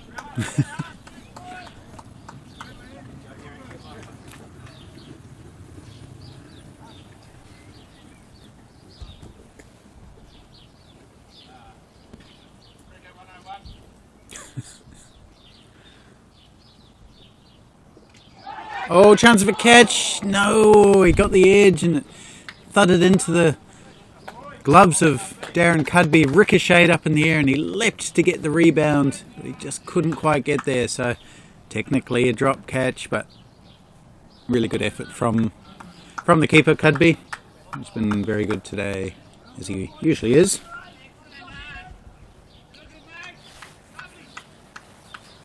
That would have really put Wellington Tasman in front. Oh, he's got him in trouble again. He's edging onto his pad.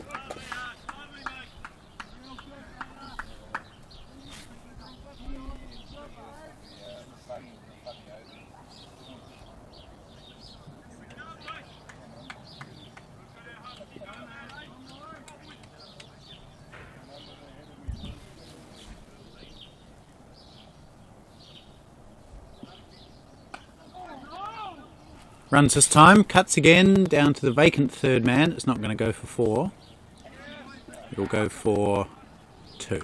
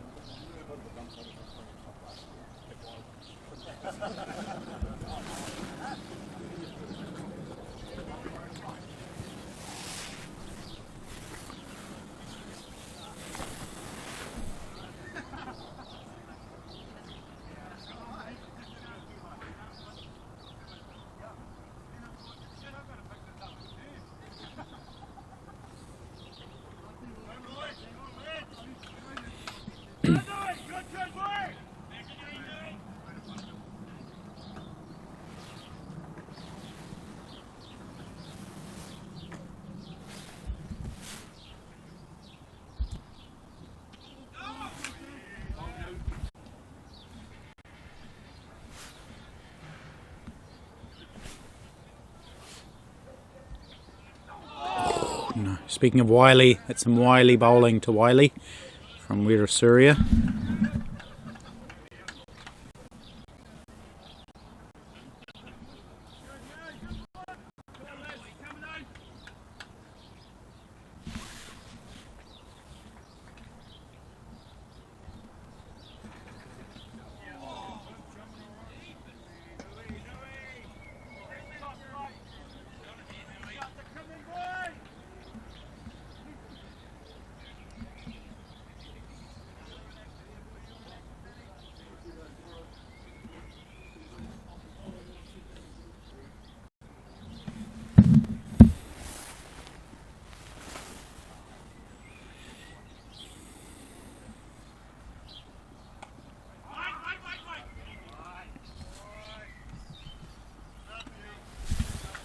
Smart bowling from Wellington. He's just bowling to his field, bowling outside off stump.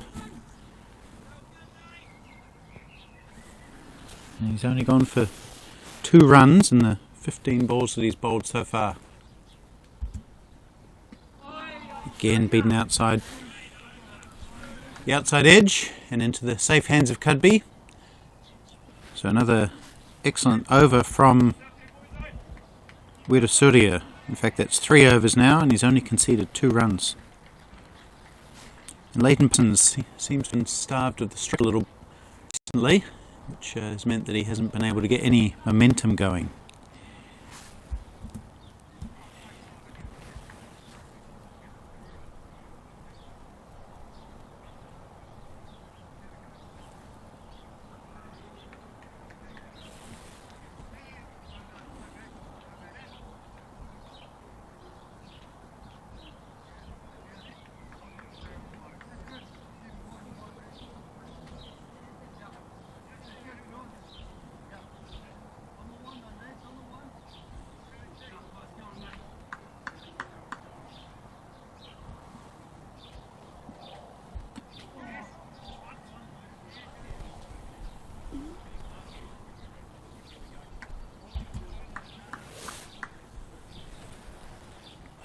So Parsons does get some strike and immediately loses it. Gets a single. So hopefully from a district's perspective, Jerem Wiley can turn the strike over. Because Leighton Parsons clearly is the main man in this chase.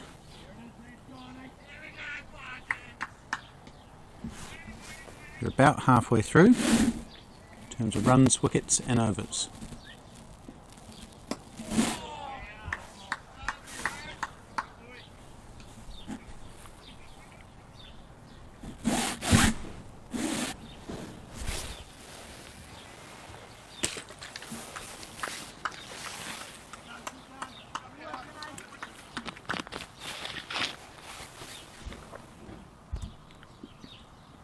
Oh, that's a good delivery, beating Wiley.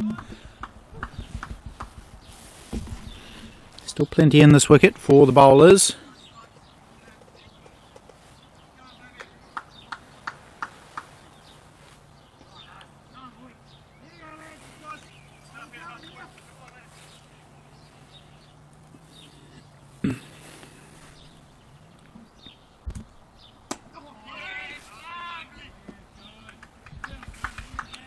It's been a good bowling partnership, this, from Kazi and Wellington.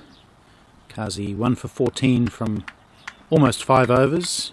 Wellington 1 for 2 from 3 with 2 maidens.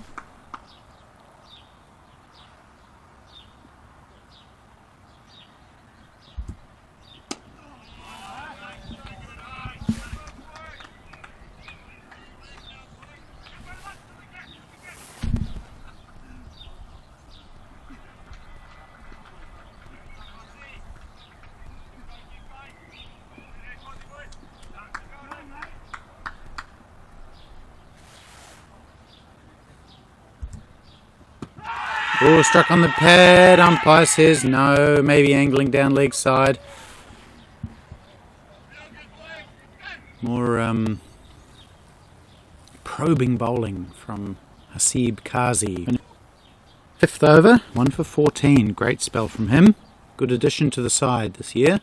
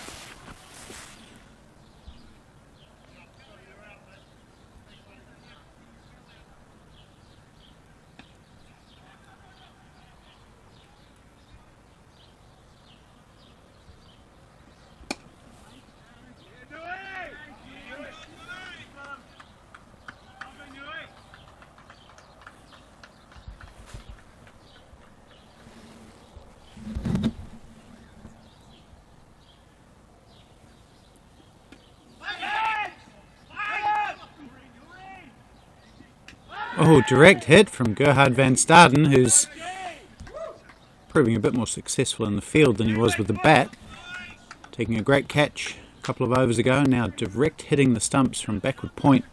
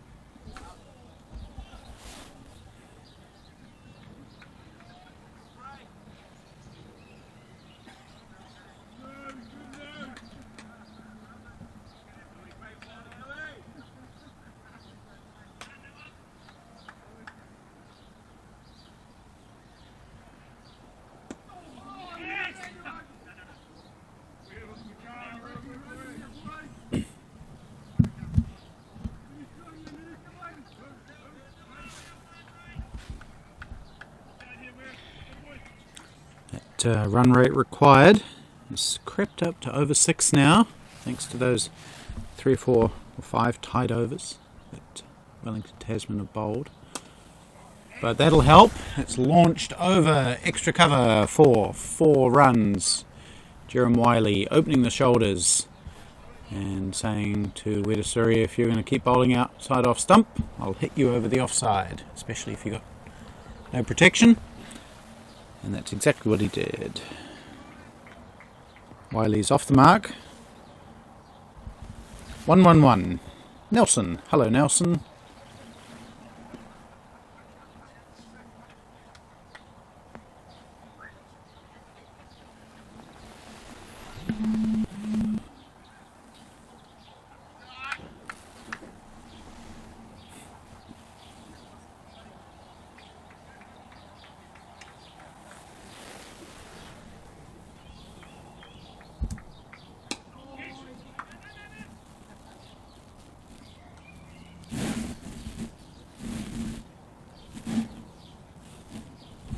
Alright, so we've seen Leighton Parsons take a single off the first ball. I think Wiley now needs to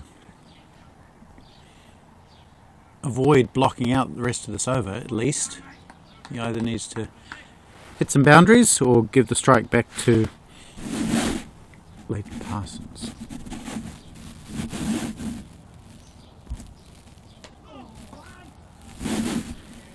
But he won't be able to this time.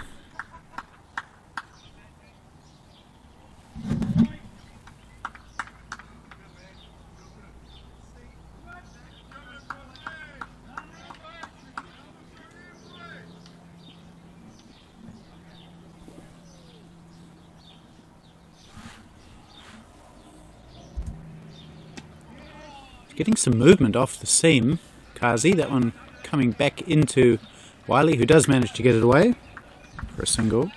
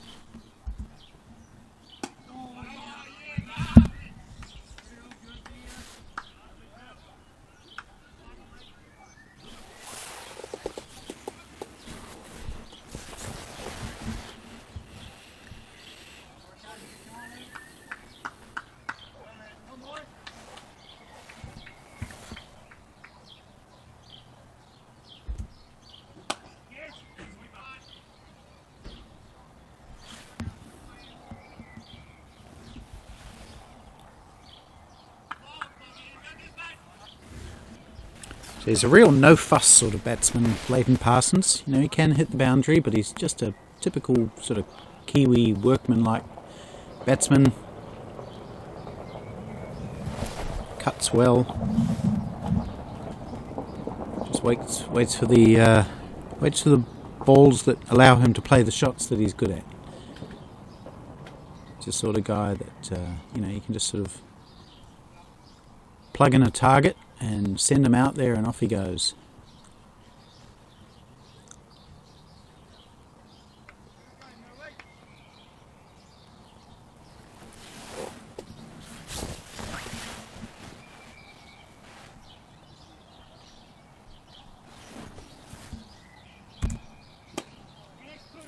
Nice shot. Call is 2 from Leighton Parsons, and he'll definitely get the 2. And that's all they get. So good start to the over for him and Districts. 116 for 5 now. 18 overs to go. 108 runs required. So they're at about 6 and over. Almost exactly 6 and over.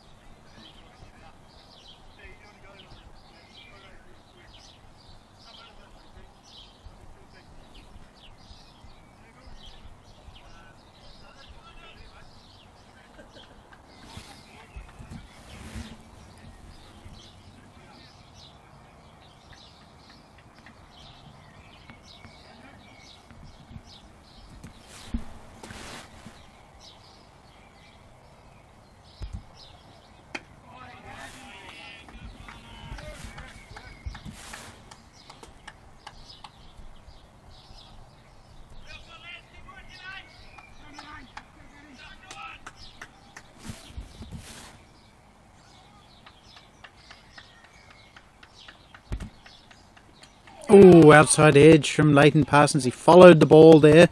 He's still got the outside edge. It's coming down towards me here. Won't reach me. It stops inside the boundary. 2 more. So he knows that Weirasuri is bowling outside off, so he sort of went sideways almost to cover it. Still got the outside edge. It's almost like Nuan is swinging the ball away a little bit as well. Difficult bowler to hit.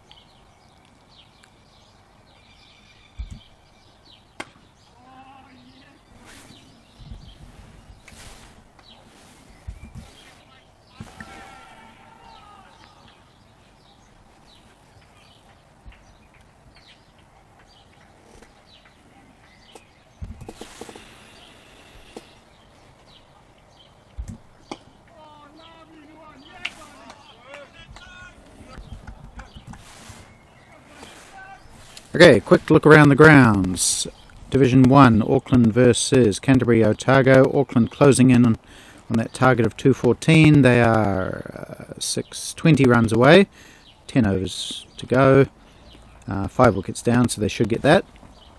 Just over in the distance from where we are, Canterbury Otago have finally taken their second wicket, which brings Auckland to 182 for 2. That was Mark Downey, who was bowled for 70. Rajiv Rajagopal is still there, 50 off 96, and they look like they're going to win that game as well. Actually, hard to say. 18, 40, they need 46 off 10 overs, so probably still in their favour.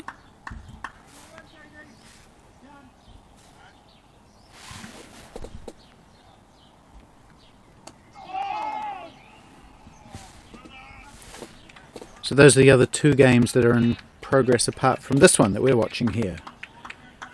So 3 run chases underway.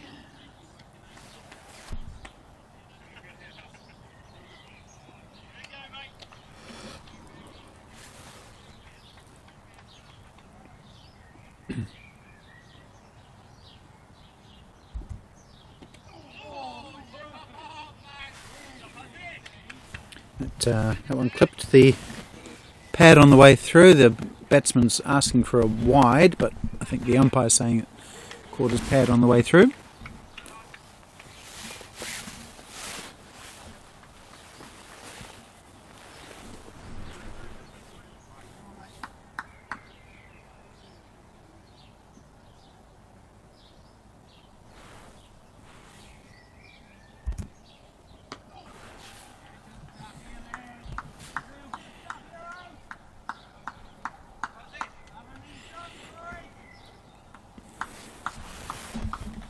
Just as a reminder, we have matches every day except for Saturday for the next little while. So we've got Thursday, which is today, then Friday, Sunday, and then the grand finals on Monday.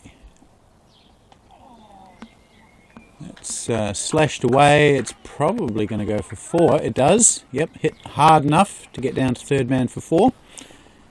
So Wiley picks up another boundary. So he's getting the odd boundary, but a lot of dots in between. Now, tomorrow, our featured game will be Auckland versus Wellington, Tasman. It will be right here again, starting at 11 AM.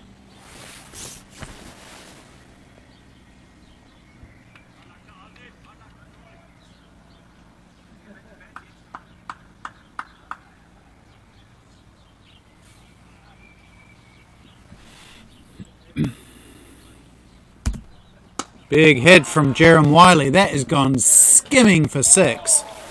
Wow, that barely got off the ground. Just whooshed over extra cover for a very flat, hard 6. So is Jerem Wiley opening up now? Looks like he might be. 6 and a 4 from consecutive balls. That was a powerful shot from a powerful man. He is a big, strong unit. Jerem Wiley.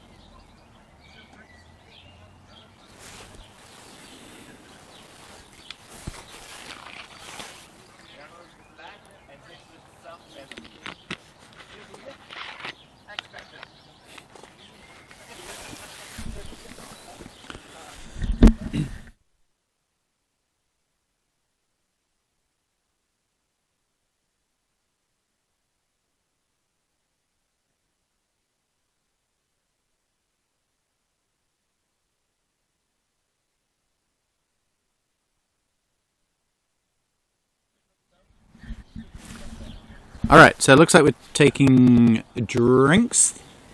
Seems like the ball went missing. It was hit so hard that it's maybe disappeared through the car park. So while they find the ball, we're going to take a little break for drinks.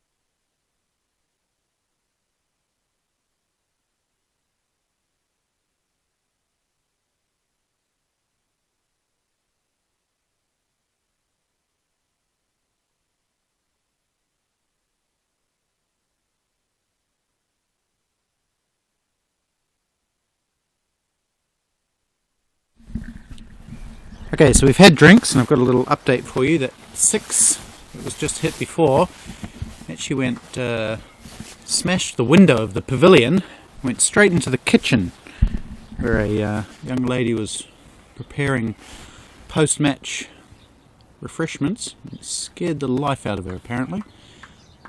Big hole in the window, I don't know why I didn't hear it, but that caused a wee delay. So we've got 1 ball left in this over, which will produce a single for Jerem Wiley, and that will end the 29th over. So yes, a bit of drama. That ball was very hardly hit. Hit hard. Yeah, low 6. Might be the first of the innings, if not the match. Oh no, Andrew McCarr hit a 6.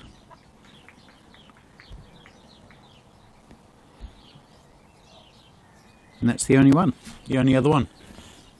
Quite big boundaries here. Maybe a bit shorter straight, but square, pretty long. Alright, so Weda Surya is going to continue. He's bowled 5 overs, 2 maidens, 1 for 11. He's been excellent. He's bowling to Jerem Wiley, who's just starting to open up and show some of that power that he possesses. So if he can hit some boundaries and Leighton Parsons can stay in and do what he does, then Districts are a chance. They need 95 off 95.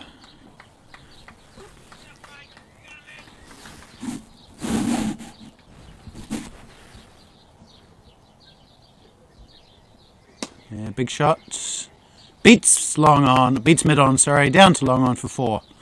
And it's gone way past the boundary actually, so he's a big strong fella, Jerem Wiley.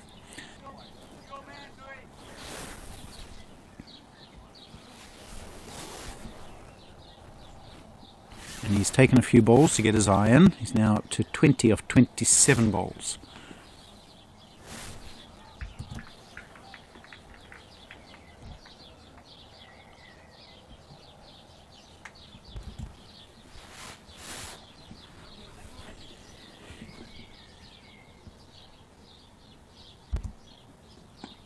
It's a little bit flatter from Weda Surya and just popped out on the off single, so that's good cricket.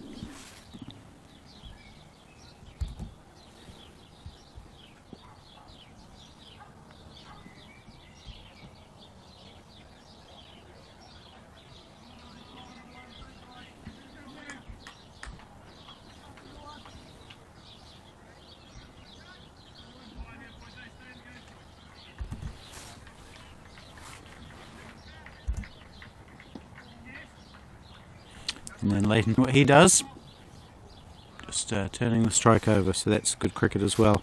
6 off the first 4 deliveries here in this over.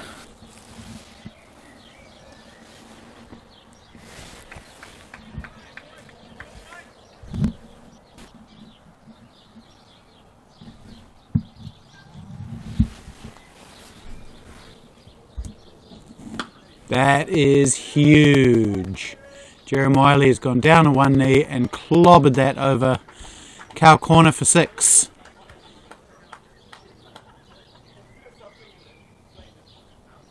No question about that one at all. As soon as he hit it, 6 runs, and it's gone way past the boundary. It's a long chase for someone down towards the hedge there.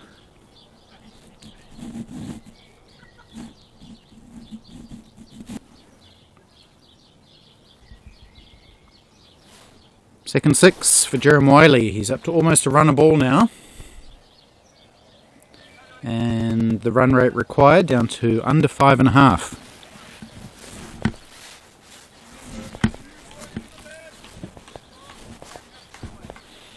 So maybe Wellington Tasman just getting a little bit nervous now. They were on top of this game.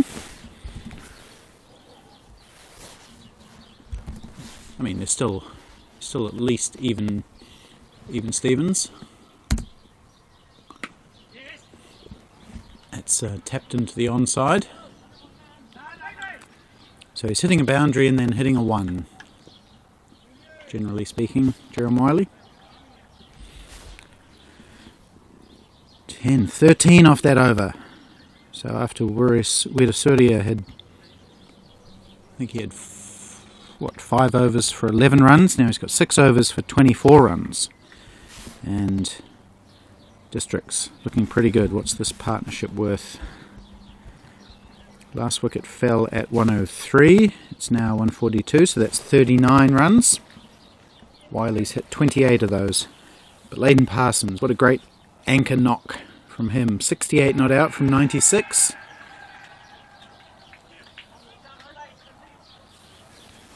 Just quickly have a look at the other games. Auckland are on the cusp of victory. They just need 2 more runs with 8 overs to go. That's in Division 1. In Division 2, they still need 27 further runs, and they've just lost another wicket. Ryan Tucker is out, and he'll be replaced by another Ryan Newman, the new man at the wicket. 1 to Wiley.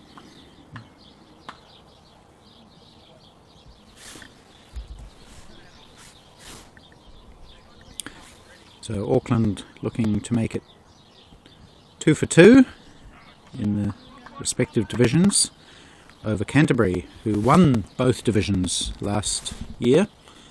That would be a couple of upsets, I guess.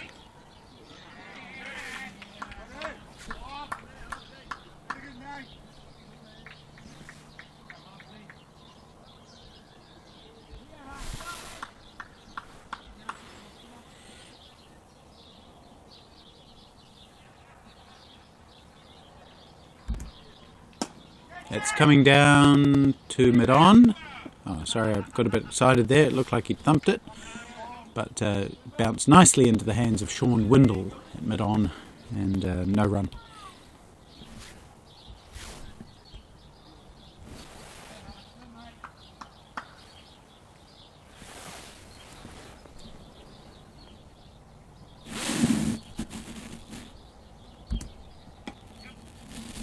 This time he just tucks it more easily into the onside. Takes 1.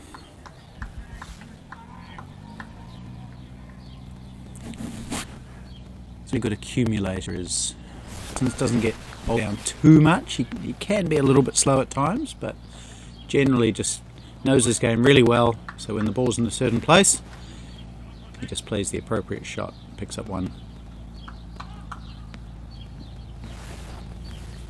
Here's Wiley. He likes to hit boundaries.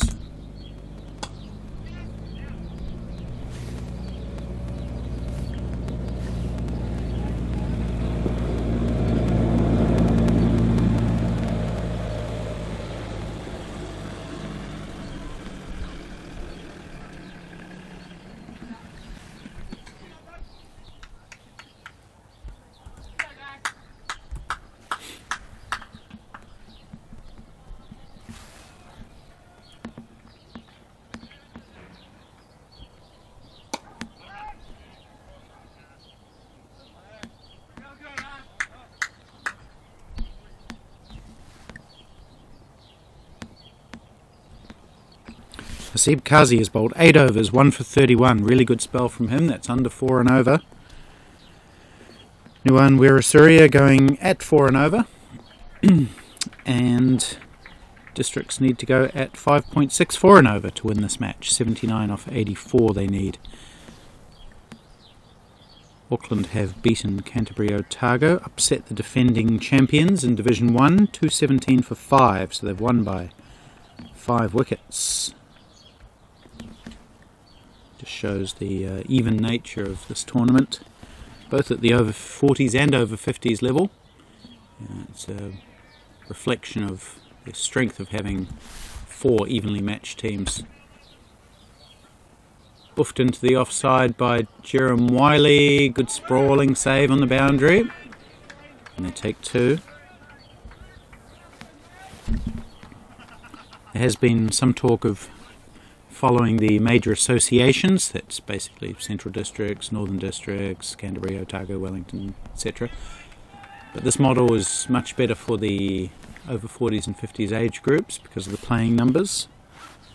And oh, there's a big hit. That's going to be 6 more over the top of the fielder at deep mid wicket.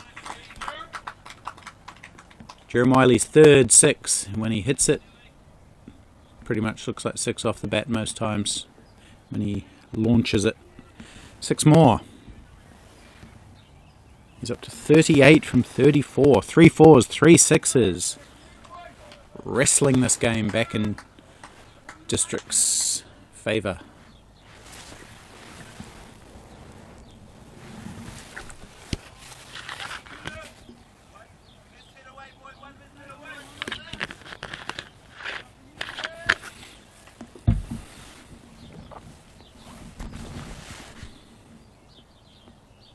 How can Wellington respond? He's round the wicket. Outside off stump. It's parried down by Gerhard van Staden there at point. And they just take 1. Again, powerfully hit.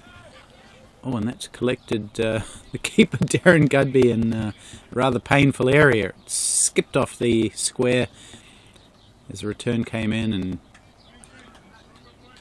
well, let's just say it's okay that he's not wearing pads, but at least he's got some other protective equipment on.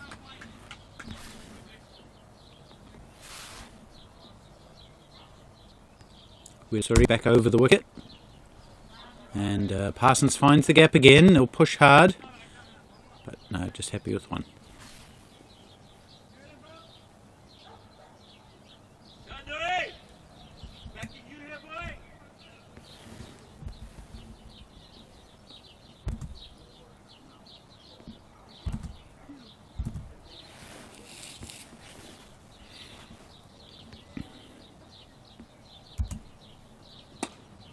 'Wiley again winds up, but loses his shape ever so slightly and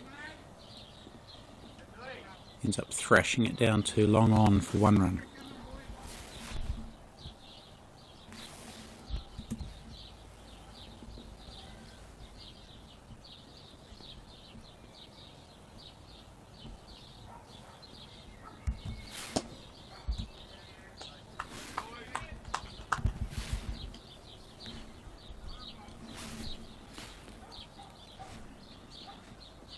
Twelve off that over as well, so Wedasuria's figures taking a bit of a hammering in these last couple of overs. This partnership is now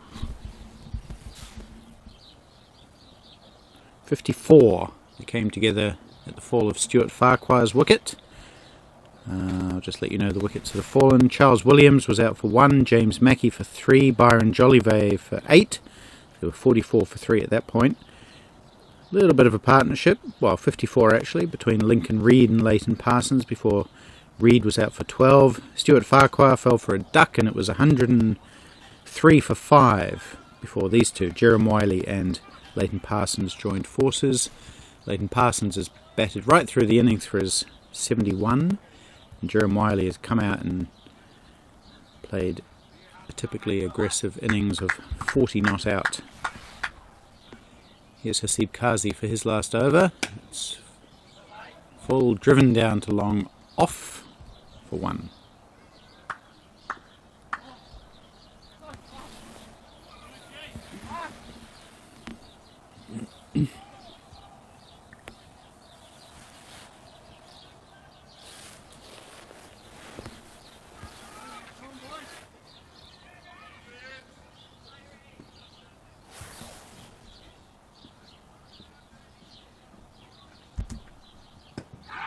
Big shout for LBW. Oh, Hasib Kazi can't believe it. He's done a big backward somersault in dismay at that decision. It was full. It looked as if it was tailing into middle and leg. That's what Kazi thought, and he threw everything into his appeal. And then when it was turned down, he couldn't believe it to the ground. Anyway, he's back up now. Ooh, that's kept really low. Good bit of keeping actually by Cudby, considering how low it kept. And Jeremy Wiley exaggerates it by sweeping the bat along the ground.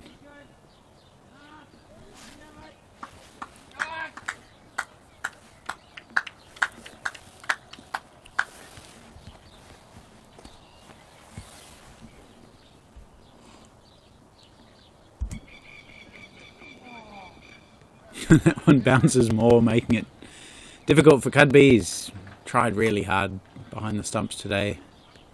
There's the man they call DC.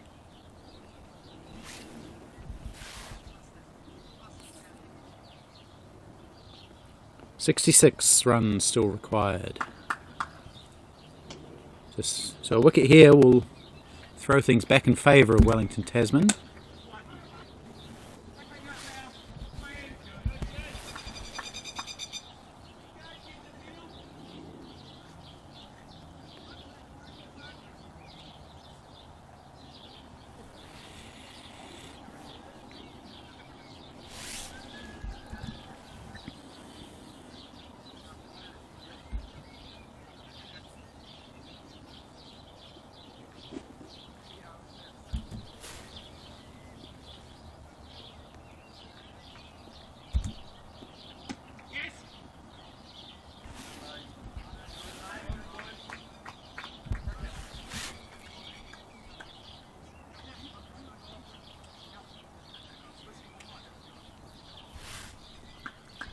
Hasib Kazi finishes his spell, 9 overs, no maidens, 1 wicket for 34.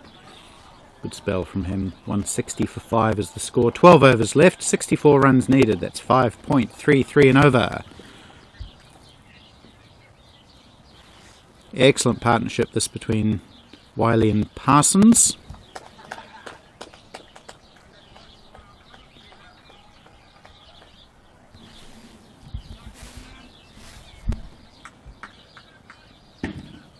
Division 2, Auckland closing in on another win over Canterbury Otago. They're 210 for 4, needing just 19 more runs from 5 overs.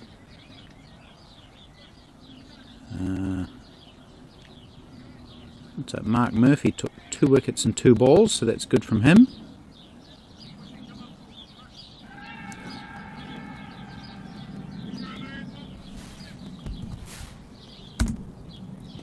Oh wait, who have we got bowling here?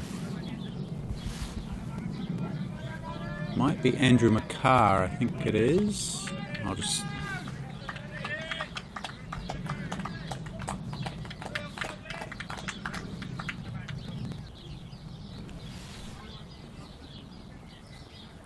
Yes, it is. Having his first bowl. He took 4 wickets for New Zealand A against Australia last season, so he can bowl. Just bowls sort of little autumn leaves, which seems appropriate for this time of year, this weather at least.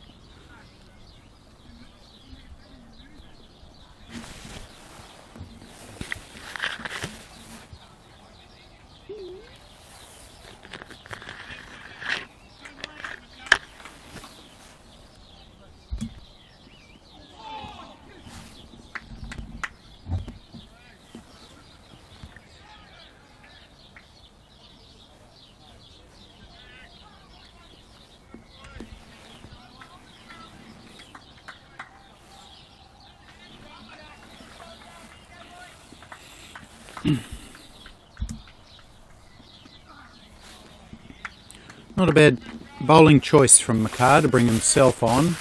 He's had trouble with his 5th and 6th bowlers today. Leonard Reeves and Scott Jones have not bowled well, so he does have himself as an extra option. Doesn't have too much pace for the batsman to use. Fairly accurate. Chance of a catch, yes, great grab from DC, Darren Cudby. As Jerem Wiley swung it hard at that one, just took a little edge, and excellent work by Cudby up to the stumps. So Andrew McCarr's inspired bowling change, bringing himself on, pays dividends. And what a match he's having! 72 with the bat, and now 1 for 3 from 1 over, and that breaks that partnership. So good innings from Jerem Wiley, 41 from 44, but he's gone now.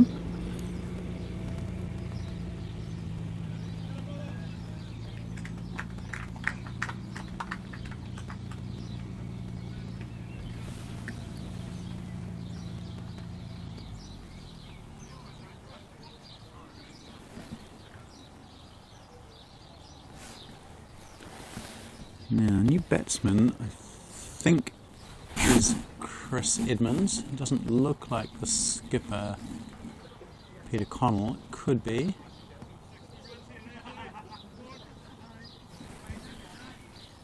I'm going to take a punt on Chris Edmonds, joining Leighton Parsons, who has batted right through this innings, all 34 overs. Just need someone to stick around with him, which Wiley did, to his credit. Here's McCarr. Oh no, what's going on here? Sorry, I thought that was over, but it wasn't. Now it is.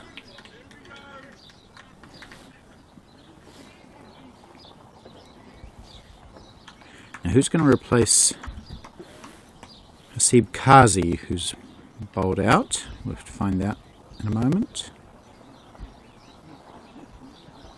We might see Jason Davis come back. We've got how many overs left? 11. Oh yep, it is Jason Davis in fact.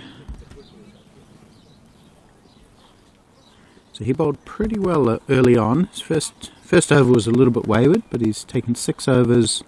Sorry, bowled 6 overs, 1 for 31. Sean Windle still has 2 to bowl. He's taken 2 for 17 from 7. He's been excellent. But at fifth bowler, a little bit of a problem for Andrew McCarr. Even if he bowls right through, I think he'll still need a few more to be bowled from one of, or more of, Scott Jones, Leonard Reeves and Nuwan Widdasuriya. Unless he produces an 8th bowler from somewhere. Anyway, here's Jason Davis.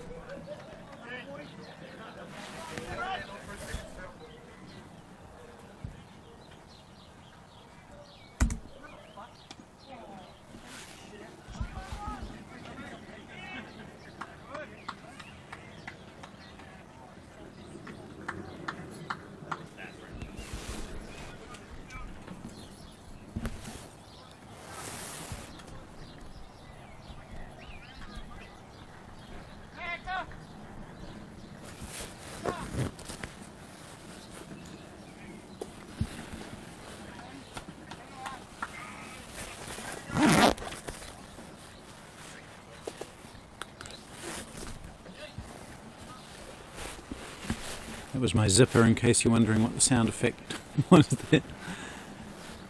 Okay, here we go. Who have we got? Just check that it is Chris Edmonds.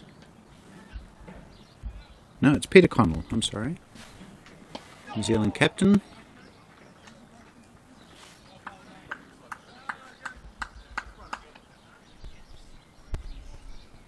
And he's off the mark straight away with 1.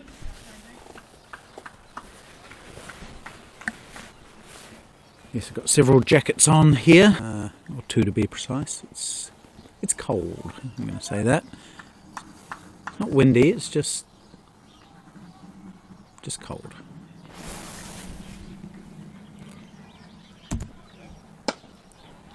Found the gap this time is Leighton Parsons. I think it's going to run away for 4, it is. So it was a full toss, but he still had to find the gap, and he did that between mid-on and mid-wicket nicely, as you'd expect from a man who's batted 35 overs and is on 75. Make that 79. It's his 7th boundary today.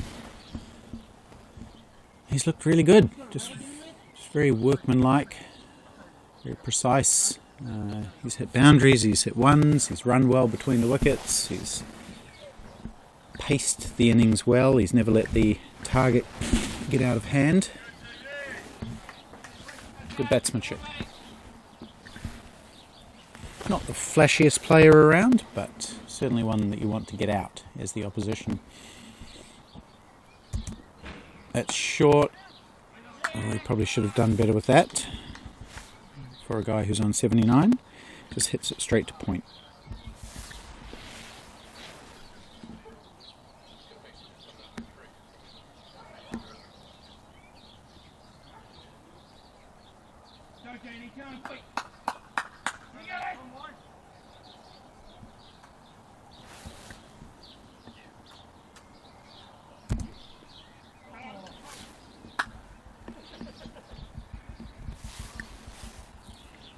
So 54 needed off 62. The run rate's only 5 1/4, so that's in hand. 4 wickets to spare, so that's a little bit of a concern, but as long as Leighton Parsons is there, you'd say it's probably slightly districts.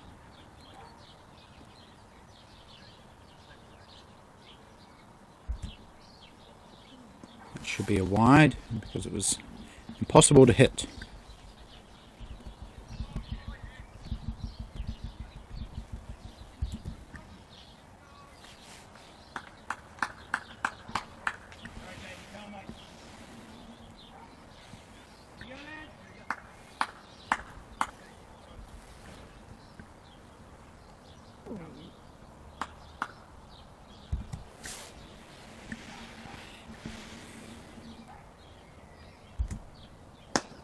Slam down the ground. It'll be a little bit of work for the long off fieldsman to do, but he does it.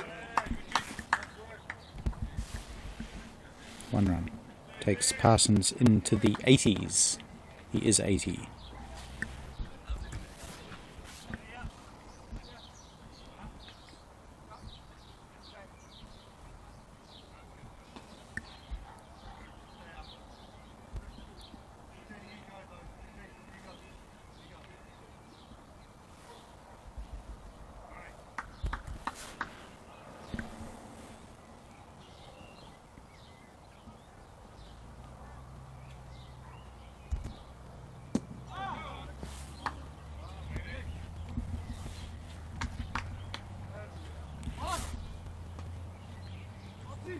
Over bowled, 9 runs off it.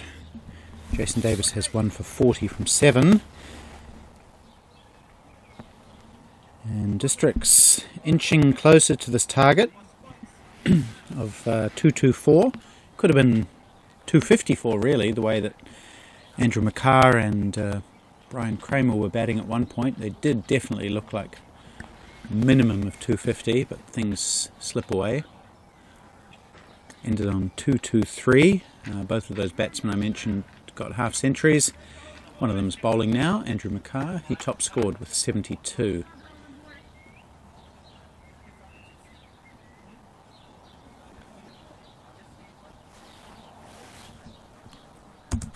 Ooh, full toss down leg side. There's going to be runs here, probably wides.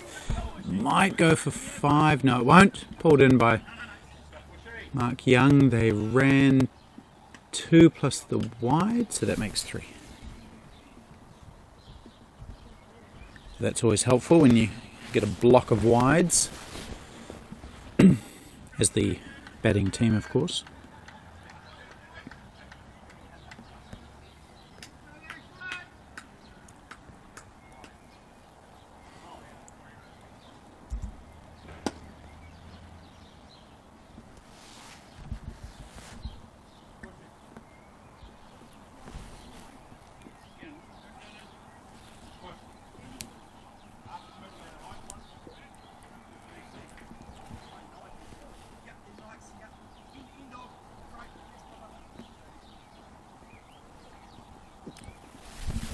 Getting notably darker out there.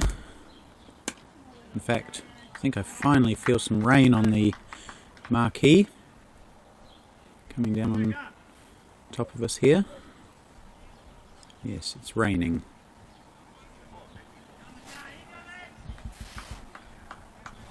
So it'd be interesting to see what the DRS is at this point as they pick up another single.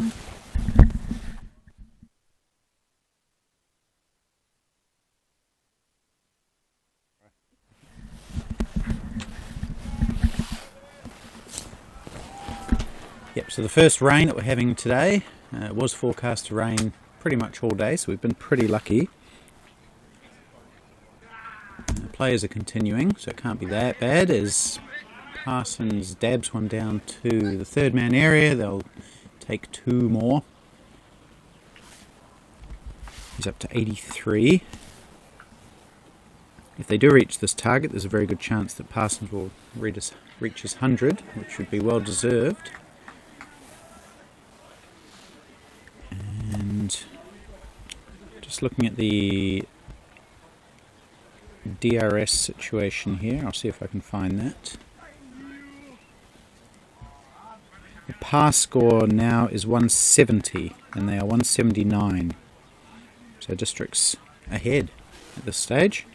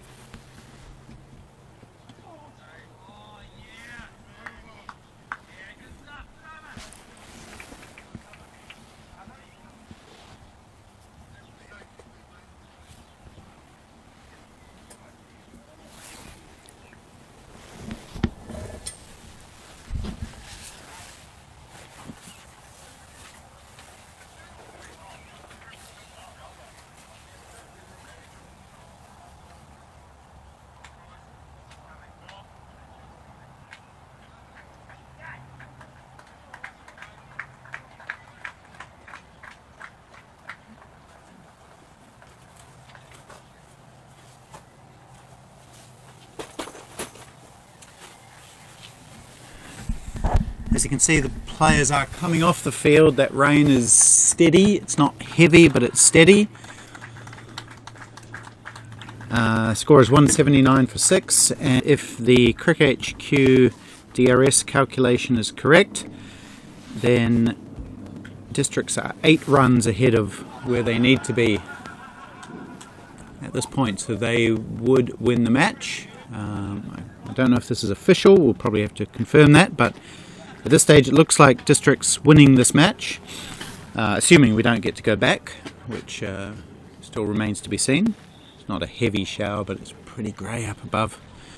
I can tell you that Auckland have won the Division 2 match. They've chased down 229 to win that game with 6 wickets in hand.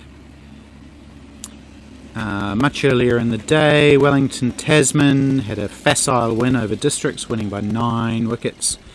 And in Division 1, Auckland also beat Canterbury Otago by 5 wickets. So, I think we might sort of take a little break here.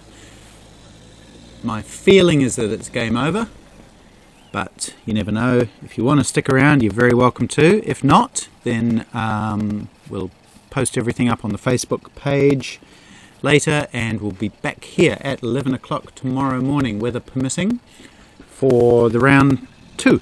So I hope you can join us then.